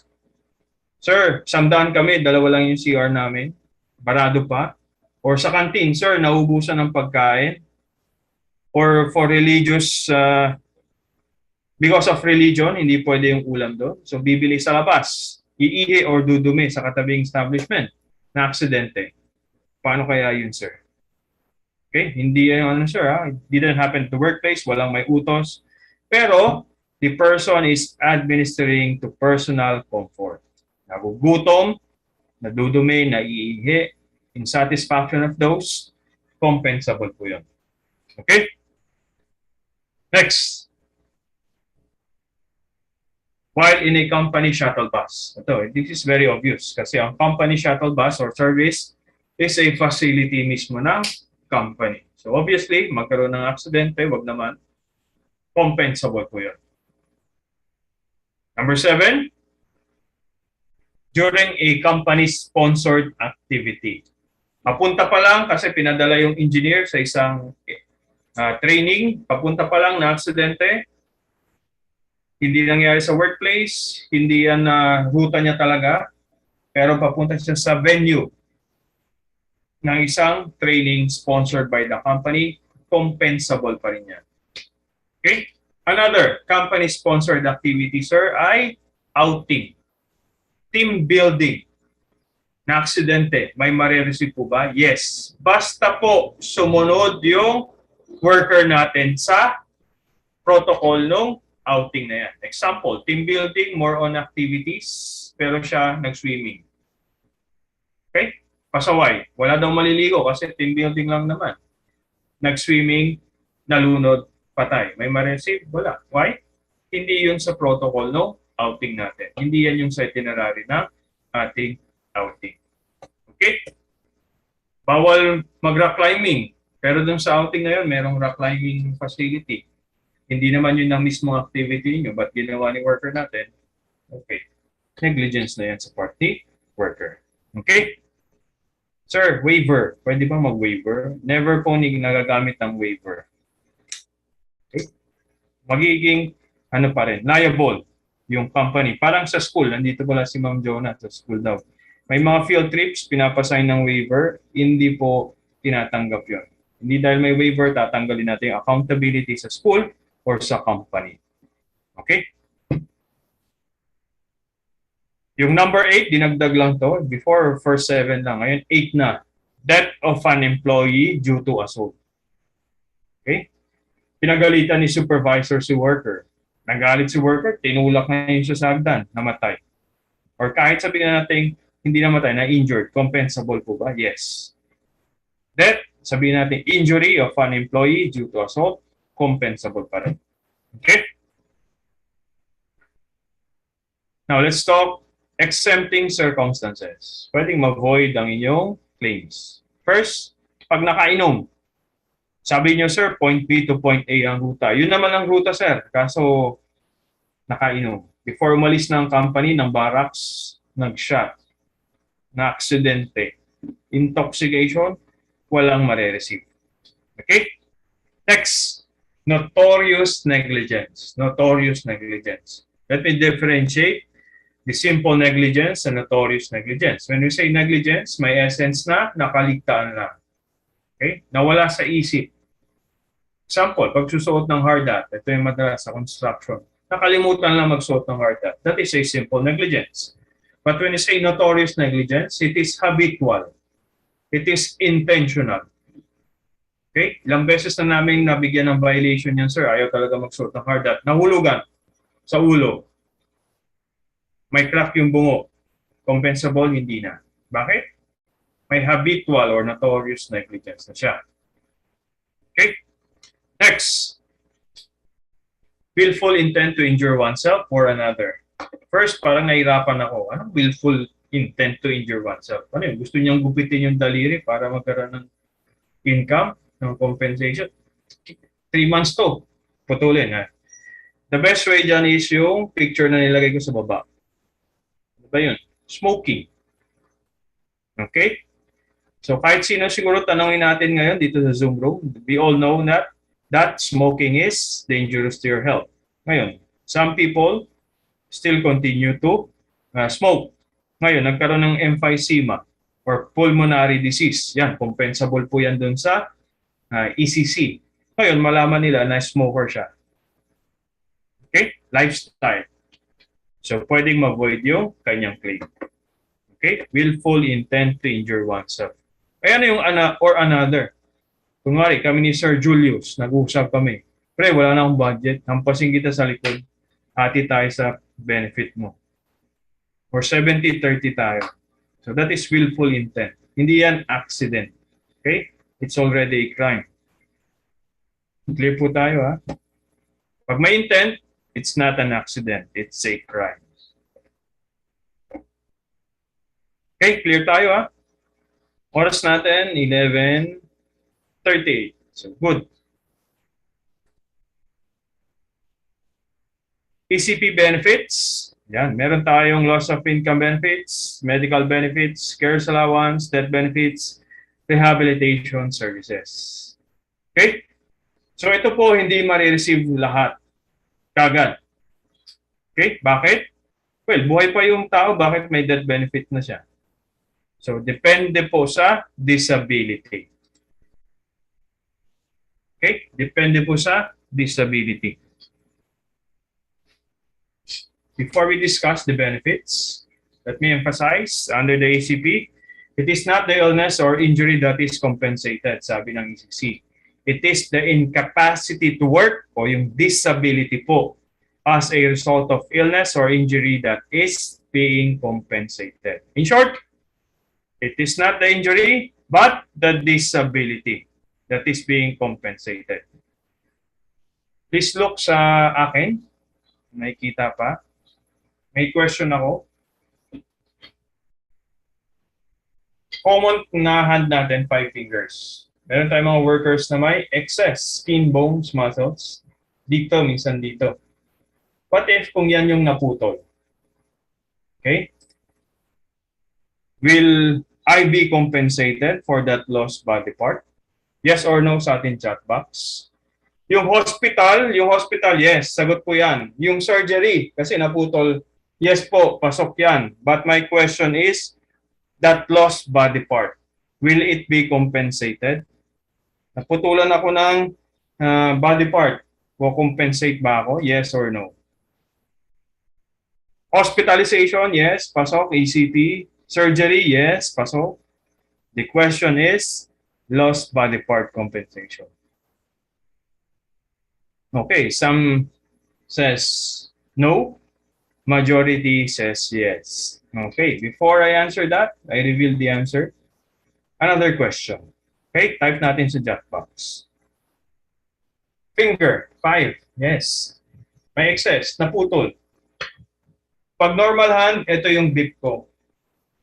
Ngayon, nung naputol yon, nagbago ba yung grip? Assuming na gumaling na po lahat, ha? Gumaling na yung tahi, nakabalik na ako sa trabaho. Nagbago po ba yung grip? Yes or no? So my answer, kung compensable po ba siya, ayan, nasa chat box na. Lahat ng sagot niya, which is no. Nakita ko si Ma'am Jenny, yes. No, ma'am, ang sagot. No. Okay? Dapat ang sinagot mo, ma'am. No. So yan po ang sagot no. Bakit? May naging disability po ba? Wala. Sabi natin, yung hospital, surgery, compensable. Lost body part, no. Kasi wala pong disability. Sabi nga natin, hindi ko pa pinapalitan yung slide, ha? Under ECP, it is not the illness or injury that is compensated. It is the incapacity to work o yung disability po. Okay? Clear tayo dyan, ha? So, hindi lahat ng, oops, nasugatan ako. Sir, ECP. Yung kabilang, sir, oh, Roy, sir, ECP. Hindi po. Kung walang disability, wala. Okay? Next. So, let's talk about the different types of disability. Kasi sabi natin, dyan magde-depend yung benefits, eh. Review na lang to kasi na-mention ko to sa Rule 1050 kanina. Okay? Baligtad nga lang yata yung ayos. Dito nag-umpisa si temporary total disability. Ulit, ano yung disability? Temporary meaning pwede siyang gumaling, pwedeng bumalik. Example, fracture. Total, this prevents the person from reporting back to work within 24 hours and perform official function following the time of the accident. Ang haba. Next, permanent total, permanent. So, hindi na talaga gagaling or babalik. Example, naputol. Hindi na tutubo yan. Total, 2 or more body part or body function. While si permanent partial, 1 body part or body function. Okay? Let's go. Temporary total disability. Disability not exceeding 120 days. Yan, ko-compensate po yan ng ECP. Sir, SSS po, may marireceive po ba? Yes. At the same time, ECP po? Yes. Yan po yung tinatawag na double recovery program. Ngayon, sa government naman, we're in GSIS. May marireceive po ba? No. Okay? Iisa lang. May package ang GSIS tsaka ECP for that. Okay? Wala silang double recovery program. Si SSS lang po ang meron. SSS, ECP. Okay? Kasama din po private school teachers. So I would assume private, hindi po government-owned. Yeah. SSS po kayo naguhulog, ma'am? Yes po. Okay?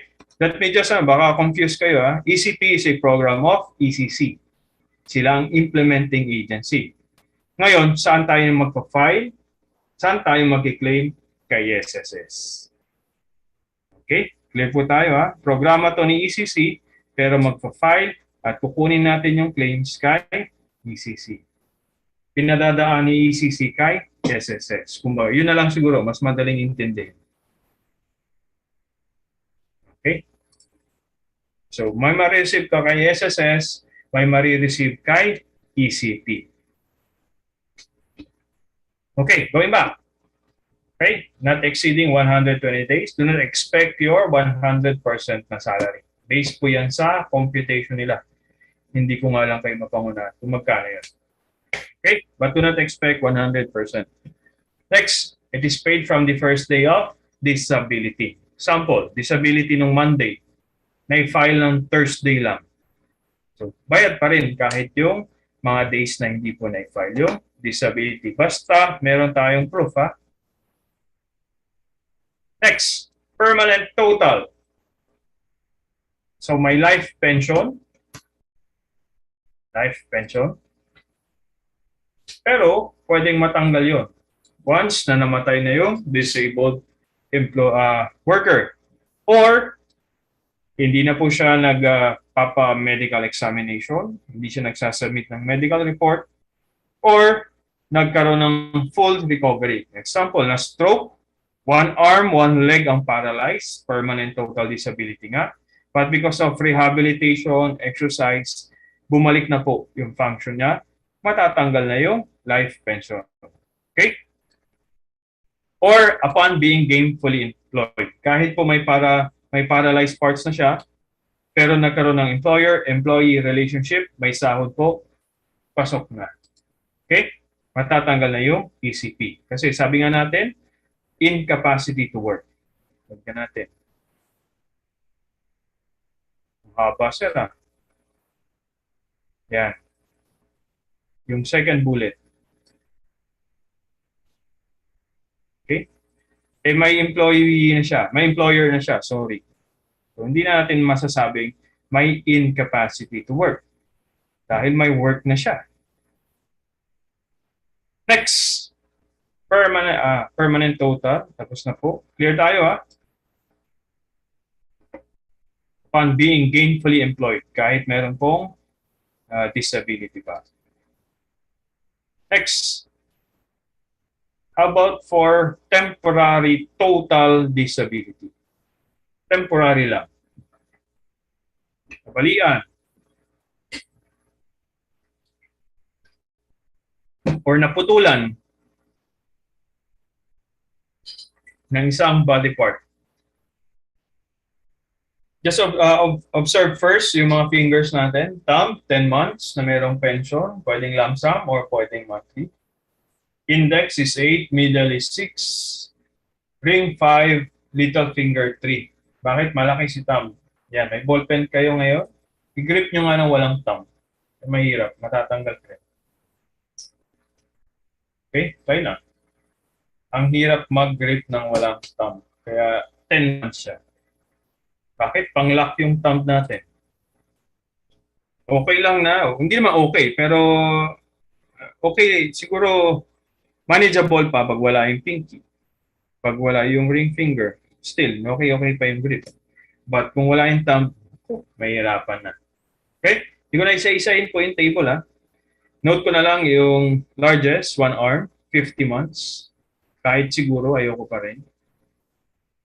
Sir, wala akong pang monthly sasakyan. Putol, 50 months. Hindi po. It's not worth it. Okay? Baka yun may nagbabalak rito. It's not worth it. 50 months, monthly. 50 months, monthly pensions. Okay? Pero again, pag willful intent, mag-avoid. Medical benefits, meron tayong mga ward services for hospital confinements. Yan, sagot ng ECP. Ganun din po yung medical attendance by an accredited doctor. Hindi po kasama yung mga specialty doctors, ha? Neurosurgeons. Okay, pulmonary, hindi po. Surgical expense benefits and reimbursement of cost ng medicines. Isa natin. Medical benefit. Nabanggit natin kanina, sagot yung hospital confinement for ward. Ngayon, gusto niya mas komportable. Private or semi-private. Hindi po pasok yan. Okay? Ward services lang. Next. Ngayon, boring sir eh, pag na-hospital. Kaya gusto namin may TV, may Wi-Fi, kung po pwede may Netflix. Yan, para hindi ko ma-miss out yung mga Korean novelas ko. So, hindi po pasok yun. Okay? Yung mga personal comforts, hindi kasama. Next, private duty nurses, caregivers, and other personnel na i-employed natin to care for the disabled workers, hindi po pasok. Okay?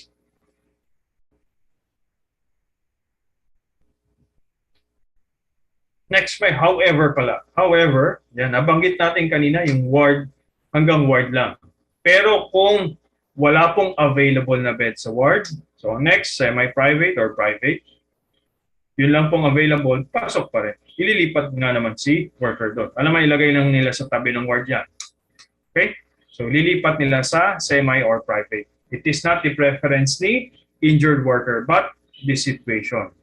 Another, if the condition requires. Okay? Example, mababa ang kanyang immune system, pwedeng mahawa siya ng iba't ibang sakit, mas maging komplikado ang kanyang case. So, dapat po mailipat siya sa isang private room. Okay? So, yan po, pasok pa rin sa ECP. Kasi hindi na preference, but the condition calls for the private room. Okay? Medicines, sabi natin, pwedeng reimburse, pero baka maabuso. Susundin natin yung price sa RA 9502. Okay? Yung SRP. Baka mamaya, bakit to? Paracetamol. Alam ko, 2 pesos. Bakit sa'yo 2,000 ang pina-reimburse mo sa resibo? Sir, high-end po yung putika. Hindi po. Magkano yung SRP lang yan? May sakit na nga, may disability na nga, nang-aabuso pa, no? Could be.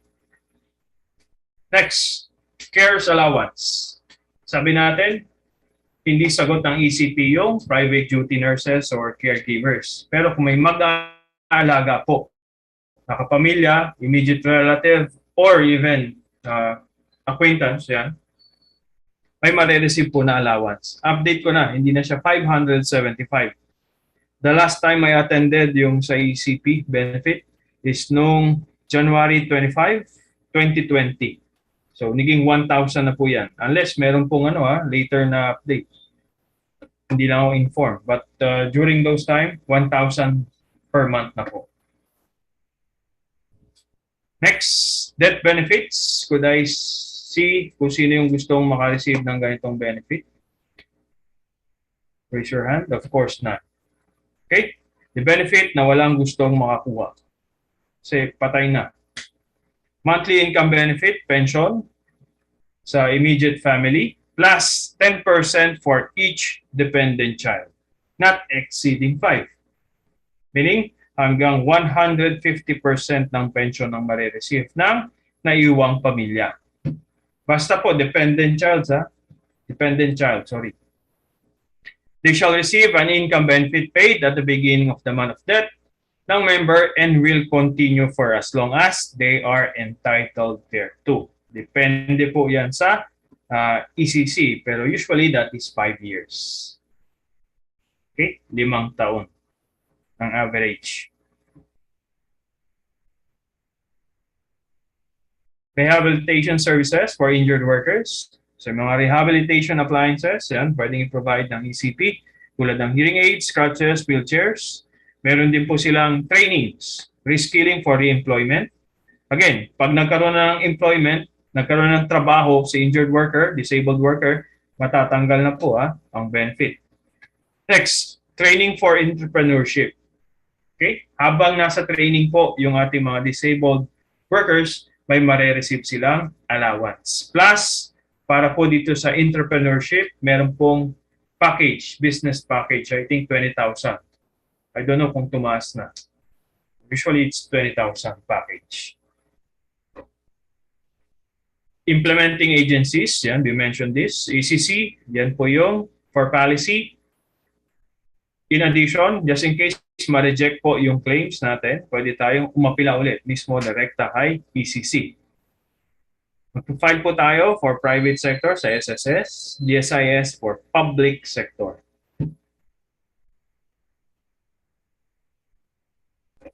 Required po, may forms na dun sa hospital. So we need to fill that up. And we need to attach yung mismong job description natin at yung ating medical hospital records as proof na merong illness that causes the disability. Sir, may ganyan pala. So, meron kaming kakilala. Huwag na tayo. Yung may kakilala na lang tayo na disabled because of work 2 years ago. Could they still file? Yes. We have 3 years prescriptive period. Okay? Once na lumagpas na ng 3 years from the date kung kailan po na accident at nagkaroon disability, hindi na natin ma-ensure na makapag-claim pa sila. Yan. Paano ba nagkakaroon ng fund? This also explains kung bakit first day pa lang may mare-receive na. So kasi hindi po si worker ang nagpo-contribute. Okay? It is the company. Unlike yung SSS benefit, kumukuha yan sa contribution ni member. Okay? Kaya po meron. Benefit kagad kahit wala pang SSS contribution si worker. Okay? 10 to 30 pesos ang binabayaran ni company for private sector, 100 naman po for public sector. So, diyan tayo nagkakaroon ng fund or the state insurance fund. In summary, ECP is a good program concretizing the state's concern for the Filipino working man. It has benefited more than 3 million workers and their families to the tune of over 20 billion. Napakalaki na. And this slide is 2019 pa. So expect natin na tumaas na to. Enjoyed only by those with employee-employer relationship. Since slide to ni ECC, content ni ECC, hindi ko naman ma-delete. So naglagay na lang po tayo. Update available later. Nakikita natin yung employee-employer relationship update. Coverage entitlement to benefits begin on the first day of employment. Kaya kahit first day pa lang na aksidente na, may mare-receive na benefits. Benefits are in addition to SSS and PhilHealth benefits, double recovery program. Again, GSIS, wala pong ganyan. Okay? Meron silang package na GSIS tsaka ECP, pero hindi po pwedeng both. Now, let's go sa update kanina. Yung nakalagay, yung first bullet ko. Enjoyed only by those with employee-employer relationship. May update po tayo. We saw this news April 14, 2021. Last year. Self-employed members ng SSS may dagdag benepisyo na rin sa EC program ng ECC. Tulad po ng may-ari ng mga kumpanya, partners, single proprietors. Yan. Nagtatrabaho sila but of course, wala talaga silang employer. Kasi sila na mismo yun. Sila yung highest official. Yung ating mga board of trustees, yan, wala silang formal employer-employee relationship, consultants, basta may SSS contribution, may marireceive na rin na EC program. Actors, directors, scriptwriters, news correspondents, professional athletes, coaches, trainers, jockeys, mga freelance yan, and yung ating mga farmers and even fishermen. Okay? Tama nga naman. They are working. And high risk yung kanilang activities, yung kanilang work. So maganda na mayroon silang EC benefits. Provided po naguhulog sila ng SSS. Kumbaga sa employer-employee relationship, kay company kinukuha yung benefit. Okay? Yung contribution ng benefit. Sorry. Pero dito po, since wala ng company, so kukunin yung benefit na yon, yung funds, sa mismong SSS contribution. Saan po ba ang located ang main office ng ECC? Yan. Sa third floor, ECC Building, 355 Senator Hill J. Puyat Avenue, Makati City. Pero kung tayo ay malayo or may travel restrictions, ayan ang kanilang contact details. Oras po natin, 1 minute bago mag-12. And that ends our AM session as per schedule. May question po ba? Yes po, go ahead. Sir, question lang. Na-curious na ako. Na-mention niyo yung PPD earlier, di ba? Pag nagkaroon ng PPD, yung permanent total, kunwari, okay. Yes, kunwari, sabi niyo sir, masususpend yung parang pension niya upon hiring sa gainful employment. Gainfully. Yeah. So kung ano yun sir, Yes, kung ano yun, forever na yun or suspended lang habang employed siya dun? Yes po, hanggang employed siya sir. So pag, kasi pag po hindi na nag-effect yung disability niya. So pag natanggal siya, babalik Yes, yung sir. pension niya. Tama ba sir? Yes sir, mataas po ang chance. Hindi natin pangunahan pero by definition yes sir. Kasi wala na rin pwedeng mag-hire ulit sa kanya. Kasi nandun pa rin yung kanyang disability. Okay. Sige sir, thank you. Yes po, go ahead Ma'am Mary Jane.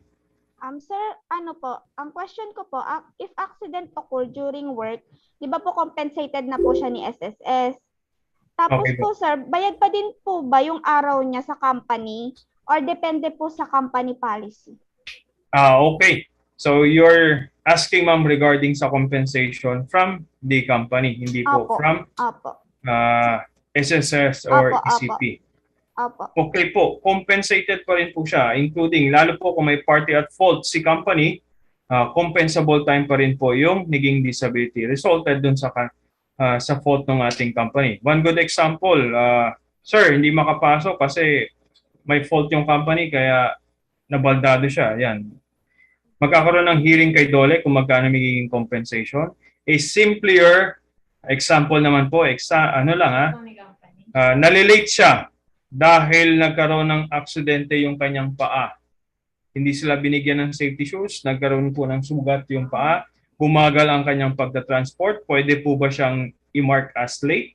Let's say 1 hour, 2 hours yung late niya, hindi po. It should be compensated pa rin. Because yung kanyang injury, yung kanyang pagkabagal sa pag-travel is it is due to the accident arising out from the negligence ni company. Okay po, sir. Okay? Thank you po. So, compensable. Yun yung mas simple siguro na explanation. Sige Yung po. sa ilang days, magkano yung compensate, dole na po ang magano dyan, magko-compute. We could not speak on their behalf. But for yung simple explanation as na-relate, compensable time. Okay po, sir. Thank you po.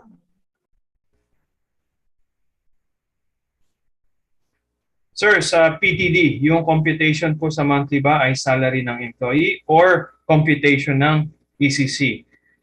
Sa system po, yun ang term nila, which is system po ng ECC nga. Meron pong bracket. Example lang po hindi ko nakabisado yung bracket na yan. Example, mula 10,000 hanggang 20,000 ang computation for their daily.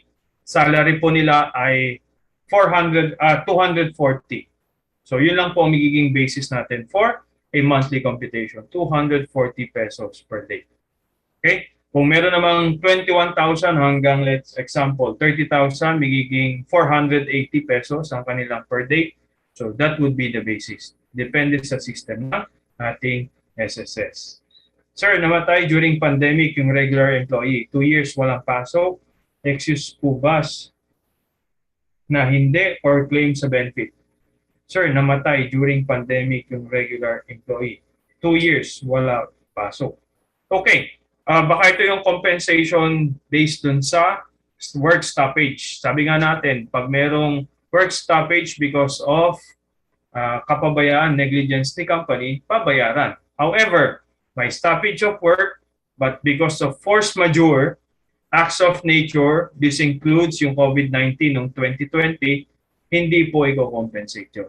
Okay? Kasi walang negligence sa part ni company during those time. Ngayon, meron tayong vaccine, meron na tayong mga government protocols that should be followed. Okay? Namatay. 2 years ago, kung work-related po, mako-connect natin, they could still file. Kasi sabi nga natin, may 3 years prescriptive period. Si ECP. Okay? I hope I answer your question, ma'am.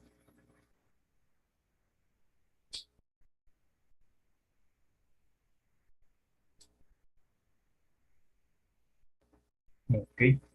So, may problem si ma'am sa pag-respond. Ma'am Karen, I hope I answer your question.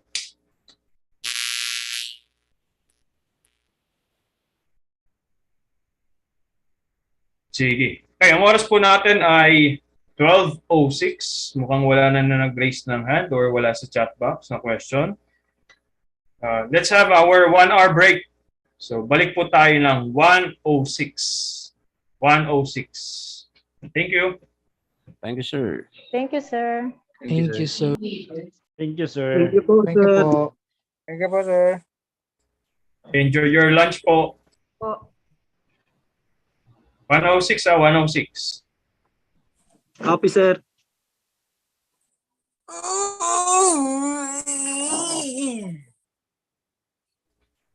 Okay lang kayo, Sir Ricardo?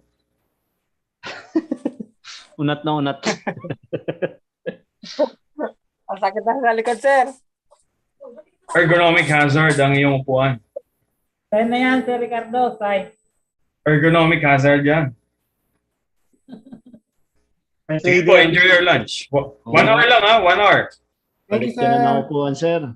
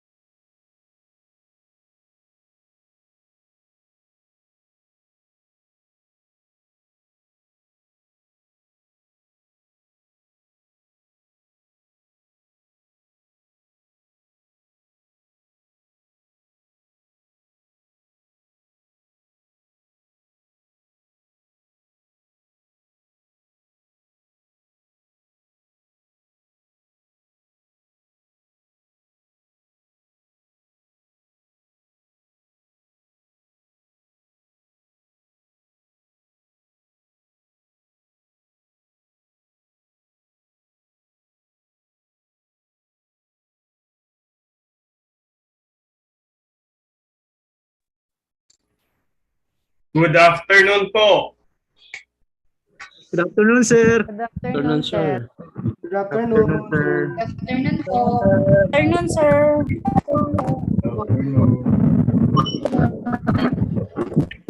Good afternoon po, sir. Good afternoon po. Good afternoon, sir. Good afternoon po, sir. Oras po natin ay 1:10. Good afternoon po. 1:10 pero parang kulang tayo ng dalawa. Anyway, while waiting at saka pampagising na rin. Okay. Ito lang ha.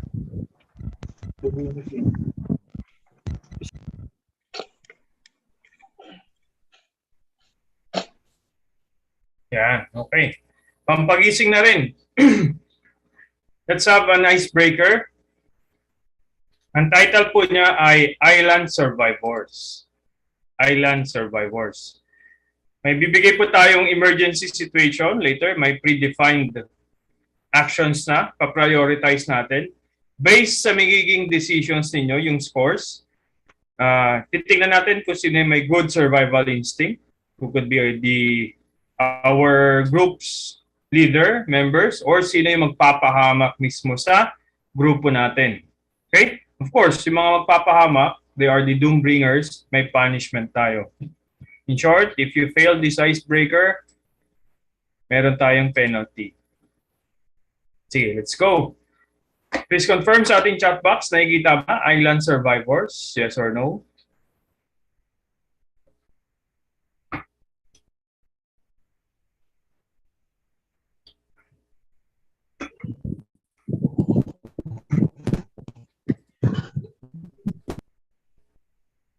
Okay, sige, thank you for confirming.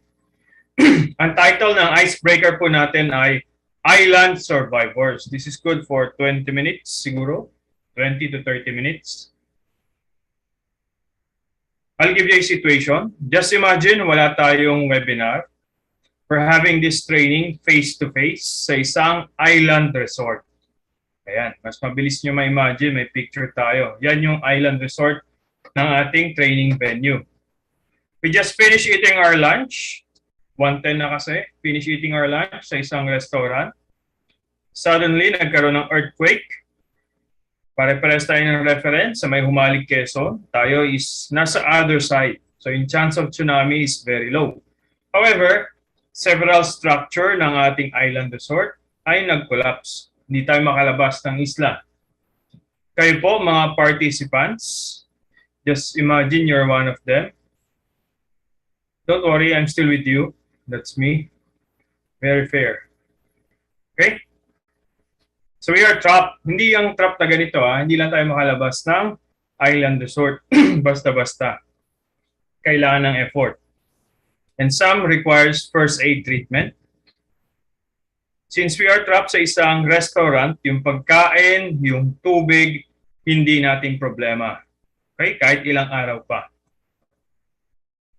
So here's the activity. On your left,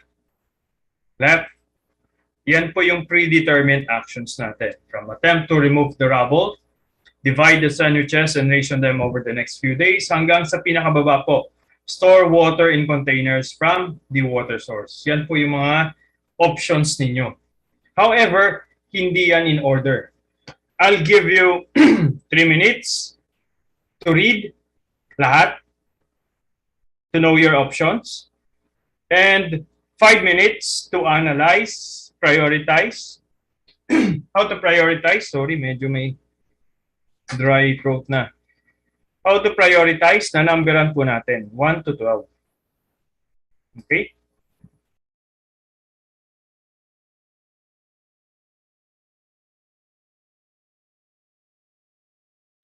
One to 12. So example, yung sa akin po, I would prioritize, divide the sandwiches and ration them over the next few days.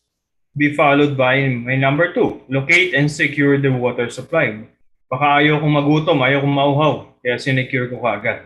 Okay, so rate natin. 1, yung unang-unang gagawin, hanggang 12, the least that you would do. After that, para alam ko kung sino yung nagpa-participate, I'll give you 2 minutes to type sa ating chat box. Tulad nung ginagawa ko ngayon. Please look sa inyong chat box. Ano yung tinype ni Sir? 11, 1, 12, 2, 10, 3, 9, 4, 8, 5, 7, and 6. Yan po yung pagkasunod-sunod sa middle column ko. Okay? Kanina may nakikita ako nagsusulat dun sa aking screen. Sige po, pwede natin gawin ngayon dito. If you want, gawin yung scratch yung screen, why not? Okay? Mauna po ba priority? Yes po. Number 1 yung the first thing that you would do hanggang 12. The last thing that you would do. I'll give you a clue. According dun sa expert na sumagot dito, hindi ako, tama po yung number 12. Okay? The last thing that you would do after an earthquake is to introduce an open flame, which is light the candles. Okay? Baka magkaroon nga naman daw ng explosion kung may gas leak. So number 12, light the candles so you can see and the rescuers will be able to locate you. That is the last step natin. So I would expect sa inyong sequence, the third number would be number 12. Tulad nung nasa akin. 11, 1, 12. Okay? Sige, I'll give you, how many minutes did I say? 3 minutes to read. Then later on, 5 minutes to analyze, prioritize. And another 2 minutes to type sa ating chat box. Okay? First oras natin, 3 minutes po. Read. 3 minutes starts now.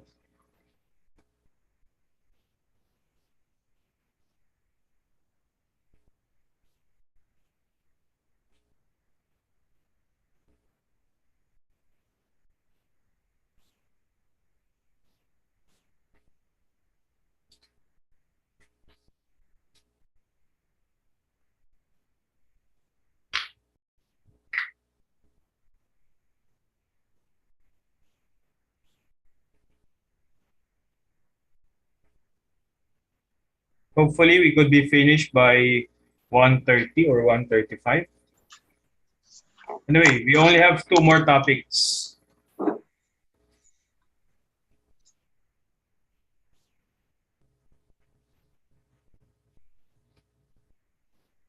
Sir, ano po ulit yung last scenario na pagbabasehan ko? Okay. The last option siguro, yung action is yung tamay number 12 dyan. Light the candles so you can see and the rescuers will be able to locate you. Yan yung clue natin.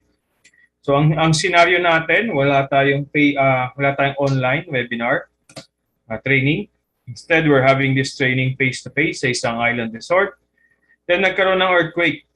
Several of structures ng ating island resort ay nag-collapse. We are trapped sa loob ng island. Fortunately, marami pong pagkain, maraming tubig since nasa isang restaurant po tayo. Okay? So what will you do? Yung nasa screen po ninyo, nasa left, yan yung ating mga options. Ang icebreaker po natin ay you need to prioritize based on sa mga actions. Rate natin sila from 1 to 12. 1 is the first thing that you would do. And the 12 is the least or the last thing that you would execute. Okay?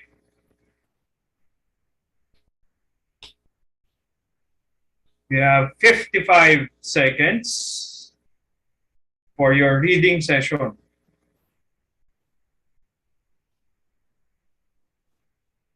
To be followed by 5 minutes.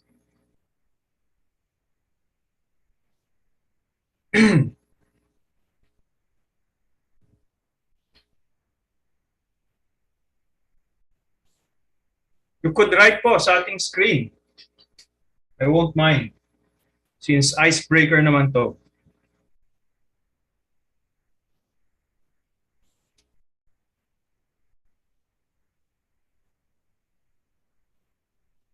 "13 seconds.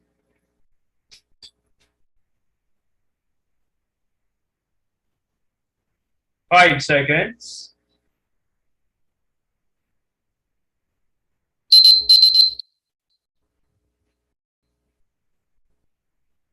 Okay, that ends yung ating reading time. Ngayon naman po, 5 minutes. Analyze, prioritize. Okay? Timer starts now. 5 minutes.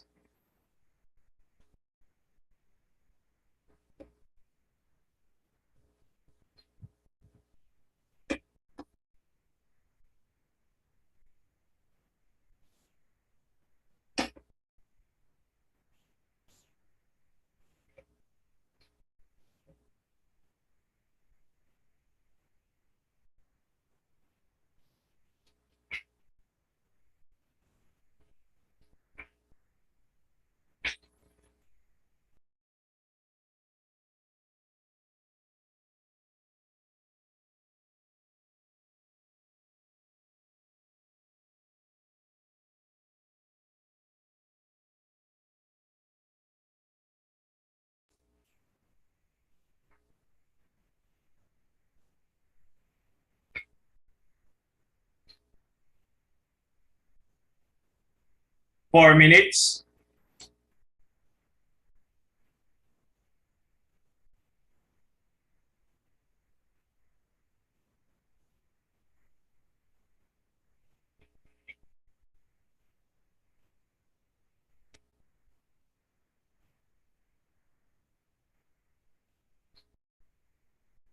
Yan, si Sir Mario, tapos na. 8, 4, 6, 2, 10, 5, 9, 12, 11, 7, 1, 3. Sir, you still have time. Nagbigay tayo ng clue kanina. Tama po yung number 12.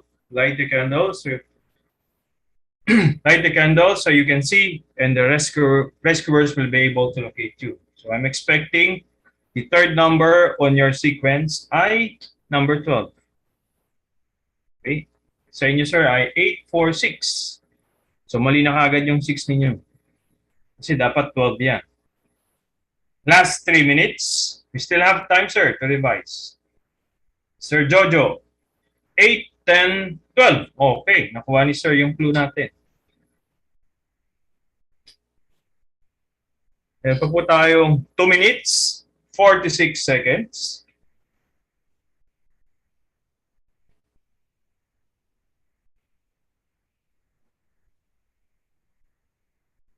Yan, si Sir JP. 11, 4, 12. Okay, tama kagad yung number 12 niya.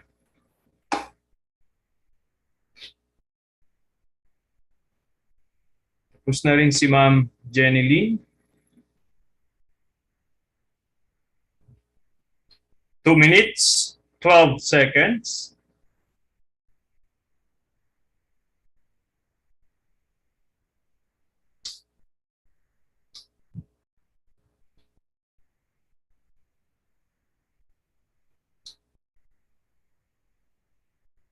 One minute, 50 seconds.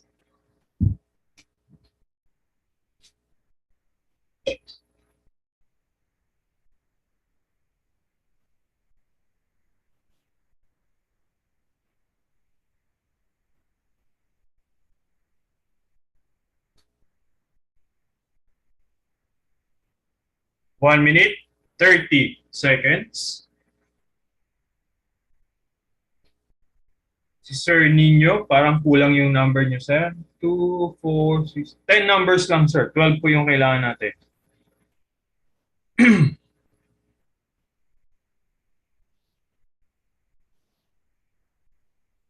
One minute, 7 seconds.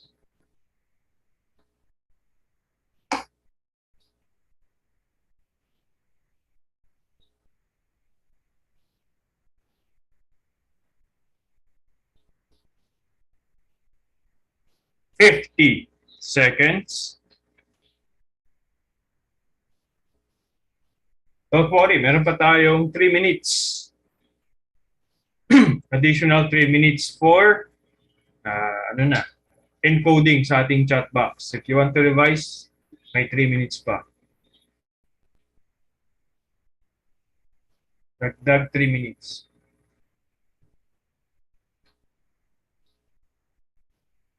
$20 for your analysis.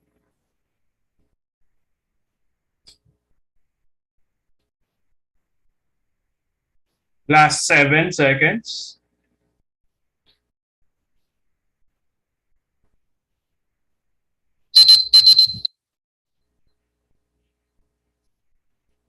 Okay. For the last part, 3 minutes. Para sa mga hindi pa nakapag-submit ng kanilang sequence.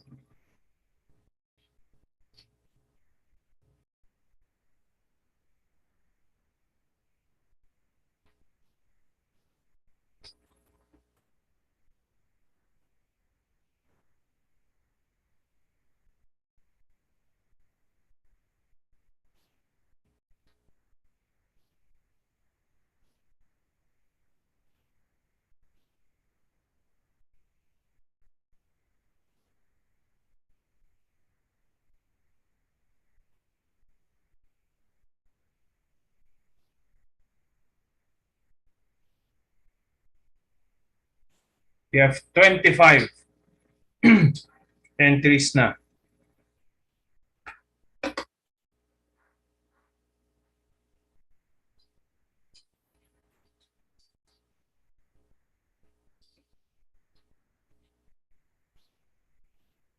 Last 2 minutes. So nakapag-submit, yan, meron pa po tayong time.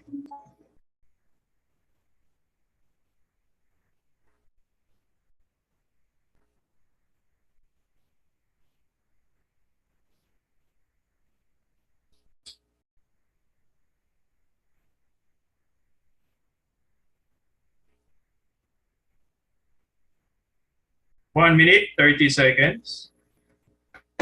We have 33 participants na. Out of more or less 40. Yun lang.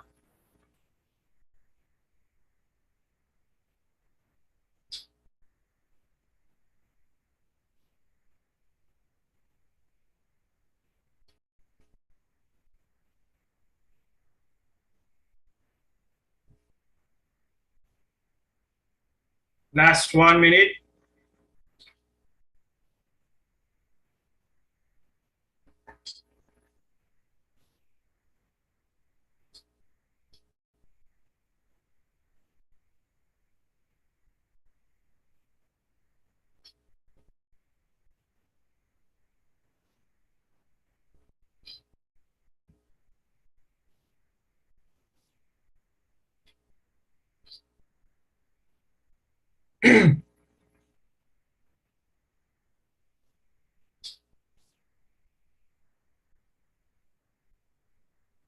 Twenty seconds.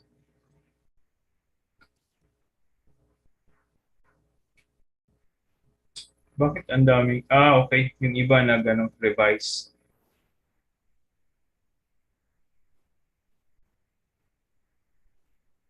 Three, two, one. Okay. Sige, sagutan natin. Walang bawian ng sagot, ha? Sige, let's compare sa expert rating.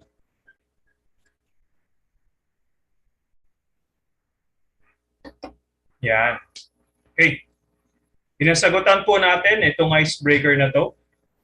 The last time that we have a emergency evacuation drill, we invited a government agency. So, pinasagutan natin. So ito po yung naging output nila. So the first thing that you would do is shut off all utilities para nga naman hindi magkaroon ng gas leak, makuryente habang gumagalaw or masayang yung tubig. Okay? Next.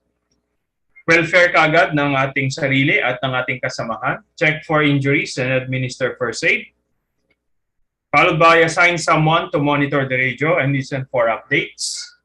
Number 4. Saan ang number 4? Locate and secure the water supply.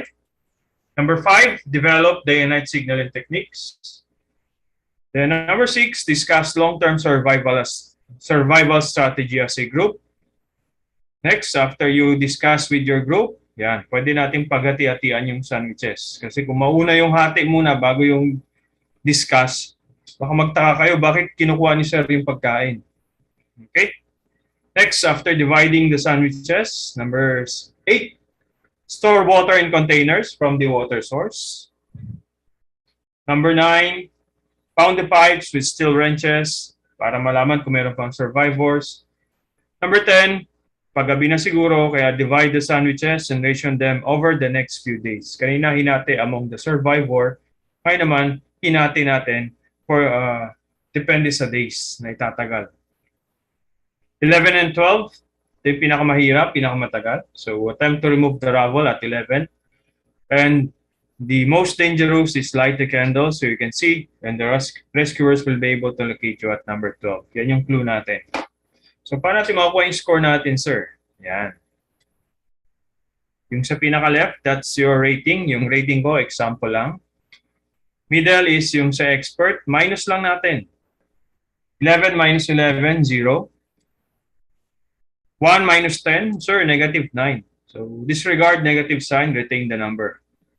Third number ko is 12. Kay expert, 12. So 0. Fourth number ko is 2. Kay expert, 4. Again, negative 2 sana ang sagot, di ba? 2 minus 4 equals negative 2. But again, disregard negative sign, retain the number. Do this to the rest of your sequence. Okay? Your 5th, 6th, 7th, 8th, 9th, 10th, 11th, 12th number. Okay? Once you do that, i-add lang lahat po ng naging difference or ng results. 0 plus 9, 9 plus 0, 9 pa rin. Plus 2, 11. Plus 3, 14. Plus 3, 17. Plus 0, 17 pa rin. Plus 1, 18. Plus 6, 24. Plus 8, 28. Plus 2, 30. Plus 2, 32. That's my score. Type natin sa chat box. Okay, para alam ko yung score. Yan. My score, 32. Based dyan sa ating example.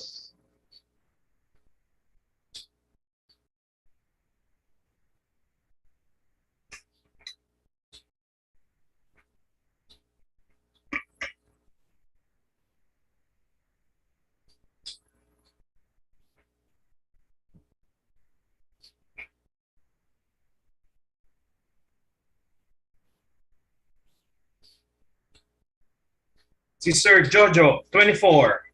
Mabilis mag-compute si Sir. Si Ma'am Jenely, 19.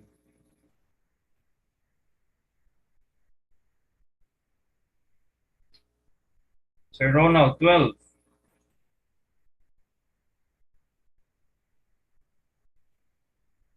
Sir Mario, 20. Si Ma'am Jonah, 0. Bokya si Mama.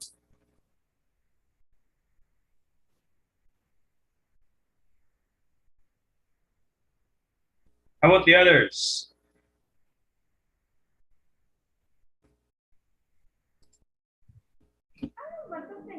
Sir, may question lang po ako. Yes po.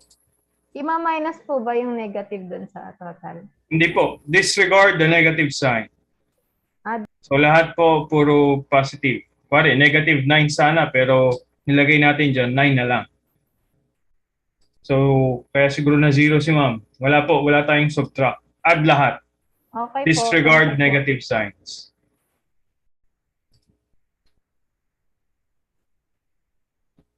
Si Ma'am Diana, 43. Sige, let's give 3 minutes.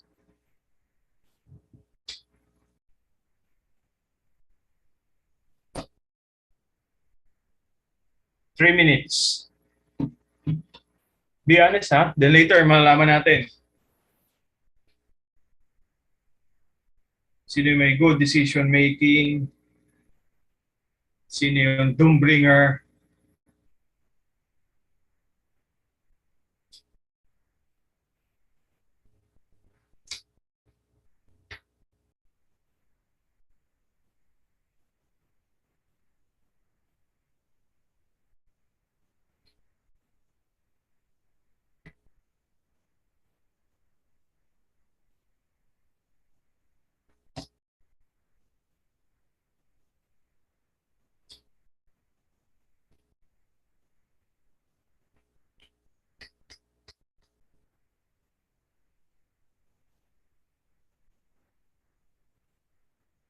Okay, marami na nag-submit. But let's give another 2 minutes. Yan na lang yung natitira sa ating timer. 2 minutes. Sa mga hindi pa nagsasubmit.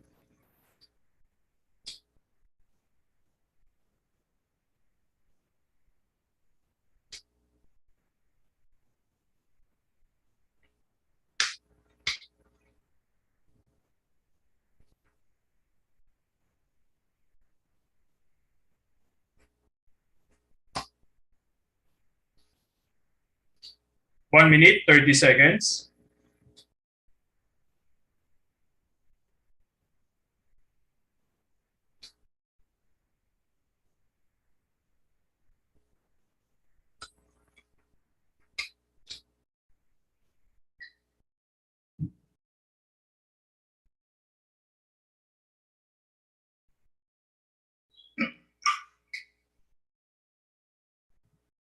Sir Ricardo, 10. Okay. Last 1 minute.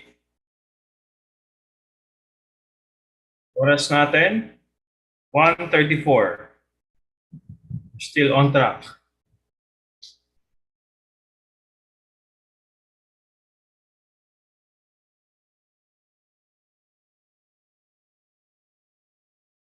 Forty seconds.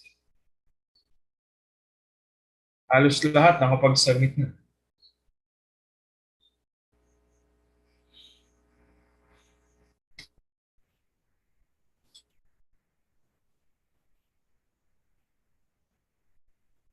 Twenty seconds.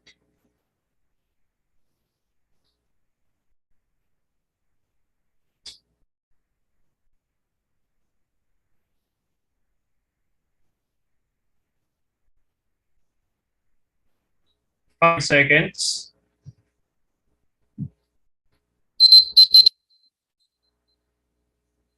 Okay, time's up. Sige, let's interpret your scores. So how well do you do, Survivor? If our score is 0 to 10, yan, expert Survivor, or baka alam na ninyo yung ating icebreaker. Pinakamababa po, I hope tama ng type si Ma'am, si Crisanta, Ma'am Crisanta, followed by si Ma'am Jonah, tapos si Sir Ricardo, yan, sumabit siya sa 10. 11 to 16, above average skills, yan, pwede maging leader pa rin. 17 to 25, reliable member. 26 to 35, need constant assistance. So, hindi siya ganun ka-reliable. But yung 36 and above, kayo po yung doom bringer. Ayan, sa chat box, maraming doom bringers dito Dahil dyan, kailangan kayong parusahan. Doom bringers. Nasaan? Si Sir Chester. Si Ma'am Cristel. Sino pa? Sir Nino. Ma'am Pamela. Si Ma'am Bernadette. Sir Roberto. Marami. Okay? So on po natin ang camera. Para makita namin yung punishment. Okay? On ang camera.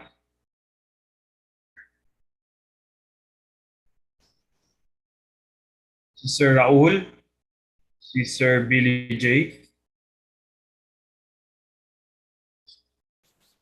Okay, for your punishment, gagayahin lang po natin yung nasa screen. Dali lang naman. Even a baby could do it. Okay, ready? Yan.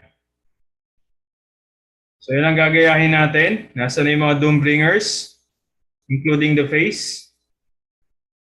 Okay, ready? Pose in 5, 4, 3, 2, 1. Pose.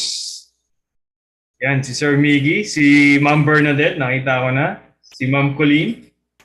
How about the others? Nawala yung mga doombringers. Si Sir Jerose, yan. Si Ma'am Pamela. Si Ma'am Mary Jane. Si Sir Billy, nakita ko na. Si Ma'am Diana. Ma'am Cristel. Si Sir Roberto, yan. Hoy ako! Thank you. Hey, nandito rin ako. Ang ating mga doom bringers. Okay, thank you. I hope you enjoy the icebreaker, lalo na yung mga doombringers natin.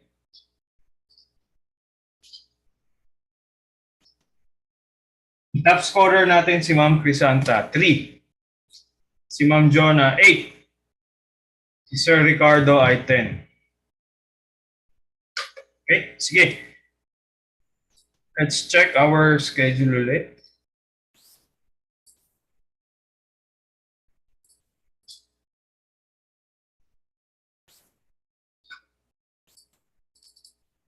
So based po sa program natin, we are left with 2 more topics. The OSH program development and yung sa COVID-19 and the workplace. Okay, which is mandatory by DOLE because of the COVID-19 pandemic. Feel free to ask questions kasi 2 topic na lang yan. Click.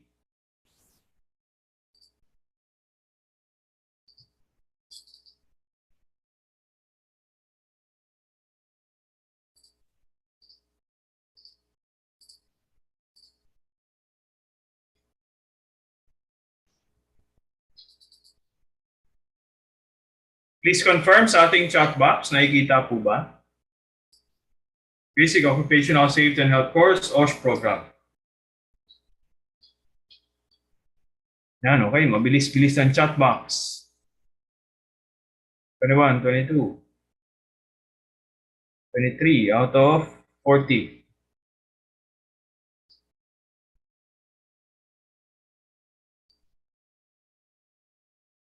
Okay, 33. Yeah, that's good enough. Okay, let's discuss OSH program. Ang OSH program, pwede tayo makakuha ng template mismo sa DOLE website. Later, papakita natin. But ang i-discuss natin, ano yung parts niya? Okay, yung nilalaman po, depende pa rin yan sa company. Based po sa inyong napag-aralan this past few days, ano ang ilalagay? Ano yung applicable sa ating workplaces? Okay, first, ano ang OSH program? It is a plan or outline of activities prepared to promote safety awareness among management and workers in order to prevent, minimize, or eliminate accidents or illnesses in the workplace. In short, ito po ang magiging manual natin sa OSH implementations. Kung tayo ay safety officer na po, meron na po silang current na OSH management system or meron ng naunang safety program bago kayo i-hire. So we could consult kung paano natin i-implement yung ating OSH. Okay? Baka mamaya implement no smoking, pero pagtingin natin sa OSH program, pagbuklat, meron pala, may smoking stations pala. Okay? So consult first yung existing OSH program ninyo before you implement safety and health sa inyong workplaces. Pero kung wala, gagawa pa lang kayo, ayan. Isa-isahin natin yung sections. What are the 2 types ng OSH program? That is your safety program at health program. When we say safety program, key elements niya, accident prevention and safety promotion or safety awareness. Ang health program naman po natin, health protection and maintenance and health awareness and promotion. In short, illness prevention. Okay? Safety program, accident, injury prevention. Health program, sickness or illness prevention. Next, pag kayo titingin ng safety program, aside from the table of contents, na-expect ni DOLE na makakita ng statement of commitment to comply with the OSH requirements. Okay? Kumbaga parang nanunumpa yung highest official dun sa document ninyo. Anong possible na nakasaad? Yan. I or we, the highest name ng ating official, by accomplishing this OSH program, do hereby commit and bind ourselves to comply with the applicable requirements of the OSH standards. We acknowledge our obligations and responsibilities to provide throughout the course of the project or yung contract the appropriate PPE as added protection for our workers. Then pipirmahan po nila yan. Baga nanunumpa sila na susunod, susuportahan nila yung BOSH standards being implemented sa kanilang workplaces. Okay? Next. By the way, ito yung section 1 natin, ha? Yung statement of commitment. Yung section 2 po natin, section 2, as per DO 198-18, chapter 4, section 12, basic components ng HIRAC, components. Basic components ng OSH program. Ang section 2 ay ang ating HIRAC. Okay? Marami kanina natutunan daw paano gumawa ng HIRAC.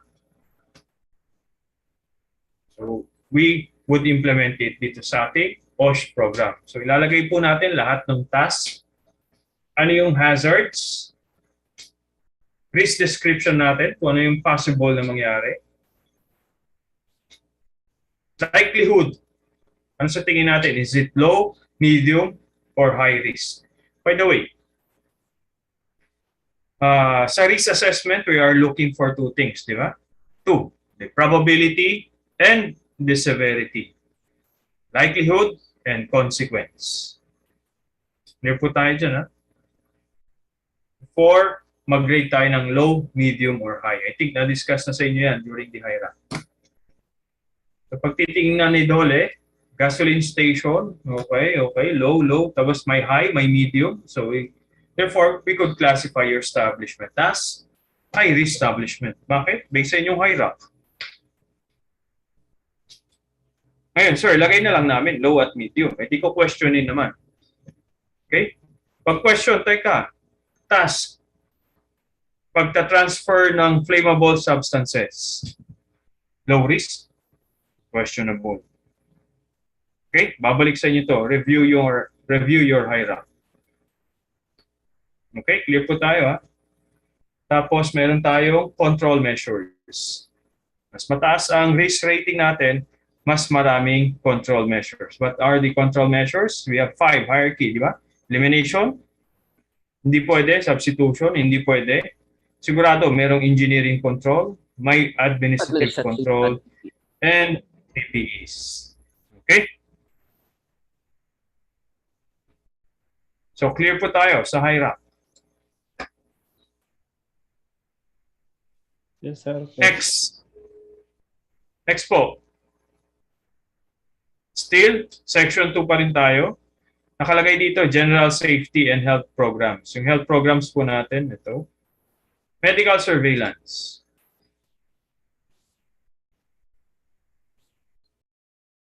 The company needs to obtain a baseline or initial medical records for the new employees. Okay? Yan, si Ma'am Jonah, alam niya kung gaano ka-importante yung mga medical surveillance documents natin. This is to indicate na merong developing occupational diseases. Hindi siya high blood nung bago siya pumasok. After a year, medyo tumataas ang kanyang blood pressure. Second year niya, mataas. Third year, fourth year, pataas ng pataas until such class D na siya, class C, sorry. So, hindi na siya fit for employment. Okay, may kita nga naman, is it occupational illness? Yes po. Here's the pre-employment check-up niya, annual na tumataas. Okay? So, kailangan natin ng baseline data to detect kung merong emerging occupational diseases. Section 2 rin po, i-declare natin yung ating mga medical facilities. How many treatment rooms na meron tayo? Sabi natin kanina, di ba? 1 to 50, kailangan meron tayo first aid treatment rooms. 51 pataas hanggang 99, kailangan natin ng one bed capacity clinic. So, lalagay natin dyan. Meron ba tayong affiliated hospitals? Yan yung 525 rule. 5 kilometers radius or 25 minutes travel time. Section 3. Section 3 is promotion. Promotion of the following health domains: drug-free workplace, mental health services, at healthy lifestyle. May standard po ba tayo? Wala. Nasa company yan. How do you keep your employees healthy? Sir, magkakaroon kami ng early morning exercise. So, pwede natin ilagay yan. Sir, magpo-provide kami ng vitamin C. Magko-conduct kami ng monthly health promotion activities. Sige po, ilagay natin sa section 3. Mental health, sir, mag-employ kami ng psychologist for a monthly consultation. Sige po, ilagay natin sa inyong section 3. For section 4 naman po, kung kanina promotion, section 4, prevention and control naman. Okay? Prevention and control for HIV, tuberculosis, and hepatitis B. Let me just share. Yeah. As per DOLE DO 73-05, mandatory sa lahat ng private establishments na magkaroon po ng TB prevention and control policy and program.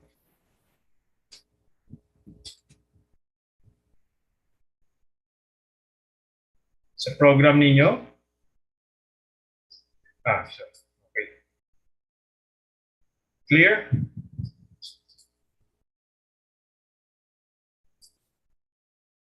Next.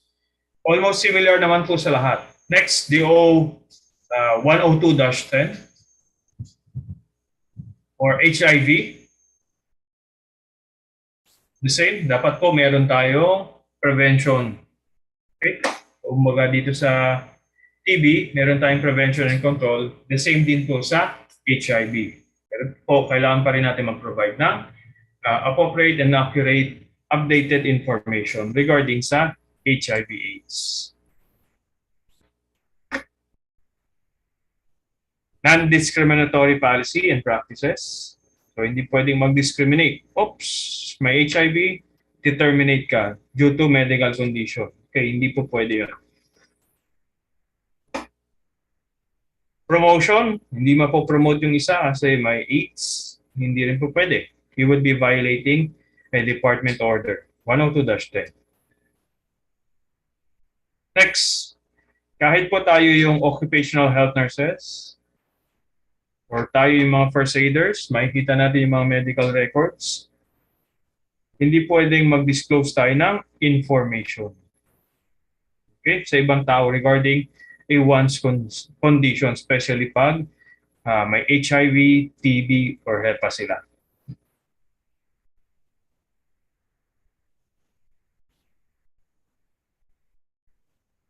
Next, Department Advisory, number 5, series of 2010. For hepatitis, the same.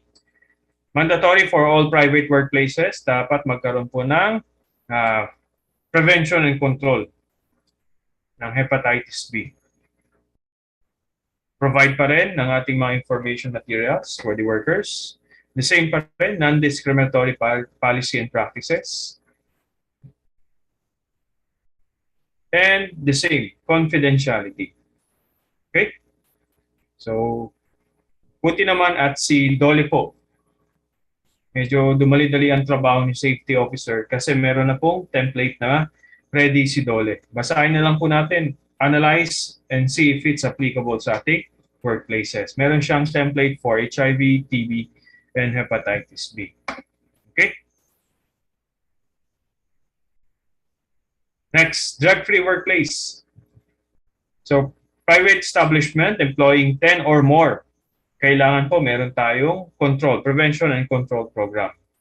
Kung less than 10, yan, nakalagay po dyan, encouraged lang na magkaroon tayo ng drug-free workplace policy. Yung mga establishments po natin, dapat magkaroon ng display or billboard. Okay? Kung LCD nang ginagawa ninyo, mag-flash tayo ng display. Nakalagay, this is a drug-free workplace. Let's keep it this way or similar message. Kung wala naman tayong LCD, tarpaulin. Lagay sa bulletin board, pwede rin po.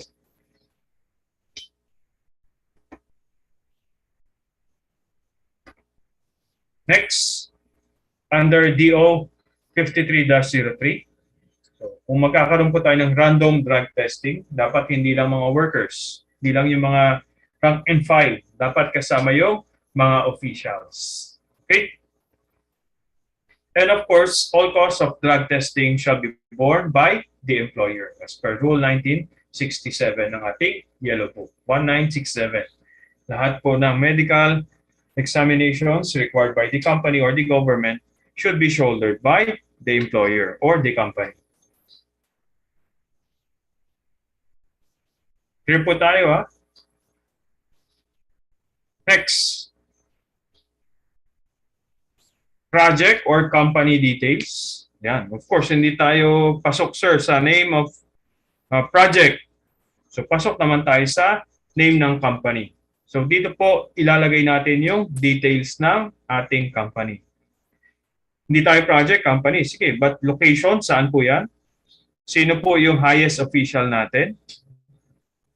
Estimated number of employees, the working hours, heavy equipment, wala sir, di wala tayong lalagay. In short, lahat po ng details ng ating establishment.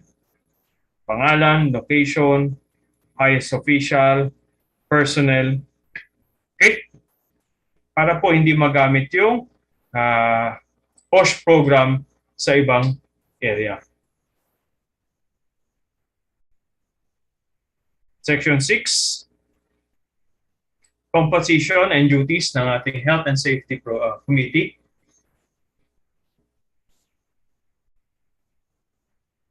Sino ulit ang chairperson? Yes, the highest official, secretary, safety officer, members, depende po. Kung low risk, representative lang po ng worker. Pag medium to high risk po tayo, nandiyan yung mga physicians, nurses, first aider, dentist, safety officer ng contractor or ng manpower agency natin. Okay, and wala lang dito. We need to put kung ano yung duties and responsibilities.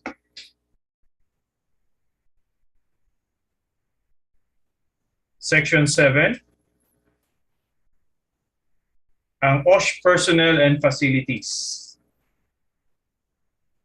Example, OSH personnel, yung safety officer, we need to attach yung certificate niya. Then, sa section 7, gagawa po tayo ng table. Yan. Example lang, ha. Ito po si safety officer Arman, mayroon siyang 40 hours. Si Ma'am Colleen Joyce De Jesus, meron siyang 40 hours. Si Sir Recto Torrio, meron siyang 40 hours. Meron siyang LCM, meron siyang safety program audit. So, titingnan kagad ni Dole, okay. Si Sir Recto Torrio siguro ang kanyang SO3. Okay? Si Sir Arman, si Ma'am Colleen, siya yung SO2. Okay? Section 8. Section 8. Safety and health promotion, training and education. Ano yung mga company policies natin in terms of orientation ng mga new workers? Okay? Do you conduct safety and health orientation on a daily basis? 8 hours po, 8 hours. Kung daily basis kayo, what if kung first day, 2 lang? Second day, 2. Third day, 1. Bagong empleyado. So, 5 new workers, nag-consume kayo ng 3 days ni safety officer. Is it efficient? Not. Diba? I would assume not. So, pwede tayo magkaroon ng policy. New workers natin, papasok lang sila for orientation every Tuesday or every Monday, kahit sa Wednesday pa sila magre-report. Okay? Company policy rin in conducting risk assessment and evaluation. So, paano tayo magtuturo ng ganyan sa ating mga workers? Do we conduct monthly seminars, in-house, and continuing training for OSH para sa ating mga safety officers. Dito po, na ma-maximize na mga safety officer to, Section 8. Bakit? Ang required po sa atin, 16 hours per year ang requirement. Okay, yung iba, safety officer, kung silang pinagagawa, nilalagyan nila 40 hours per year. Okay, pag in-approve to ni Dole, oops, company should commit 40 hours lagi kay safety officer. Work permits, if ever, especially sa gas stations. Magkukonduct ba kayo ng working permit para sa mga high-risk activities? What are the mechanics? Next po, Section 9. Ano ang policy natin for toolbox meeting? Sino nga attend? Anong oras? Saan ang lugar? Sino yung magsasalita? Sino magpa-facilitate? Ganon din po sa paggawa ng job safety analysis or job hazard analysis.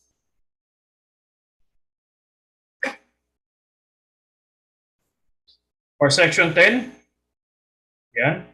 Ito po, nilagyan na natin kasi standard to. Hindi tulad nung mga ganito, depende kay company. Ano yung policy ninyo? But for reporting, it is mandatory that any dangerous occurrences, major accidents resulting sa death, permanent total disability shall be reported kay DOLE within 24 hours. Okay? So kahit ito po yung mismong ilagay ninyo kasi mandatory naman yan. Unlike yung ibang sections.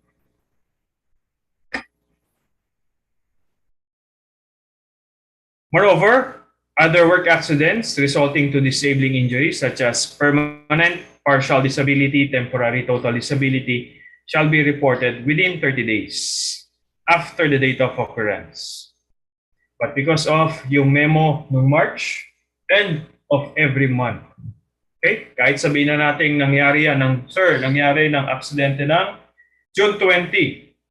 So, ini-expect na na-report yan ng July 20 rin kasi 30 days based dito sa section na to. But because of the memo, kailangan na-report na yung aksidente ng June 20 ng June 30.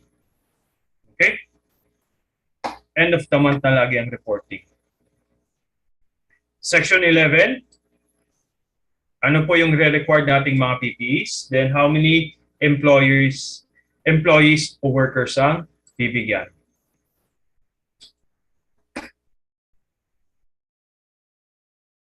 For your section 12, safety signage.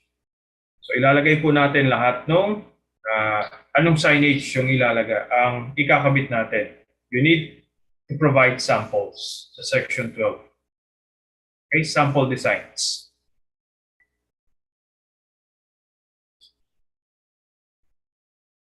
Section 13.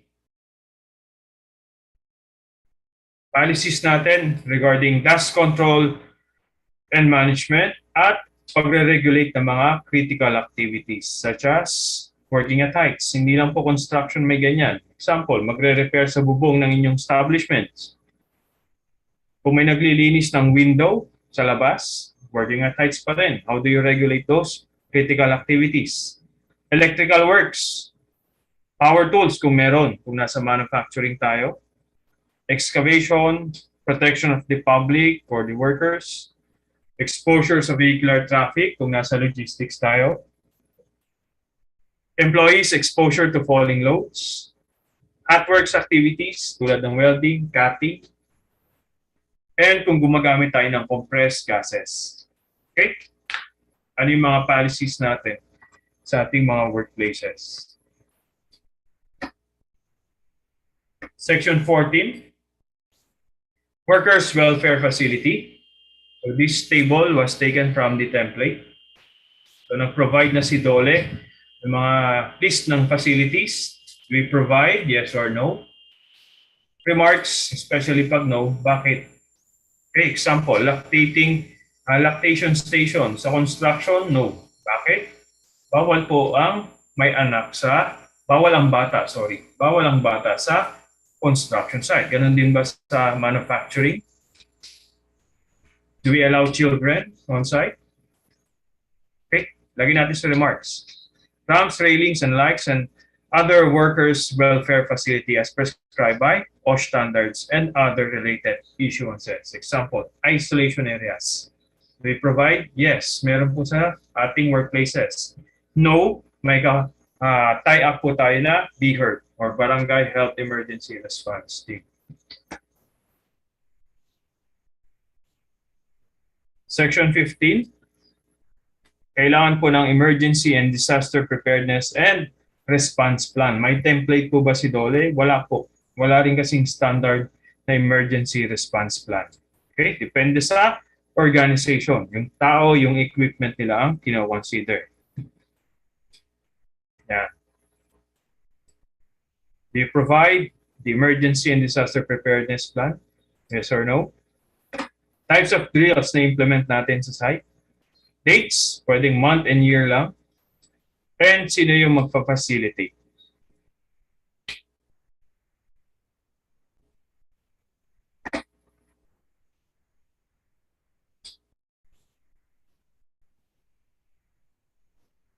Sir, yung drills po ba, okay lang kung building admin nagpo-provide? Yes po.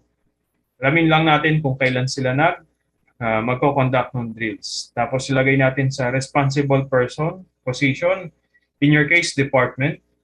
Yeah. Lagay na lang po natin yung admin or yung ating building administrator.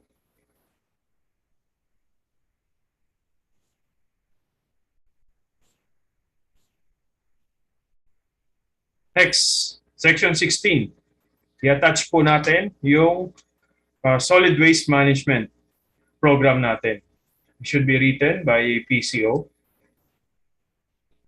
Ano ang name niya? Yung details lalagay natin dito. Section 17, almost patapos na tayo, hanggang 19 lang. Section 17, control and management of hazard. Minsan meron to, minsan wala. Bakit? Pag mahaba po masyado yung sa hierarchy natin, comprehensive, yung kaninang nasa section 2 natin, yung hierarchy of controls. Okay? Magiging redundant kung ilalagay ulit natin dito. So it would suffice kung very comprehensive yung ginawa ninyong hierarchy kanina. But kung nilagay lang ninyo, may engineering control kayong ilalagay, yung fan, blower, ganyan. Pagdating sa section 7, you need to expand. Ano yung rate flow, airflow ng ating blowers and fans sa under engineering control. Naglagay kayo kanina, PPE sa section 2, but yun lang. Dito po, pwede nating expand. What are the PPEs na i-issue natin? Okay? For section 18, this is the prohibited acts. Note ko lang, compliance with health and safety rules should be considered a condition of employment. If you don't follow safety policies sa site, pwede tayong ma-terminate. Ayan, naka-screenshot po example nung aming violations and penalties. We call it disciplinary code. If our employees are not wearing basic prescribed PPEs tulad ng hard hat, safety shoes, eye protection, and reflectorized vest, provided lahat sa kanila yan. First offense, pwede kaming mag-suspend. Suspend sila. Second offense, 3 days. Third offense, 1 week. Fourth offense, we could terminate them or dismiss. Sir, what if kung tumakbo sila kay Dole? Well, this is Dole approved, yung aming OSH program. And another one, Article 282, sabi nga natin, habitual negligence. 4 times nating sinabihan. That could be considered habitual. Okay? For the last part, Section 19, cost of implementing company OSH programs. So this is an annual estimate regarding sa magiging budget natin. Example, ayan, table. PPEs, magkano? Yung estimate. OSH training, safety signage, machine guards, especially sa mga power plants. Tulad kay, si sir. From power plant kanina. Sir Gio, yan, example, gumagamit din sila ng ganito. Yung ating group, blackout tagouts. So yan, pwede natin ilagay sa budget. Medical examinations, medical supplies, to comply with table 47, and others. Should you require ng antigen testing, RT-PCR testing for COVID, yan, pwede tayo mag-allocate ng budget. Next, yung kanina yun ang sections, parts ng OSH program. Now let's discuss what are the core core elements ng effective safety and health program. First, dapat po kasama natin ang management kasi sila ang mag-spearhead niya, hindi lang si safety officer. Dapat po very visible. Ramdam po ng ating mga empleyado yung management's commitment regarding sa pag-implement ng BOSH program. Okay? Pag sinabing no smoking sa BOSH program, tapos may makikita sa ating workplaces nag-yosi si manager. So parang hindi naman tayo seryoso sa BOSH program. Bakit si sir nag-yosi? Okay? Kung may ganong policy, lahat po, including our managers. Next, the workers should also participate. Okay, yung mga policy is intended for them, dapat po susundin nila. Of course, they would follow if they fully understand it. And alam nila yung benefit ng ating OSH program, which is accident prevention and illness prevention. Sige, management would comply. Ganon din yung workers natin. They need to know. So dapat may means din tayo on how to spot and record hazards. The best way is through job hazard analysis. Okay? Every job step, makikita agad, ma-identify kung ano yung hazard at ano yung controls. Yan, ito na yung controls.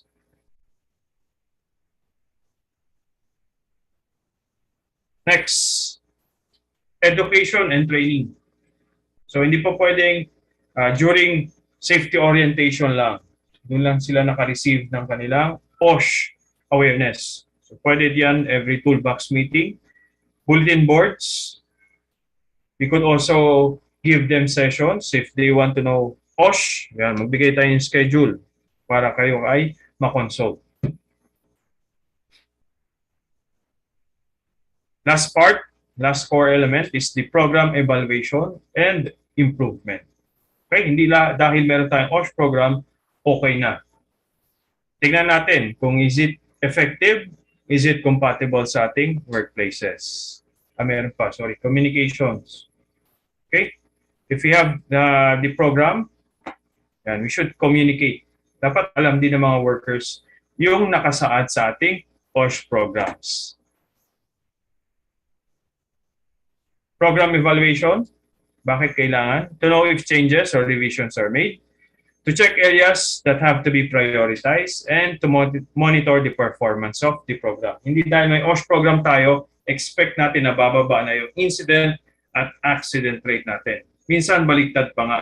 Bakit? Hindi compatible yung OSH program sa workplace. I'll give you an example. I was stationed sa Biliran Geothermal sa May Leyte. Then 2016, I was transferred sa solar facility namin.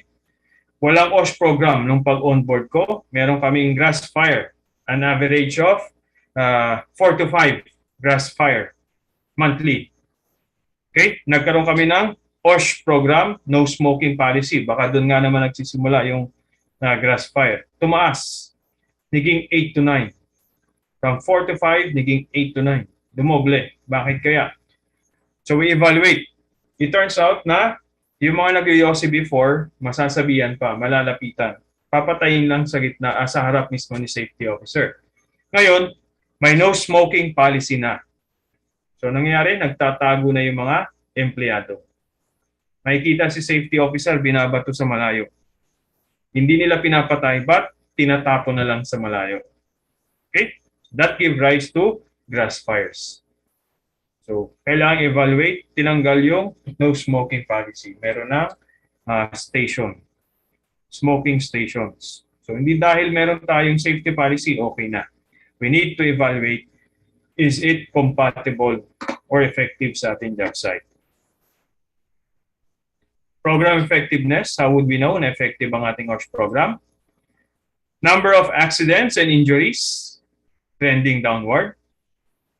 Cost and accident. Injury, yan. Pababa rin. At yung lost time natin, pababa rin. Okay? That's a clear indication na effective ang OSH program. Accident, pababa.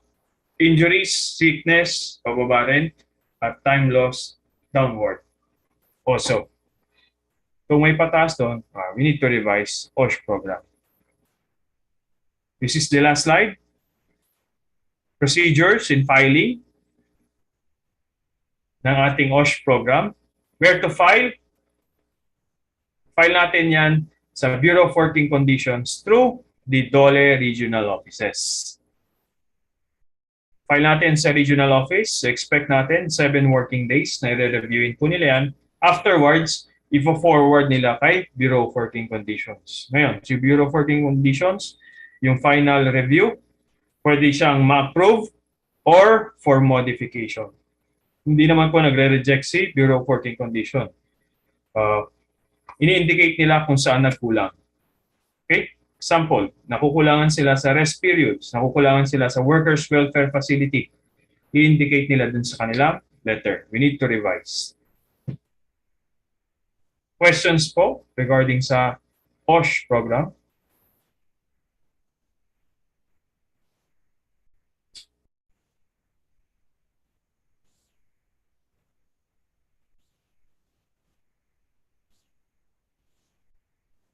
Habang nagta-type or nag-iisip ng question, yan. Share ko lang po sa inyo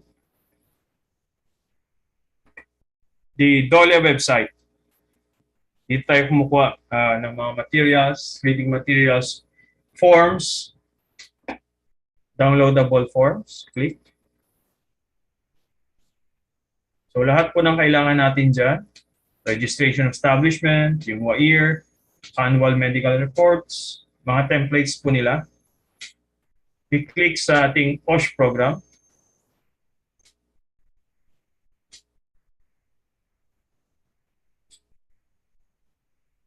Okay, na-download na. Okay, let's open.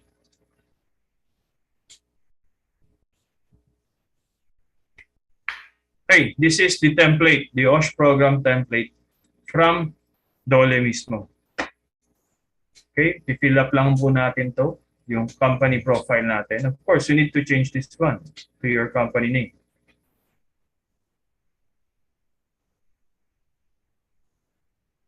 Next, yung diniscuss po natin na slides, 19 sections, ito rin po yun. Yan. Next, yung mismong body. Company commitment, the same. Hierarchy. So may example naman po sila rito. Task, hazard identification, this description. Sir, could we revise the table? Pwede po. This is just a template. Okay? Kung ano yung compatible sa atin, sige. Kung ano yung hindi, pwede natin tanggalin. Medical surveillance. Sa template, gumawa na rin sila ng parang tick box na lang. Kung nagko-conduct ba tayo niyan? Malalaman ni DOLE kung dinownload lang yung template tapos hindi binasa. Bakit? Ito po. Yan, yung mga ganitong sections. You may attach individual policy statement. Hindi tinatanggal or hindi ina-attach. At yung mga ganito. Okay? So, pag nag-download ng templates, make sure basahin din ha. Safety officer, yan, ganito rin. Tulad ng example natin, Arman Singapan, 40 hours BOSH.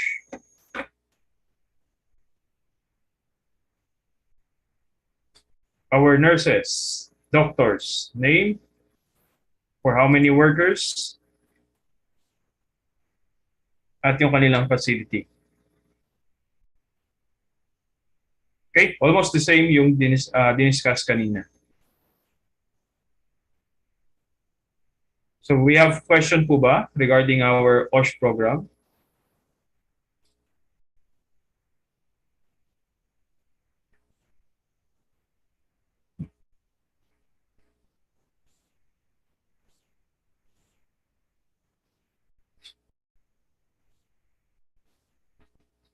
Question?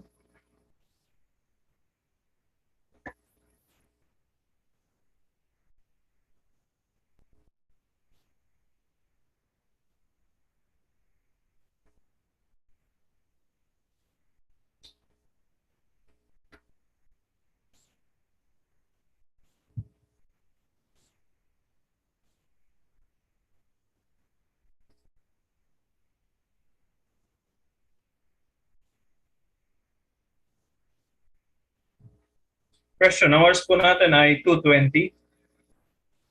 We're expected to end by 3:30 based on schedule. And we only have one topic, which is a special module required by DOLE.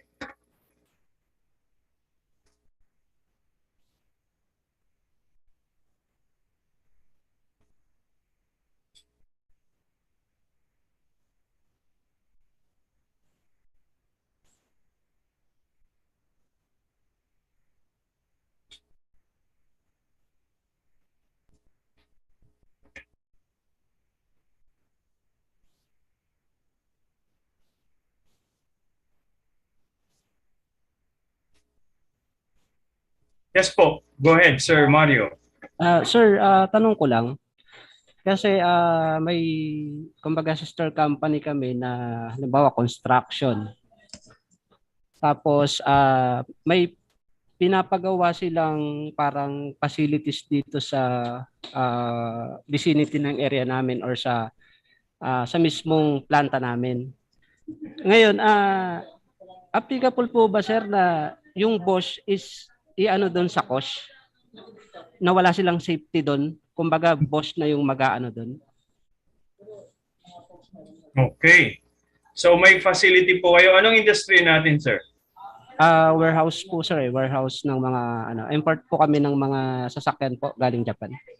Okay. So BOSH nga naman ang required talaga sa inyo. Ngayon, meron pinatatayong facility sa gilid po ninyo. That should be covered by COSH. Actually, sir, dapat meron kayong separate CSHP. Kung kanina diniscuss natin OSH program, sa kanila meron dapat na Construction Safety and Health Program. Okay? May sarili silang CSHP. Hindi yung sa inyo ang gagamitin, sir. Ang magpo-provide po nun kung sino yung contractor, hindi po yung client. Next, what type of CSHP? Dalawa po yan, sir. Pag ang establishment natin ay more than 2 floors, ang pinagagawa, yan, comprehensive na ang required. Or more than 10 yung kailangan ng workers natin, comprehensive CSHP na. Baka kasi ang kunin nila yung simplified lang, sir. Yung pang bahay-bahay lang, hindi po. Meron tayong comprehensive CSHP. So we require nyo po, sir, yung sister company, kung yun yung contractor, mag-provide ng separate CSHP at ng safety officer. Anong pinagkaiba ng COSH sa BOSH? Sa COSH, sir, i-discuss po doon yung scaffolding, heavy equipments, excavation, in which hindi po ninyo na-discuss dito sa ating BOSH. Okay? So, hindi po pwedeng BOSH po doon. Hindi, dapat po BOSH.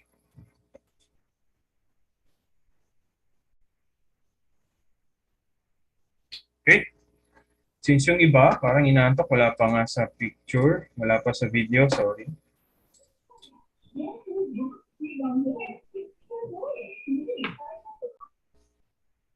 Okay. Let's have another icebreaker. Di tulad kanina, kailangan nyo magsulat. Ito po parang review na rin before kayo mag-exam mamaya. So ang title po ng ating icebreaker ay Pose Your Answer. Hindi siya post na kailangang i-type sa chat box. Hindi rin po kayo sasagot sa akin. Okay? Hindi kayo mag-unmute at sabihin yung sagot. What you need to do is you pose.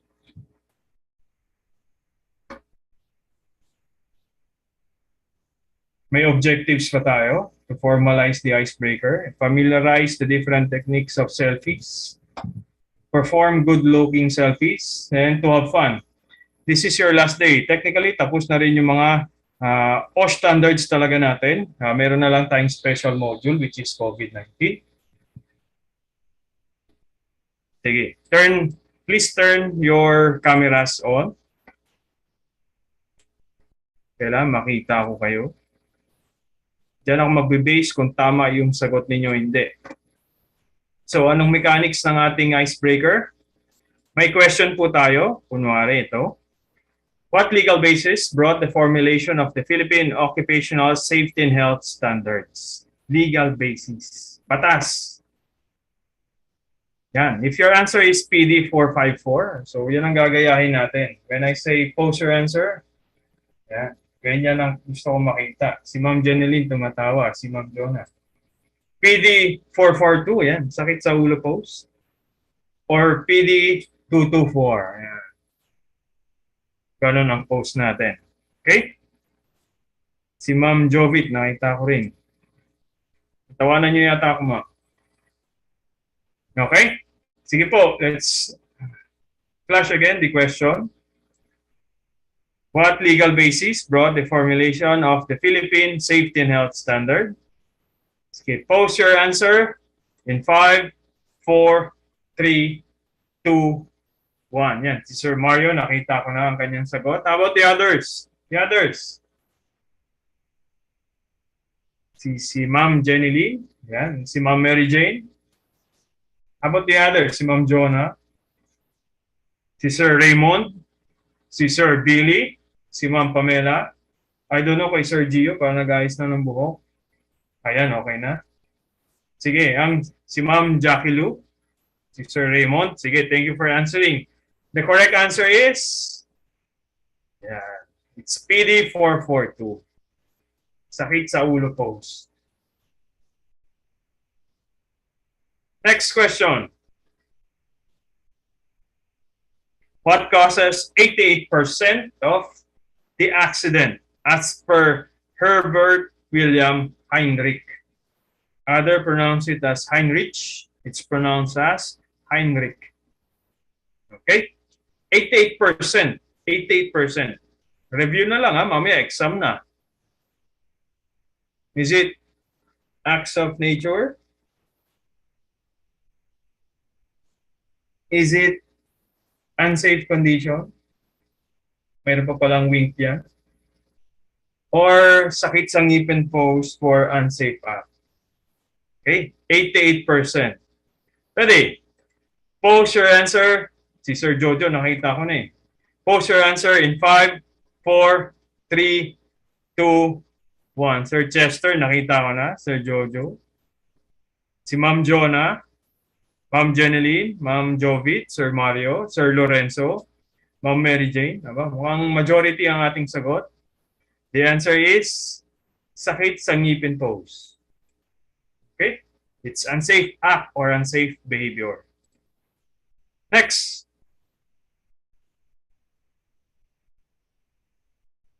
Okay, sige. Maglulubat na daw yung cellphone ni Ma'am.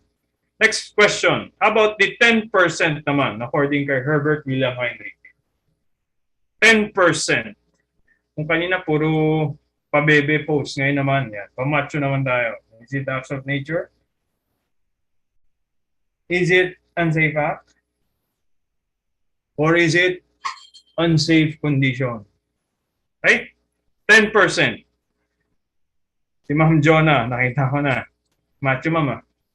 Okay? Unsafe condition in 5, 4, 3, 2, 1. Si Ma'am Janine, kasama pa yung mukha eh. Si Ma'am Mary Jane, di ko nakita.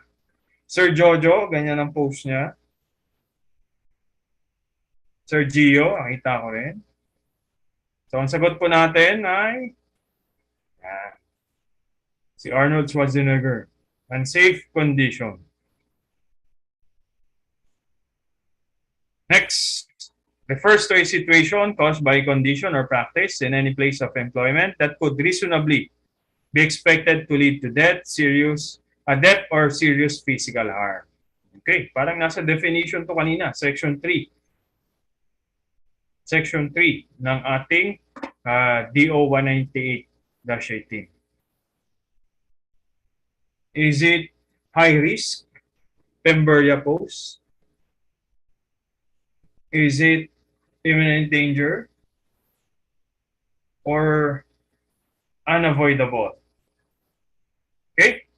Post your answer in 5, 4, 3, 2, 1. Post. Sir Recto, si Ma'am Colleen, Sir Lorenzo, Ma'am Mary Jane, Sir Raymond, ang bilis. Yung iba nakita ko na, hindi ko na napopronounce eh. Ma'am Jackie Lou, Sir Ron, Sir Ronald, ang sagot natin, Ma'am Cristel, yan. Yan. Okay, yung Coca-Cola pose. Imminent danger po. Lahat naman yata nakakuha. Electrical safety, meron ba? Sige, pass muna natin to, electrical safety. Next. I think this is the last one. An act strengthening compliance with occupational safety and health standards and providing penalties for violation thereof. Yan po yung title niya. So, ano po yan? Yan, is it RA 11042? B, RA 11058? Or C, DO 198-18? Okay, yung mga nakamas dahil nasa workplace, sige, okay lang. Huwag munang tanggalin. Yung po pwede magtanggal ng mask. Ready? Post your answer in 5, 4, 3, 2, 1. Sir Billy, nakita ko kanina pa eh. Sir Billy, Sir Jojo, Sir Lorenzo, Ma'am Jeneline, yan. Si Ma'am Jonah. So the answer po natin ay yan. RA 11058. Maraming nagkakamali dito. Bakit? Synonymous kasi yung RA 11058 and DO 198-18 in terms of kung ano yung kailangan sundin. However, the question is an act. An act. Ibig sabihin, Republic Act. Hindi naman siya guidelines, but isang batas. Okay? So that ends our icebreaker. Let's proceed sa last one. I hope medyo nagising-gising. If you want coffee, sige, go ahead, magtimpla. Pero hindi pa po break time, ha? Hindi pa tayo magka-cut muna. Sige, pwede magtimpla, balik din agad.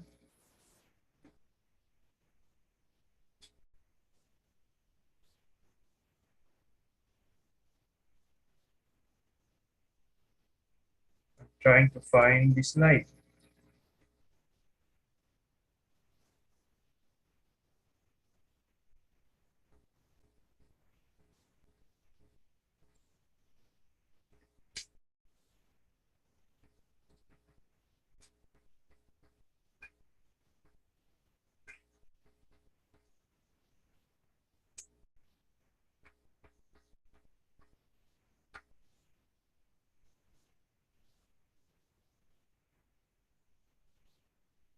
Okay, ayaw niya mag-open. Sige po. Let's have a 15-minute break. I-transfer ko yung isa kong file dito sa aking PC. Corrupt yung isa. Sige po, let's have a 15-minute break instead of having it for around 3 p.m. Let's take it ngayong 2:30. So, 2:37. Be back by 2:47 po, 2:47. 15 minutes lang po.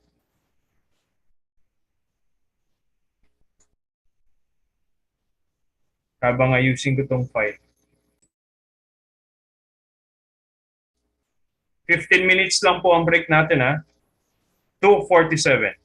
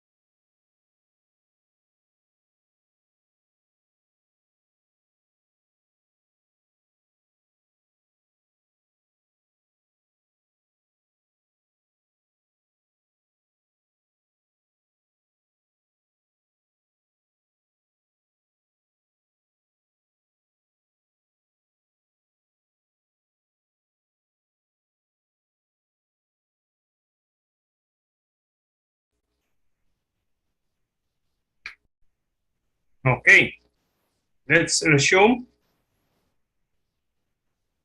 Before we present yung last slide natin, question. If merong school settings, tapos meron pong maintenance workers na in charge naman sa mga construction at sa electrical works, magre-require po ba ng another safety officer, which is dapat merong BOSH? The answer po is yes. Magkaiba po yung sa BOSH, iba rin po yung sa construction. Okay? Kung meron pong installations ng mga equipments, lalo na construction or demolition works, another safety officer po yun kasi magkaiba ng industry. Okay? Yun ang direct message. I hope nasagot ko po yung question ninyo. Yes, required po ng another safety officer na may BOSH for the construction or yung mismong installation po. Kahit walang construction po, may mag-i-install. May magkakabit po ng, let's say, kung anong equipment yan. Sa ibang industry, meron yung mga overhead cranes. Example, sa power plant or manufacturing. Kahit installation lang po yan, kailangan may safety officer sila na merong BOSH. Kasi may installation. Construction, installation, BOSH requirement. Okay?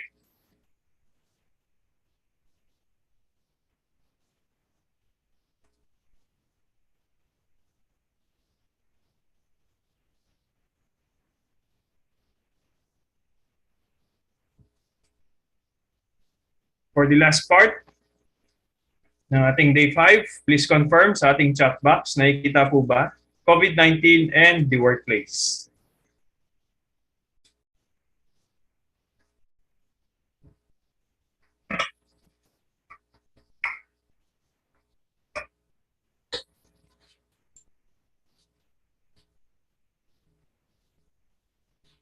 $33 confirmed na nakita. How about the others? It's around 40 ang ating participants. Nasaan na sila? 33 participants. 35? Yan. Sige. Let's start.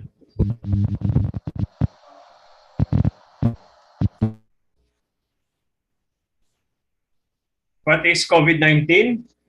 According to WHO, the current incubation period of COVID-19 ranges from 1 to 12.5 days. Based on DOH, about other coronavirus disease such as yung MERS at SARS, their incubation period po nila is could reach up to 14 days.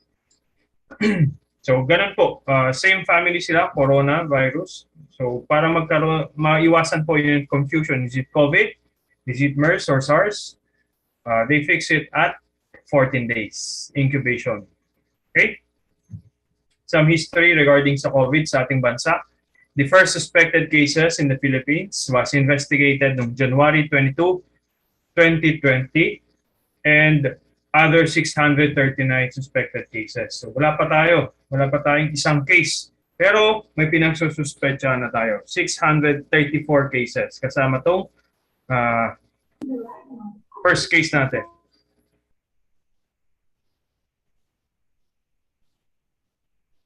Mute ko lang po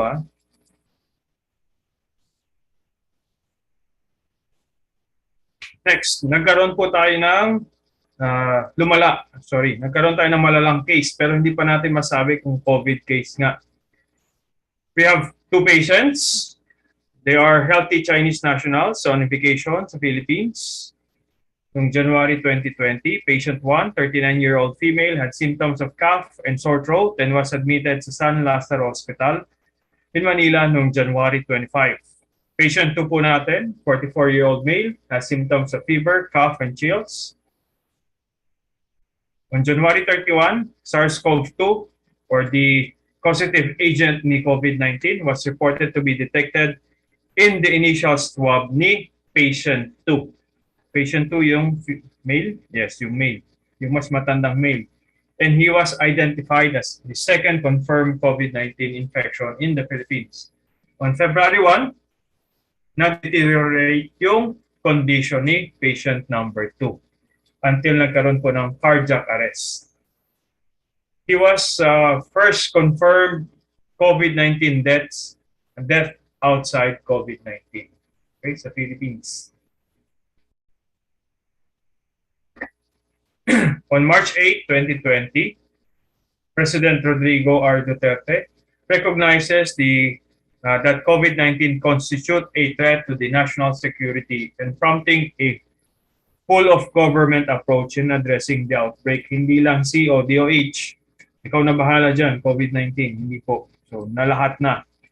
Nag-declare po siya ng state of public health emergency. Ano naman significance pag nasa state of public health emergency? Hindi ko na po babasahin, i-explain ko na lang. So pag sinabi nating state of public health emergency, so required po lahat ng LGUs and other government agencies to cooperate dun sa lead agency, which is yung DOH nga natin. Dati, teka, government, sa ilang yan, DOH, sa iyo lang yan. PNP, hindi pwedeng utusan ni DOH. But during state of public health emergency, kayang i-utilize ngayon ni DOH, MAPA LGU, and other government agencies. Nag-declare po ng ECQ noong March 16, 2020. Yan. Ito yung pinaka talagang malalang lockdown. I could imagine reporting to work sa power plant. Ako lang mag-isa dun sa kalsada sa loob ng SBMA. And most of you, probably, may mga ganong memories. Quiet, pero parang hindi maganda yung feeling mo. Dahil kinakatakutan pa natin yung COVID-19. Wala pang mga vaccine.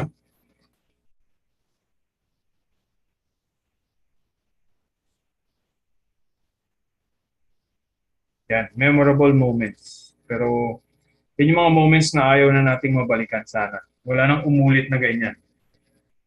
Okay? So, nung March 16, 1 month po yung magiging ECQ. So, nung March 7, 2020, upon recommendation of the IATF, the President extended the implementation ng ECQ until April 30. Kailangan sila mag-arrive ng next decision 7 days before mag-expire. Okay? Kaya mag-expire sana ng April 16, April 7, naglabas sila. April 30, 1 week before mag-expire, April 23, sorry. Yan po, it's a good indication na, magbabago na. Hindi na siya ECQ. Magiging MECQ. Pero nakakalito pa that time.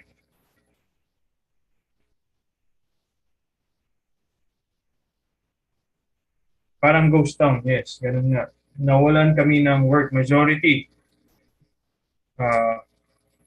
Large groups of industries nag-collapse during that time. I think ang nagstay yung sa, of course, yung sa hospital, medical, sa amin, sa power plant. Yan, hindi naman kami nag-stop. Tuloy-tuloy pa rin. But the other industries, majority, nagsara na. Screenshot lang po sa DOH COVID-19 tracker website nila. There are more than 2,370 plus cases. Okay, yesterday. Please take note, pataas po to. Kasi dati 300, 200 lang. Tapos around June, naging 700 plus to 1,000. Ngayong July, tumataas hanggang umabot na sa more than 2,000 cases. Ang recorded sa isang araw. So bumabalik tayo before pa nauso yung mga vaccine.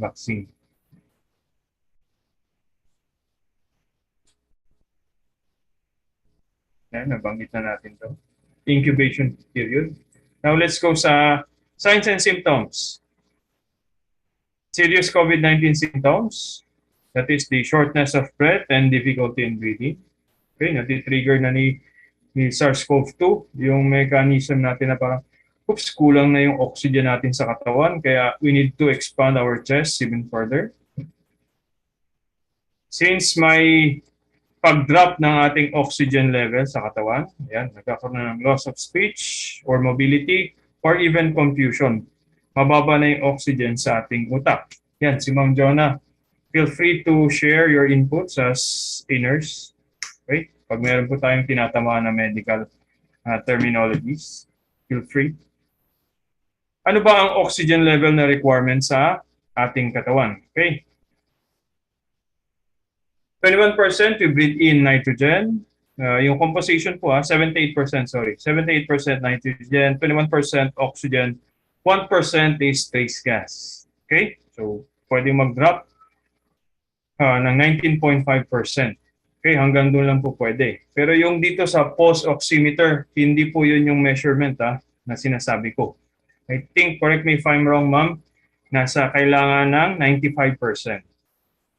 Okay? But yung sinasabi natin kanina, that is decomposition sa ating atmosphere, hindi sa ating katawan. Okay? We need at least sa ating katawan, 95%. For 94%, oops, medyo alarming na yan, lalo pag nag-drop ng 90%. Kasi kailangan nasa medical facility na tayo niyan. Next, nagkakaroon na rin po ng chest pain. Probably it's no longer the lungs, but also yung ating heart. Hindi natin ma-distinguish. Again, our body part, body organ requires oxygen also. And so as our heart. Okay? So pwedeng mauwi po sa myocardial infarction pag nag-drop pa yung oxygen level. Kasi si heart itself, yung mga muscles, wala na rin oxygen. Next, most common symptoms, we have fever. Ang fever ay hindi po sakit. Siya ay isang defense mechanism ng katawan. Increase the body temperature, yan, para hindi maging conducive doon sa virus yung katawan natin. Okay? So, body mechanism yan ay hindi sakit. Sir, sick leave, bakit? Nilalagnat po ako. Hindi yan sakit.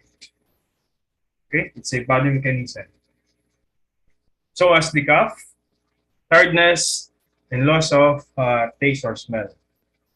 Less common symptoms, kasi pwede rin makita to sa ibang sakit. You have the sore throat, diarrhea, headache, rashes, baka hindi po COVID, baka dengue yan. We have the aches and pains, and we have the red or irritated eyes. People at risk of exposure, hindi ko na po babasahin kasi ngayon, patas na lahat halos lahat. Especially pag nagko-commute tayo. Pero most at risk, yung ating mga healthcare personnel. Yung nag-aalaga, naglilinis ng mga bangkay tulad ng death care, nag-handle po ng mga body fluids tulad ng nasa laboratories. Mode of transmission, disease spreads primarily from one person to another person through small droplets from the nose or mouth, especially pag tayo ay bumahing, umubo, or even magsalita. Kaya nga dati sa MRT, bawal magsalita or sumagot ng cellphone. So it is therefore important to maintain a distance of more than 1 meter away from any person who has respiratory symptoms. Kahit siguro wala, kasi we could not tell ang meron at walang symptoms, especially pag nakamask. So the best way is always maintain 1 meter. Who are considered close contact? May COVID si nabalitaan mo yan, sir? Bakit? Close contact yata ako, sir. Paano natin madidistinguish kung close contact? Paano masabing close contact? Sir, nag-abot kasi ako ng papel.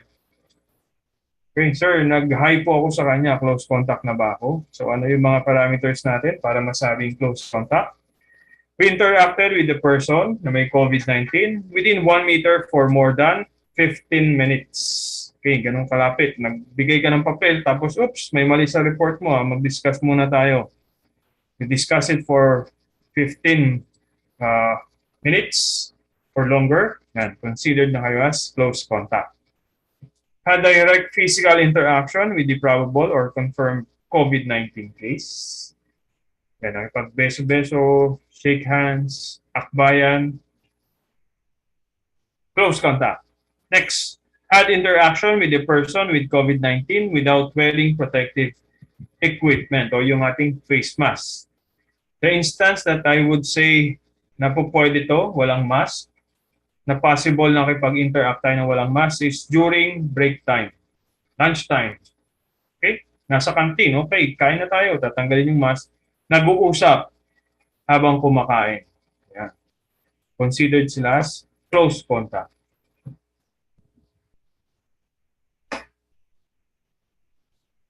Anong test ang gagamitin natin?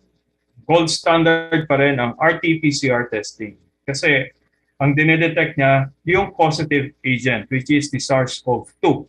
Unlike si antigen, yung body reaction lang natin. Yung pagkakaroon ng antibody sa katawan, but not necessary the causative agent. Okay? Kailan po pwede natin gamitin yung antigen? For obvious reason, pag wala pong RT-PCR testing.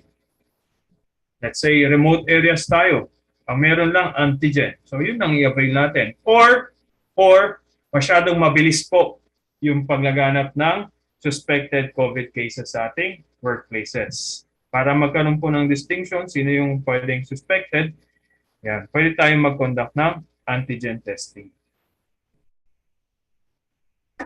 Minsan kasi sa RT-PCR may schedule pa. While si antigen, okay, pwede tayong mag-request kagad yan. 15 minutes, labas na yung result. At least we could somehow masegregate natin yung antigen positive sa antigen negative.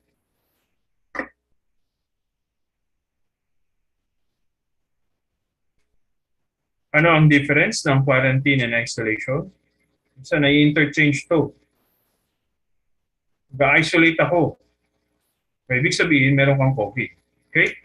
Pag close contact, ang tawag po dapat ay quarantine. Okay, yan. Period to monitor well-being after being identified as close contact. Sasabing isolation naman, separating people with symptoms or confirmed COVID-19 cases. Okay? Quarantine, close contact, isolation, yeah, confirmed or even suspected. Probable, sorry, because of signs and symptoms. Prognosis, yung chance po na makarecover, 80%. So that is 4 out of 5 nakaka-recover without the need ng medical treatment. Okay? Pero yung 1 out of 5 or yung 20% po niyan, pwedeng lumala. Probably, na mataas ang chances if may edad. Okay? Older people. Mayroon silang pre-medical condition or comorbidity. Mga high blood pressure. Merong heart and lung problems, of course, kasi respiratory problem itong sa COVID-19. Diabetes and cancer, especially cancer. Sinasuppress kasi yung kanilang immune system during the treatment.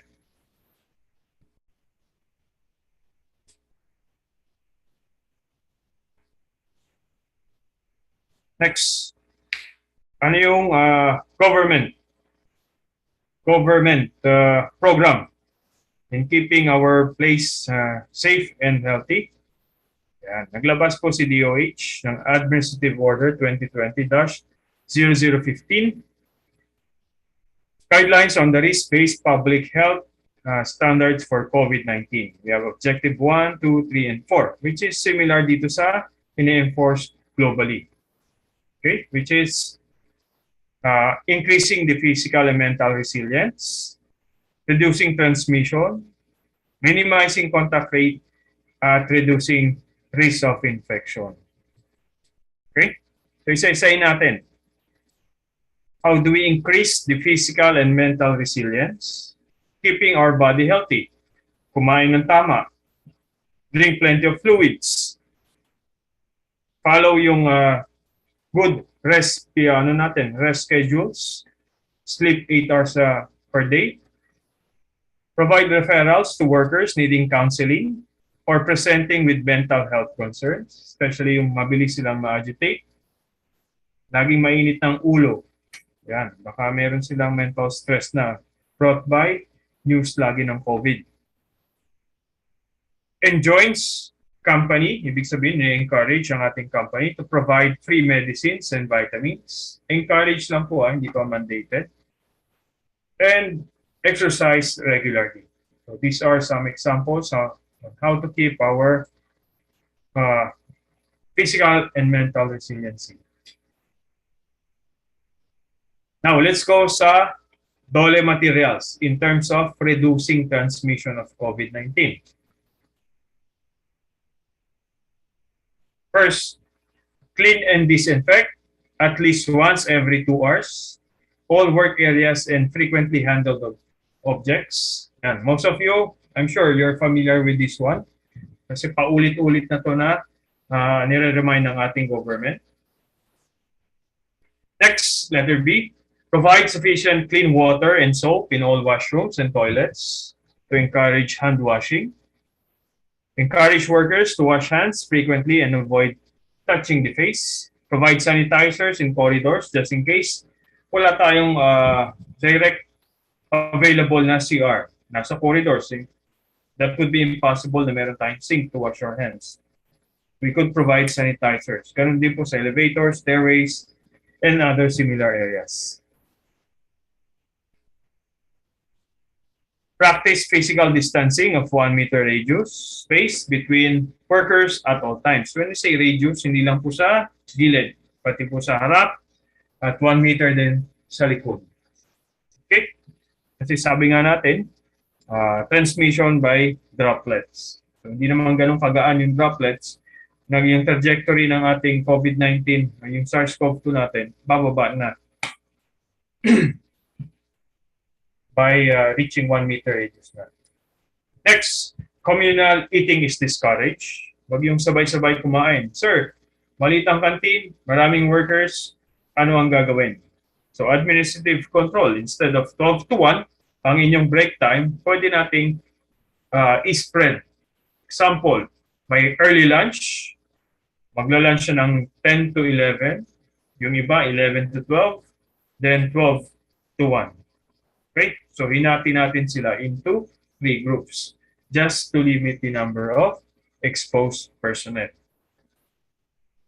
Make sure to ensure that physical distancing is maintained if eating sa mga dining areas natin. Clean and disinfect regularly canteens and kitchens. How do we minimize the contact rate? Contact rate, kanina transmission, naman ngayon, contact. Kung po pwede, mag-work from home yung iba, especially yung mga may reports lang, or on computer works, yan. Kung po pwede, mag-work from home. It's not mandated, but encouraged po ni DOLE. Just in case, physically, kailangan pumasok, lalo na't magkakaroon ng meeting, always wear our mask. Kaya before we start the day 5, sabi natin, wear your mask kung nasa mga workplaces. Meeting with minimum packs, tapos short duration as much as possible. We finish it ng 15 minutes kung hindi naman ganun ka importante. Kung mas matagal pa sa 15 minutes, we could use video conferencing.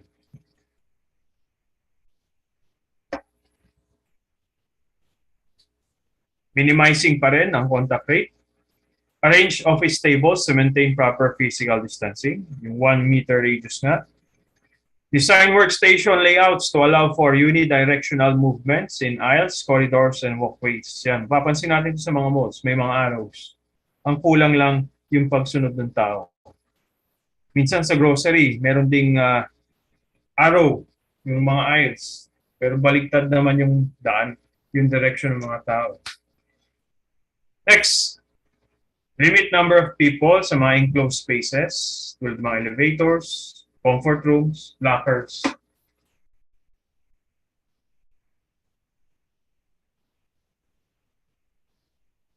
How do we reduce risk of infection if merong COVID-19 suspected case sa loob ng ating establishment? Yan. Workers shall immediately proceed sa designated isolation area and never remove his or her mask. Sir, wala kaming isolation area. Ano yung next option namin? Contact the BHERT, Barangay Health Emergency Response Team. Pwede rin kayo i-transfer sa mga temporary isolation facilities. Okay? Kung wala sa ating establishment. But of course, the company would support yung BHERT na yun. Dadagdag ng mga face masks, disinfection solutions, magtutulungan yung company at yung barangay health unit natin. Clinic personnel attending to the workers should wear appropriate PPEs. If needed, require the transport of the affected worker to the nearest hospital, especially pag meron siyang mild symptoms na. PCR testing shall be done and results reported by the hospital sa DOH. Next, what if kung may sakit pero sigurado pong hindi COVID-19 kasi nag-negative na siya sa RT-PCR? Stay at home pa rin and keep away from work or the crowds. Okay? Huwag mo na makipag-interact kahit negative na po sa RT-PCR testing. Kasi yung signs and symptoms, especially ng flu, ay similar. Okay? Baka mamaya sa interaction with the crowd or sa work, makakontract tayo ng COVID-19, hindi natin ma-distinguish. Meron lang tayong false assurance. Oops, kahapon meron na akong result, negative sa RT-PCR. Yung ngayon, iba na po ang usapan. Okay? So pwedeng lumala, not knowing na it's already COVID-19.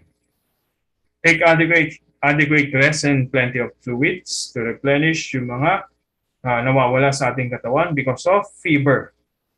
Okay? Pwede kasi mag-evaporate sa katawan natin, especially pag mataas ang body temperature.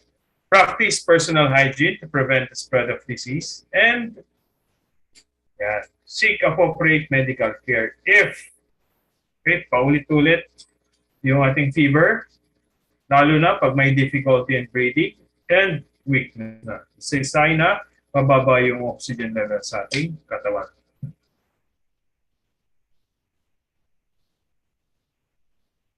Duties of employer, I think this is in accordance with the Joint Memorandum Circular 2020-02 ng DOLE. Okay, provide necessary company policy for the prevention and control of COVID-19 in consultation with the workers, especially sa mga work-from-home schemes.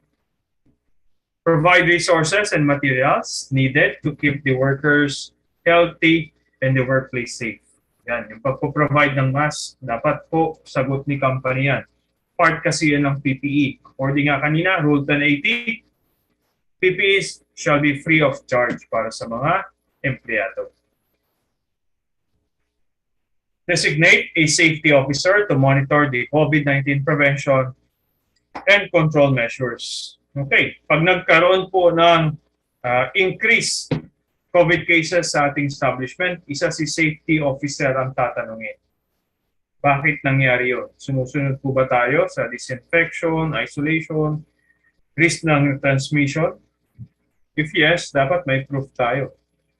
Okay?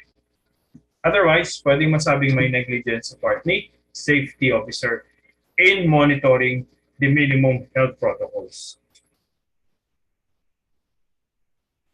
Provide shuttle bus, shuttle services, or a decent accommodation or near site location para ma-lessen yung travel.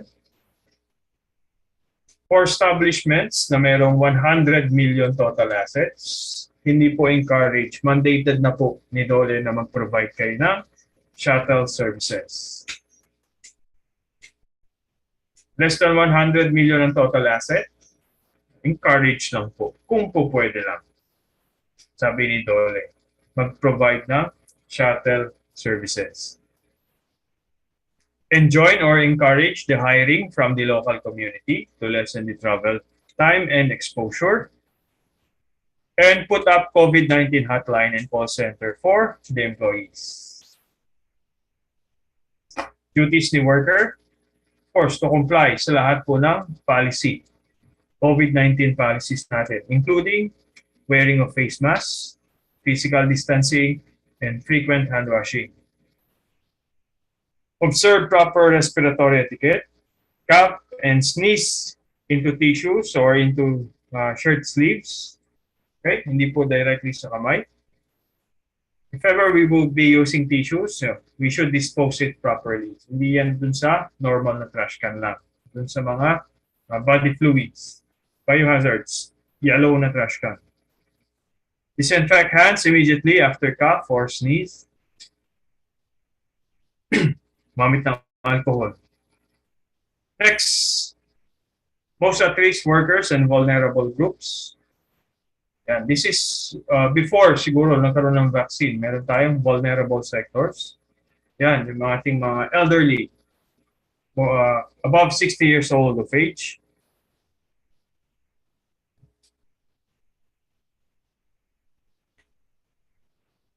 Assistance and reporting. Yan. DTI and DOLE shall extend assistance and technical support to all workplaces, employers, and workers in complying, sorry, may typo lang, complying with the guidelines. Another typo, gabi na kasi siguro. Employers shall provide DOLE through its regional offices, copy furnish ang DOH sa monthly reporting of illness. Okay, may monthly report tayo. Baka may makita kayo na form na ganito kay DOLE, ah.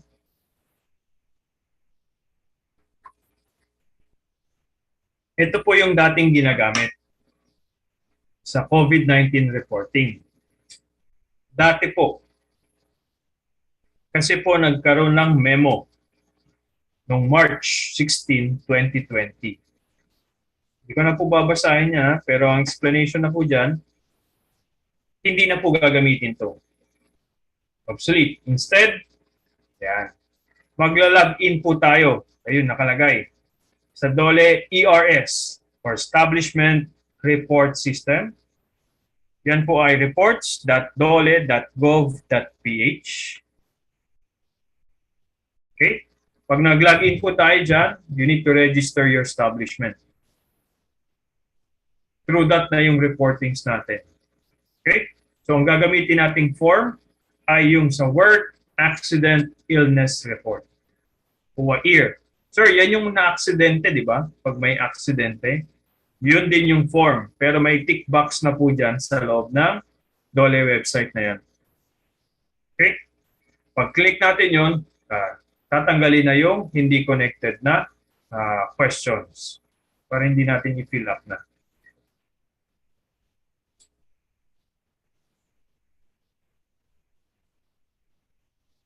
Next, let's cite some government rules, especially sa pagde-deploy ng tao. DPWH Order number 39-20. So hindi po pinapayagan ng DPWH sa mga construction site yung personnel below 21 years old and above 60 years old to be deployed sa mga construction site.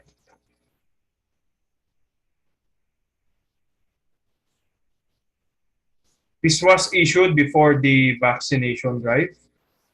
So, kailangan po mayroong 14 days. Ngayon, depende na sa vaccination status. But before, 14 days. Kailangan po mag-quarantine.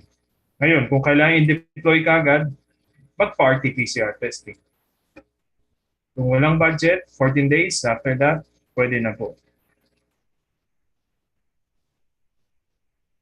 Now let's discuss the latest. This is the DOH Department Memorandum 2022-013. Updated guidelines in quarantine, isolation, and testing for COVID-19 response and case management for the Omicron variant. Okay, the most dominant variant ngayon. Before 14 days ang requirement. Eh sir, may vaccine na po. So ngayon, all asymptomatic pero fully vaccinated. Fully vaccinated na po. May 2 dose with or without booster. Yan. At least 7 days from the sample collection lang magiging isolation period niya. Okay? Instead of 14, naging 7 na lang po. Ngayon, paano sir kung nagkaroon ng symptoms? Kanina, symptomatic. Pag mild symptoms lang po, another 7 days.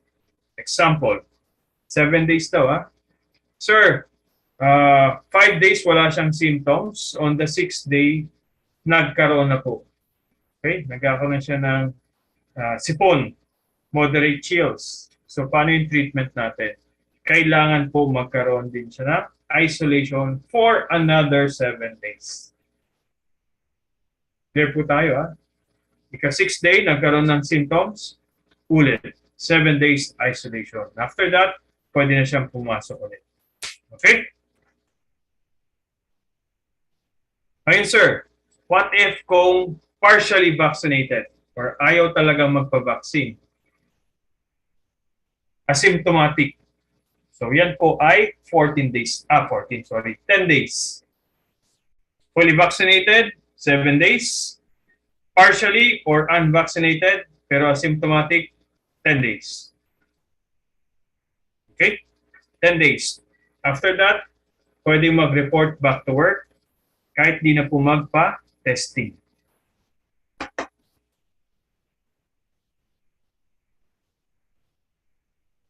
Next, what if nagkaroon ng symptoms, sir? Kasi matagal yan, 10 days. Yan o, 10 days. Nagkaroon siya ng symptoms sa 7th day. After 1 week, paano yun, sir? Another 10 days. Okay? Another 10 days siya. That is for mild symptoms, ha? Pero kung meron siyang fever, chills, tiredness, yan, yung kaninang na-discuss natin mga symptoms, moderate symptoms, another 10 days, regardless kung ano yung vaccine status. Okay? Kanina, fully vaccinated, mild symptoms, 7 days. Ngayon, moderate symptoms na siya, 10 days. Clear, ha?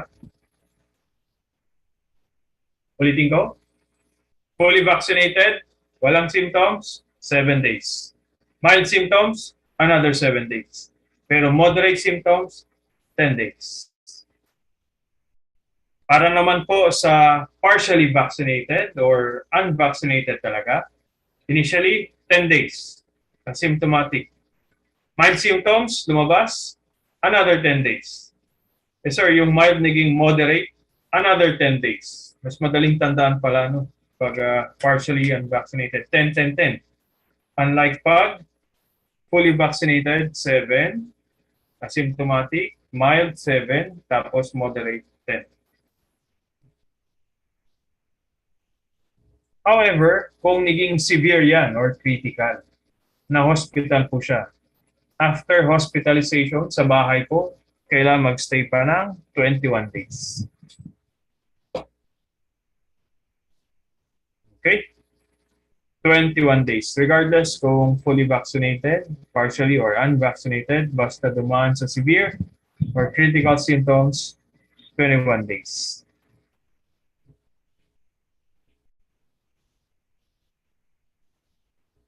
I think this is the last two slides, last 2 or 3. Summary and conclusion. Yan. Coronavirus disease or the COVID-19 disease is an infectious disease caused by yung positive agent po niya ay SARS-CoV-2. COVID-19 ang sakit, positive agent SARS-CoV-2. The best way to prevent and slow down transmission is to be well informed about the disease and paano po siya natatransmit or na-spread. Designated safety officer to monitor the implementation of COVID-19 as per JMC 20-04. Ayun lang. Okay? So, question po. Oras natin ay 3:20. 3:28. Question po?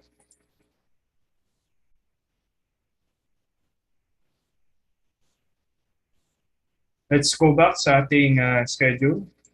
Yan. Early this morning, after your attendance, we discussed yung BOSH legislation, yung Yellow Book, followed by DO 198-18. Then we discussed the ECP. We finished around 12:06. We resumed ng 1, 1:06. We discussed BOSH program, followed by yung COVID-19 in the workplace. We are expected to end ng 3:30 and we are 3 minutes early. May question po before kayo mag-exam?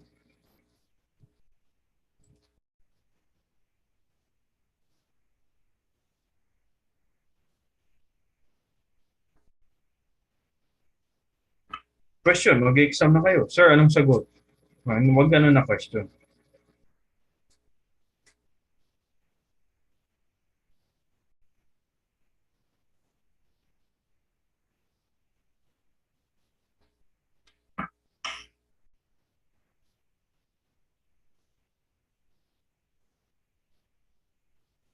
Okay, we have a question here. And I think di ko ito masasagot. Sir, about sa vaccine, naka one dose ka po, tapos nag-lapse ng ilang months bago magpa-second dose. Pwede pa po ba? Okay. Kung po pwede pang magpa-second dose, yes po. Pwede pa. Okay, kala ko vaccine pa, nasa medical professionals na yan. Pero kung first dose, yun lang pala ang tanong. First dose, pwede pang magpa-second dose? Yes po. Ayun, puro booster naman ang pinupush ng government natin. Isa sa mga nakikita ng government kung bakit tumataas na ang cases, kasi po baka bumababa na rin po yung effect ng mga naunang vaccine or yung mga booster shots. Bumababa na po yung efficacy nila. Ngayon po, bumababa na yung defense sa katawan natin. Kaya mas marami na yung nai-infect lalo. Kapag po ba walang vaccine, hindi po magkaroon ng trabaho sa mga companies? Okay, if wala pong employer-employee relationship, aplikante pa lang po, the company has the right to decline yung kanyang application. However, kung empleyado na po, ayaw pong magpa-vaccine, ano yung magiging handle natin doon? Ano na po yan? Pwede po pumasok pa rin yung mga ayaw magpa-vaccine, pero sabi ni Dole, i-require po yung mga unvaccinated na employees to undergo testing weekly. Sino may sagot ng testing? Yung empleyado. Okay? So mas magastos yung walang vaccine kasi weekly magpapa-RT-PCR testing ka. Hindi sagot ni company, sagot ni empleyado.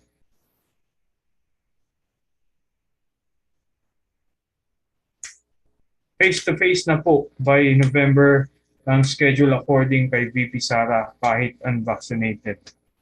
Yan, medyo parang mix yung ano natin dyan eh. Mix between transmission ni COVID at yung mental health din ng mga bata daw. Yan, no comment tayo dyan mo.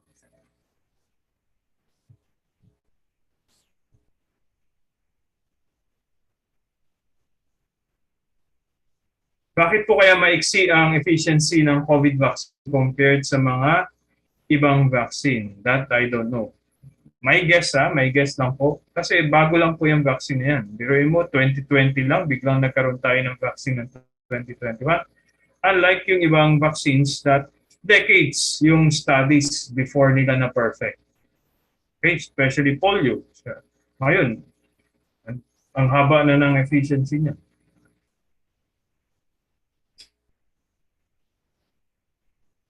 That is my guess, Kasi very limited lang yung study to perfect the vaccine.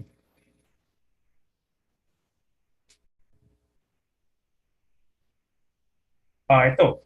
Sir, ano po bang benefit ng team building sa isang company? Mandatory po ba ito? Well, it's not mandatory. Pero ang benefit from the term talaga, team building. Yan. It promotes yung camaraderie. Hopefully, camaraderie between the workers. The employees, sorry. Pero hindi po siya required.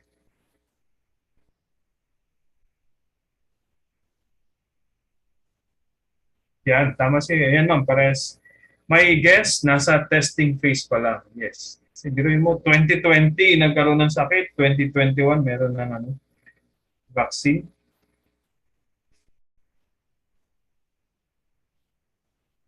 Pero ang importante doon, may vaccine.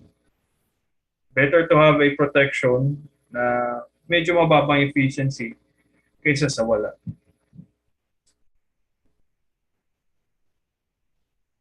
Okay, since meron pa ba? May question pa ba?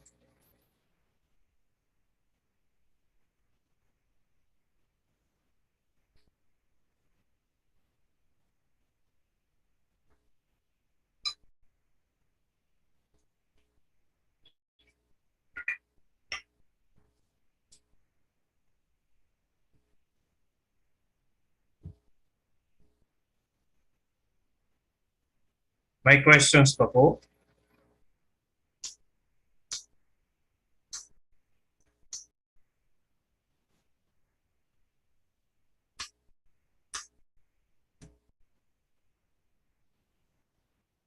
If none, so we formally finish our discussion ng 3:34. Yeah. So Sir Louis. Hello, sir. Sorry sir if we extend ng 4 minutes. Okay lang po, sir.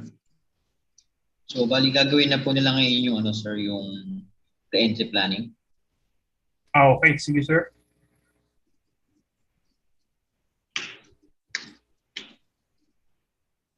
Yung re-entry planning, bali yung na-send po namin kasama nung link. Sinend po namin yung link sa inyo. Okay, i-discuss ko na lang sir. Yes, sir. Abo. Sige po, download ko lang sir. Yes, ma'am, sa email po.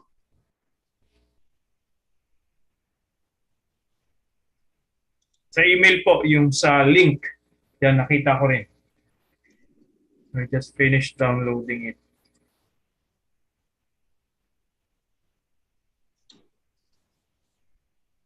Sige sir, ba't nawala?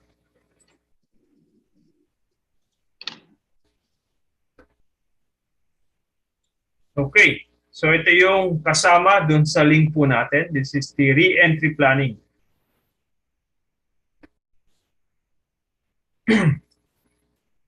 So ang goal po ng re-entry planning is to gauge kung may natutunan nga naman yung ating mga participant. So it doesn't matter if we are employed, self-employed, meron pa po tayong student. So okay lang din po yan para lang ma-demonstrate natin kung may natutunan tayo sa hazard identification, risk assessment, and controls. Okay? So sagutan natin isa-isa.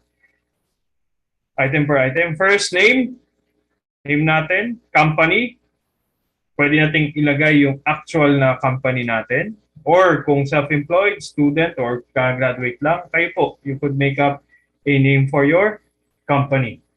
Okay? Date, yung date po ngayon. Location, yan.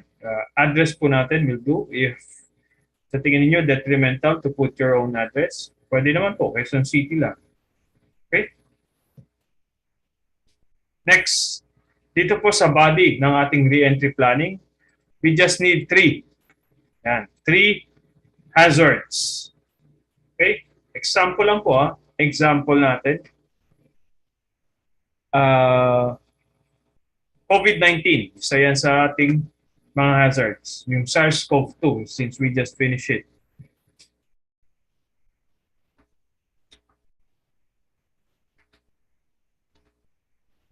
Example lang po ito you could make your own. Yan. Kung sasagot ako.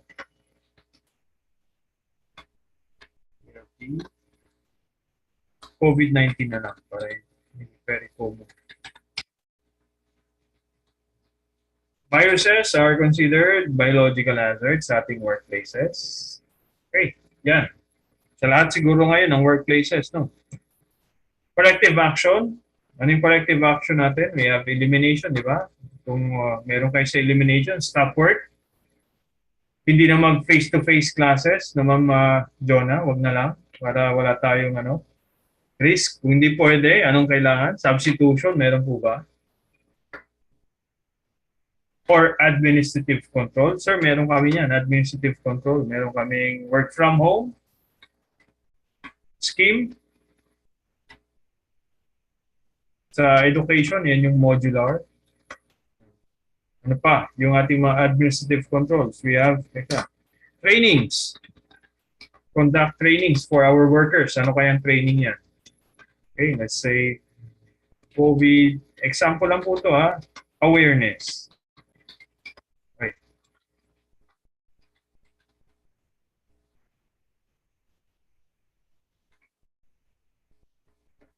Maglagay po ng hotline. COVID-19 hotline.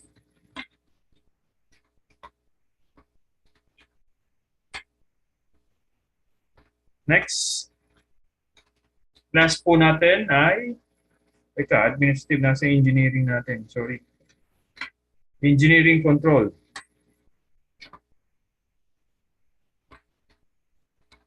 Ventilation. Nakalimutan natin.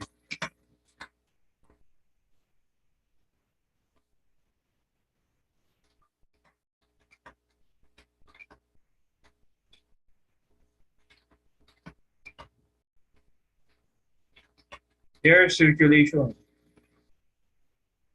PPEs, anong kailangan natin to address COVID-19?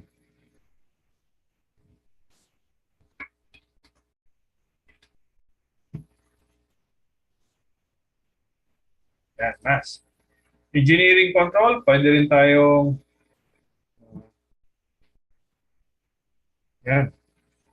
mag-provide ng mga washing facilities, engineering yan. Administrative control, magkaroon tayo ng COVID protocol na every 2 hours, kailangan natin mag-disinfect.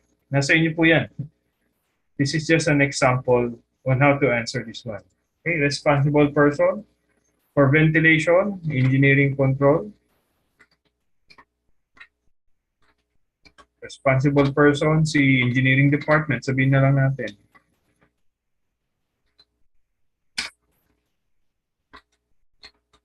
Department. Administrative control. Work from home, si ating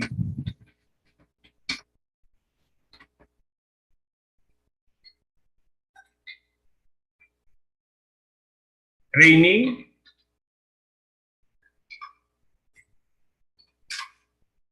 Safety officer. Mababa na tuloy. PPEs, of course, let's say purchasing sa inyo. Yung iba sa safety department, depende kung kanino po yung kaninong department yun.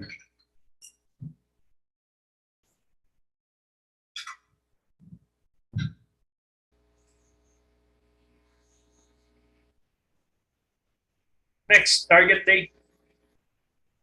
Projected lang na ma-accomplish natin. Yung paglalagay ng ventilation, July, example lang July 19. Administrative control natin, ma-finish natin to ng July 18. So nasa inyo po yan. Remarks. And of course, hindi pa natin na-meet yung target dates. So, pwedeng inform engineering department.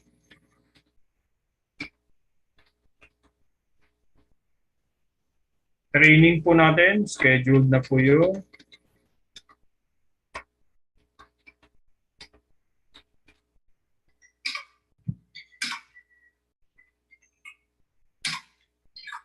so on and so forth.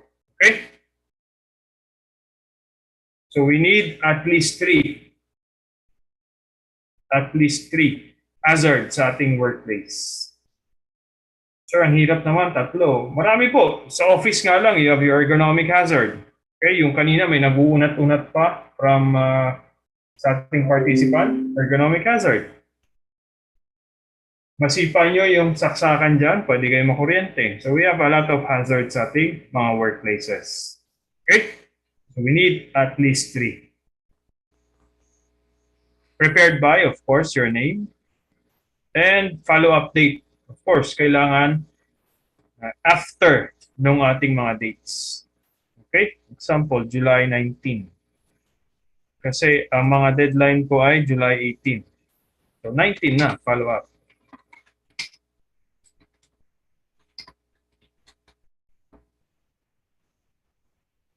Okay? Clear po ba ang ating re-entry planning?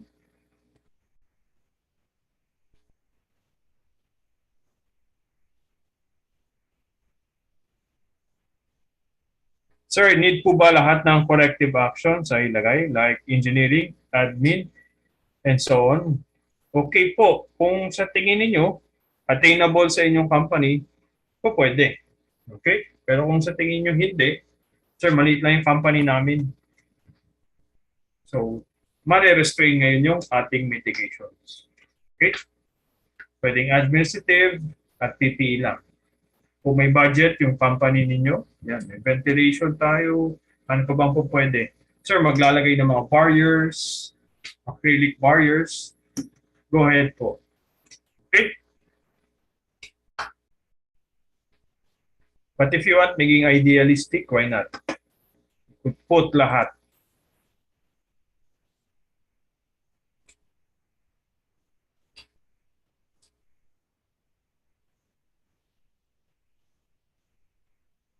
May question po, pwede na tayo mag-unmute para mabilis. Basta po mag-raise hand, baka mamaya magsabay kayo.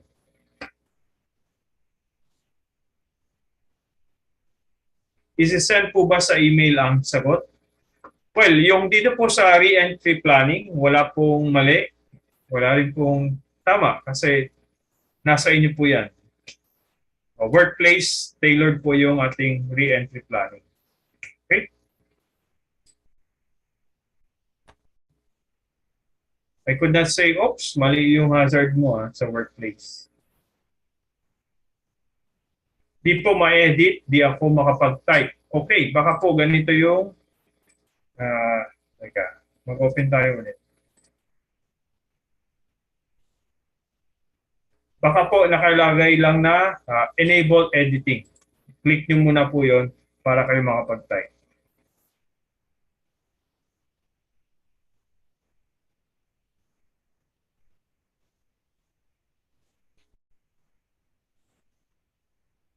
Hindi ko mabasa yung chat box.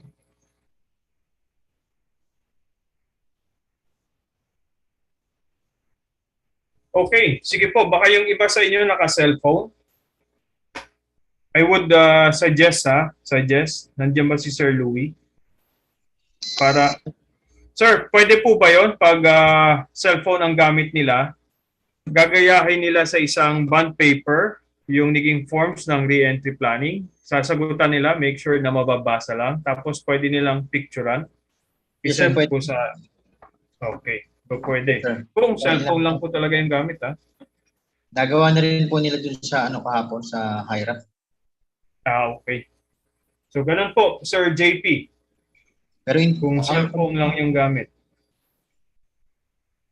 Ang submission po nito ay individual, hindi na po katulad kahapon na groupings. Okay, para po doon sa naka-cellphone lang at sabi pupunta pa sa computer shop, ayan po yung format natin. Pwede nating kopyahin na. Delete ko na lang muna to para umangat yung form, maging isang page lang. Get ka? Yan. So yan po meron sa baba, ayan. Yan lang siya, isang page lang. Bale sir, yung email po na nung nagsinenda namin kayo ng link para sa Zoom. Okay, doon lang po nila i-reply sir, yung accomplished re-entry plan. Doon lang din sir. Then bigyan po namin kayo ng time hanggang 8 PM po mamayang gabi. Okay. So hanggang 8 PM po para akong translator na sir. Yung sinabi mo, sasabihin ko ulit. Opo. Okay, pwede po handwriting na lang natin for the cellphone, yung mga users lang ng cellphone. Yan, gayahin na lang po natin. At nagbigay po ng deadline hanggang 8 PM mamayang gabi. Okay, nakuha na yung form Yes po, go ahead sir. Naka-mute yata kayo sir. Sorry. Ask ko lang po kay Sir Louie, anong file name po nung nung isa-send namin? Po yung chat box, nag-send po ulit ako ngayon. Anong file name, sir, pag reply namin sa inyo with answers na? Yan lang sir, yung re-entry planning. Yan lang, as is lang. Yes, sir. Okay, sige, sir. Thank you.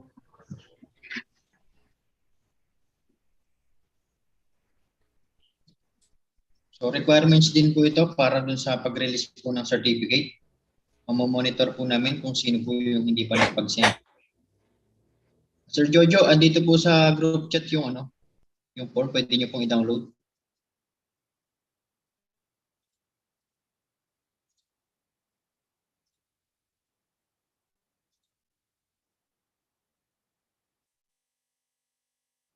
Okay po, na-save niyo na po ba lahat yung form? Sa RBA Mandaluyong pa rin po ba yan, sir? Yes, sir. Apo. Hindi ko po kasi alam kung anong group chat yung tinutukoy.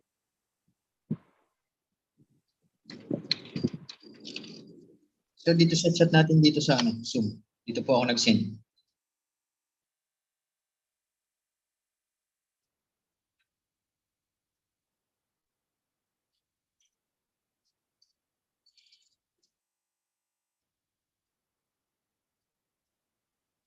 Nakita niyo, sir? Yes, sir. Kita ko. Okay, pa-save na lang po. Then, save po namin hanggang 8 p.m. ang submission po ng re-entry.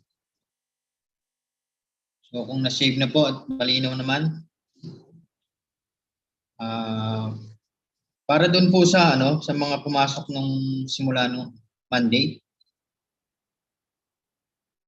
tapos hanggang ngayon yung last day nila. So i-exempted ko po muna yung mga taga-Shell sa Fortune Well. Ma'am Karen, hanggang 8 p.m. po. 8 p.m. May isi-send po ako na link sa chat box para sa post-test. Exempted po muna dito ang yung mga taga Fortune Well po. Dahil ang last day po nila ay bukas. Hindi po muna kayo sasagot dito sa mga link.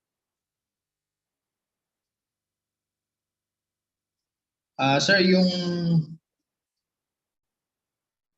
hanggang 8 p.m. po mamaya, sir, yung re-entry.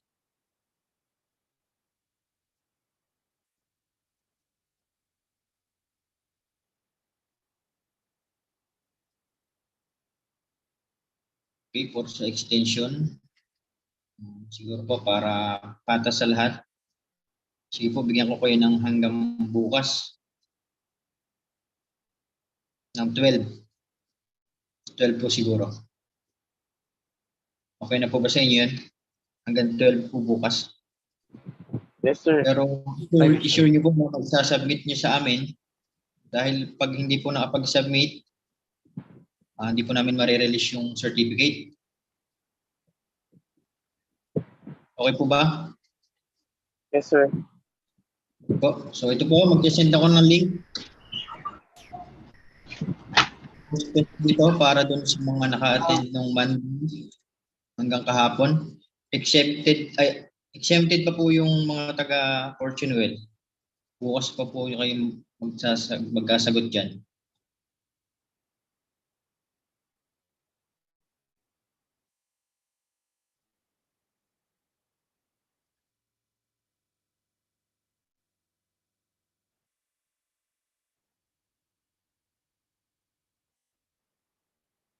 Until 12 po ang re-entry.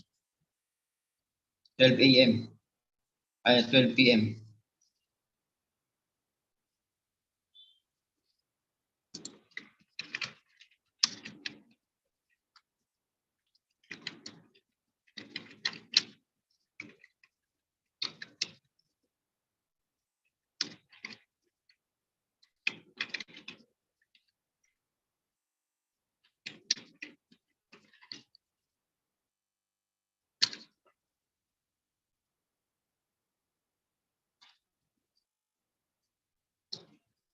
Mga taga Fortunewell po, may discussion pa po kayo bukas. Yung first day na discussion po. Yes po, sir. Salamat.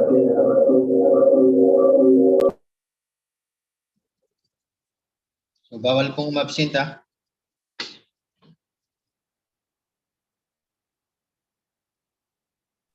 Yes po, sir. Walang certificate. Opo, mawawala. Parang kung natatandaan niyo po si Sir George nung isang araw, yung nag-completion po.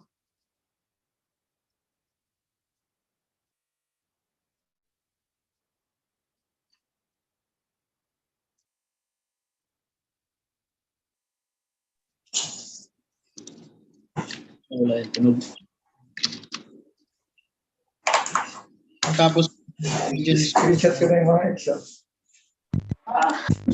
Sir, sa work, yung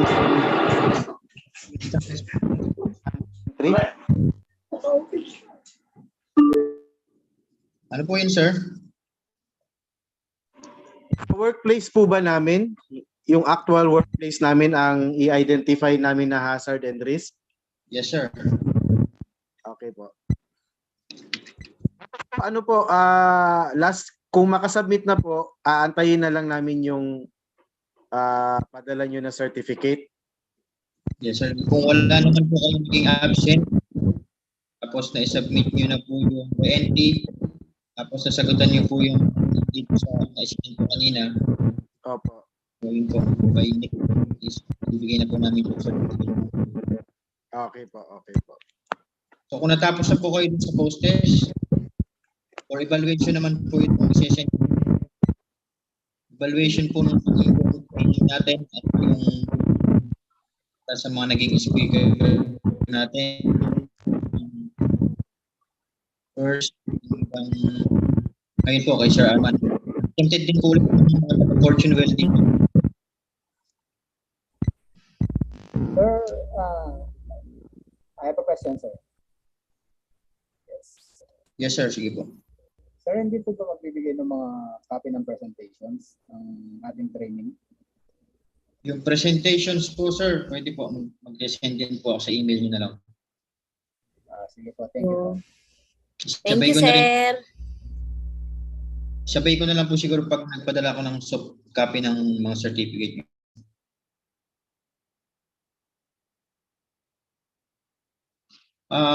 Dun po sa mga fresh grad, siguro pwedeng gawan nyo na lang, sir, yung sa school nyo dati kung may nakita kayong mga hazard doon.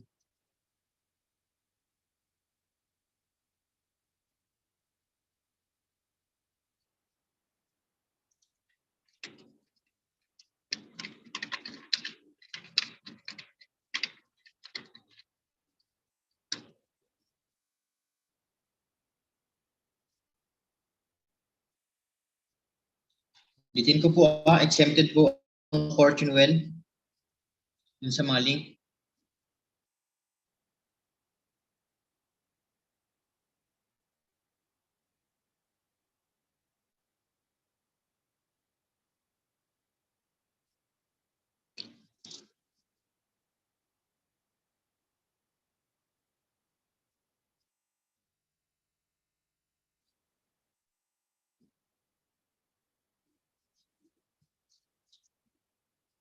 May nakasubmit na po ng re-entry.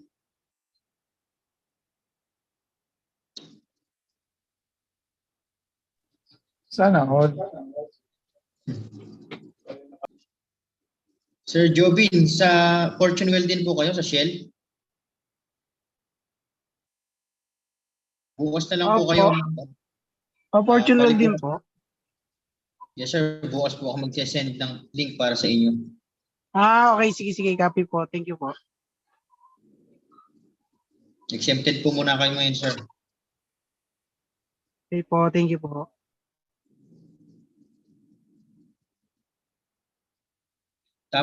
Kung hindi nyo... Ano po yun, sir? Ano po, sasagot pa kami, sir? Exempted po muna kayo ngayon, sir, dun sa Mga link na isinend ko. Sa link daw, sir. Sa link. Pwede na po Sa mag-out. link, yun sa ano. Entry. Ano po sagot? Pwede na po mag-out. Pwede na mag-out ang Fortune Well. Wait lang po, sir. Wait lang po. Habang sagot po yung iba, pe-present ko na rin po yung virtual graduation.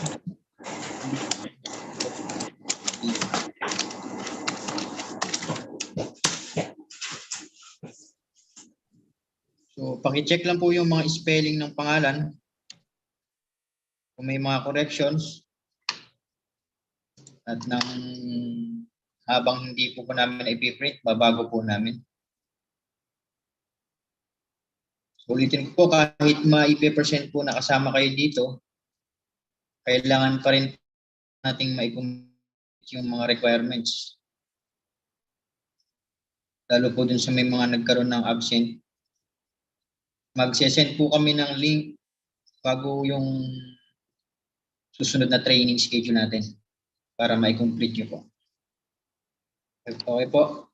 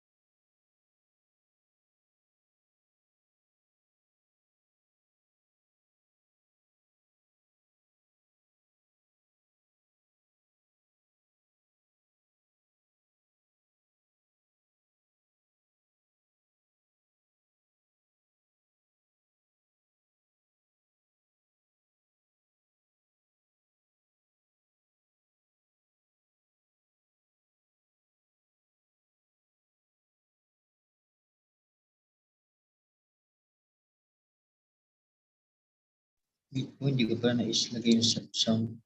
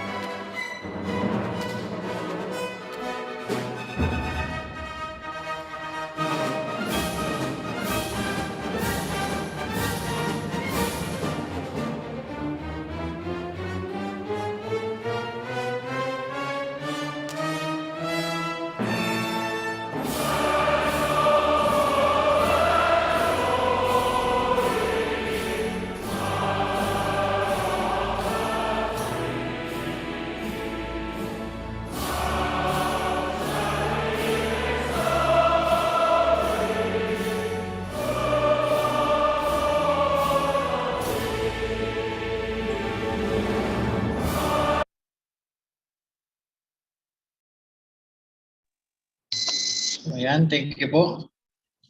Congratulations po. Thank you, sir. Okay po, doon sa may mga Thank you mali. po.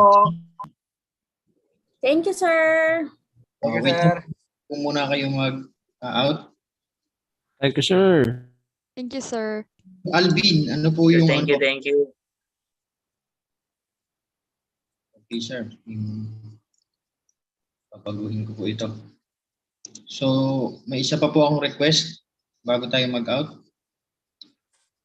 Pwede pong pakitype sa chat box po natin yung birthday nyo po. Kailangan po kasi namin ilagay ito sa ID nyo. Wala po bang ibang corrections?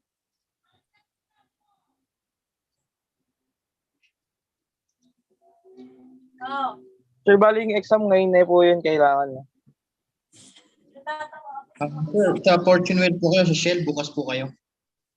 Nabili sila ng produkto. Tapos Dito, sir, nagtatanong na yung... sa ano po ako, sa Accentic po. Yes, sir. Tapos sabi ko, ako na lang sasagot, Ma'am Jen. Kaya niyo yan. Kasi marami ako pang tinatanong Mr. Kirby eh.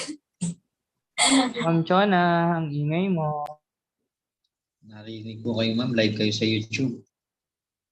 Ang saya niyo po. Naka-live tayo. So, dun po sa, kung gusto niyo pong balikan yung mga training natin, ito po yung link sa YouTube.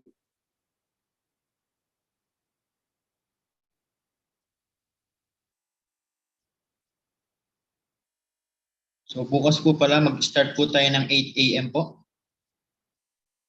Sa mga taga-Fortune Well. Kopya po, sir. Salamat po. Same link po, sir. Same link. Yes, sir. Same link.